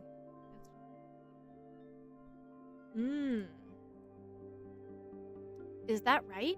I have a feeling I'm still missing something. How does Feather fit into all of this? Were those memories of him totally unrelated?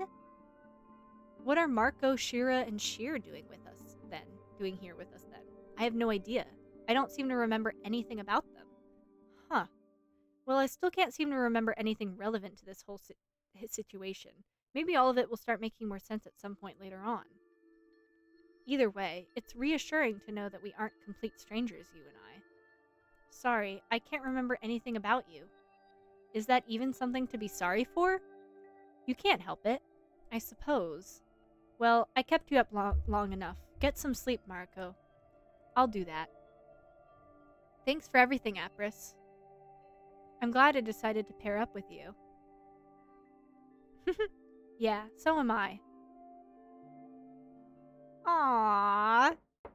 Oh, knock. We have a situation on our hands. Oh, shit. Okay. Okay, I'm gonna call it there, because I think we're not super close to an ending, and it's getting very late. I have a big day tomorrow, too. But anyways, I'm really glad we could, come back to this game. So, little bit of an update. I think that, I will be adding this game, back into our regular, I will be adding this game into my regular rotation for streaming. I love this game. I want to get all the endings. I need to know everything about everyone. And yeah, so yep, that's what we're gonna do. So we're gonna add this into regular rotation, so don't worry, this is not gonna be the last time you guys see this game. But But yeah, I'm gonna call it there just because it's been a while and I need to go to bed. Yeah. Tomorrow. So tomorrow, I just want to give you guys a heads up. So tomorrow and Tuesday, we have more visual novels lined up. However, I have something I really need to get done tomorrow. And I'm going to try my best to get it done in this time I have. But in case I can't, will send out an announcement. But I may have to postpone tomorrow night's stream to Tuesday night and Tuesday night streams to Wednesday. It'll be fine. We'll still like get all the visual novels that are planned and all that good stuff. But yeah, it just may shift a day. So, in case I am not able to stream tomorrow night, I will be back on Tuesday with, let's see, 2 Yuri games, I believe. They're on the shorter side. So I may add in the last game that's on the plan and just stick in the beginning of it at the tail end so we can get a head start, because the devs told me it's quite a long one, so we might need all the time we can get. But anyways, that is the plan. If I do it, keep an eye. I want to see women kiss, please, pretty please. We will. Yeah, no, I think our last 2 games are Yuri. I don't know what the last one is. I think it might be both male and female love interests. But anyways, regardless of if it happens tomorrow night or Tuesday night, I promise those games will happen. Please keep an eye out on my socials, so when I announce whether a stream is happening or not, you'll know. I will do my very, very best to have that happen, but I really need to finish this thing, so, and it is a priority. So in case I am not able to and I need extra time on it, I will be taking that time. But I will let you guys know on my socials, so don't worry. Yeah. Anyways, I hate to do that to you, but alas, you know, things happen. But anyways, this was really, really amazing. I love this game so fucking much. Like, I can't tell you how much this game made me, like, think afterwards. I was so excited to play it again today, which is a reason why I went an hour and a half past my usual stream ending time to play this. So yeah, this will definitely be added to the usual stream rotation, so don't worry. We will get to the bottom of this story. But yeah, that's all I have for you today. Let us choose a raid target. If you guys have any suggestions, please feel free. I love raid suggestions. And yeah, let's see. But oh my god, I have been having such a wonderful time playing all these games. It's been really amazing. To get the opportunity. Sorry, apparently I can't multitask. It's been really amazing to like play all these games and try all these new games, because I would not have tried all these games had I not signed up to you know, do this festival, and I'm so excited. So I hope you guys are having just as much fun as I am. I am actively sacrificing my sleep for this. So that's how you know I love it, because I'm a big sleep person. I love sleep. So that's it. I'm actively sacrificing. Let's see. I'm so far not finding anyone who would really... I'll stay up all night to watch you play. Aw, Taffy, thank you. I honestly would really love to play more, but I have such a full day tomorrow, and I have to get up at 9 a.m. It is currently 2 in the morning. So, yeah. I need to go to bed.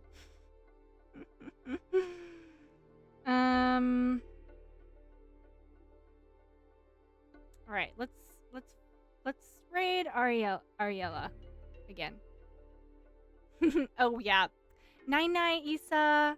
We're gonna raid someone, so if you guys want to get channel points, feel free to do that. If not, totally okay. I know it's late. Thank you all so much for watching. I'll be back, hopefully, crossing my fingers for tomorrow. If not, I will be there Tuesday. Check out my socials to see what ends up happening. I promise I'll announce it there. And yeah, we'll do more visual novels. The festival's almost over, guys. And I'm very sad about it, but it's also really exciting. Okay, anyways, good night, guys. Thanks for being here. Night-night.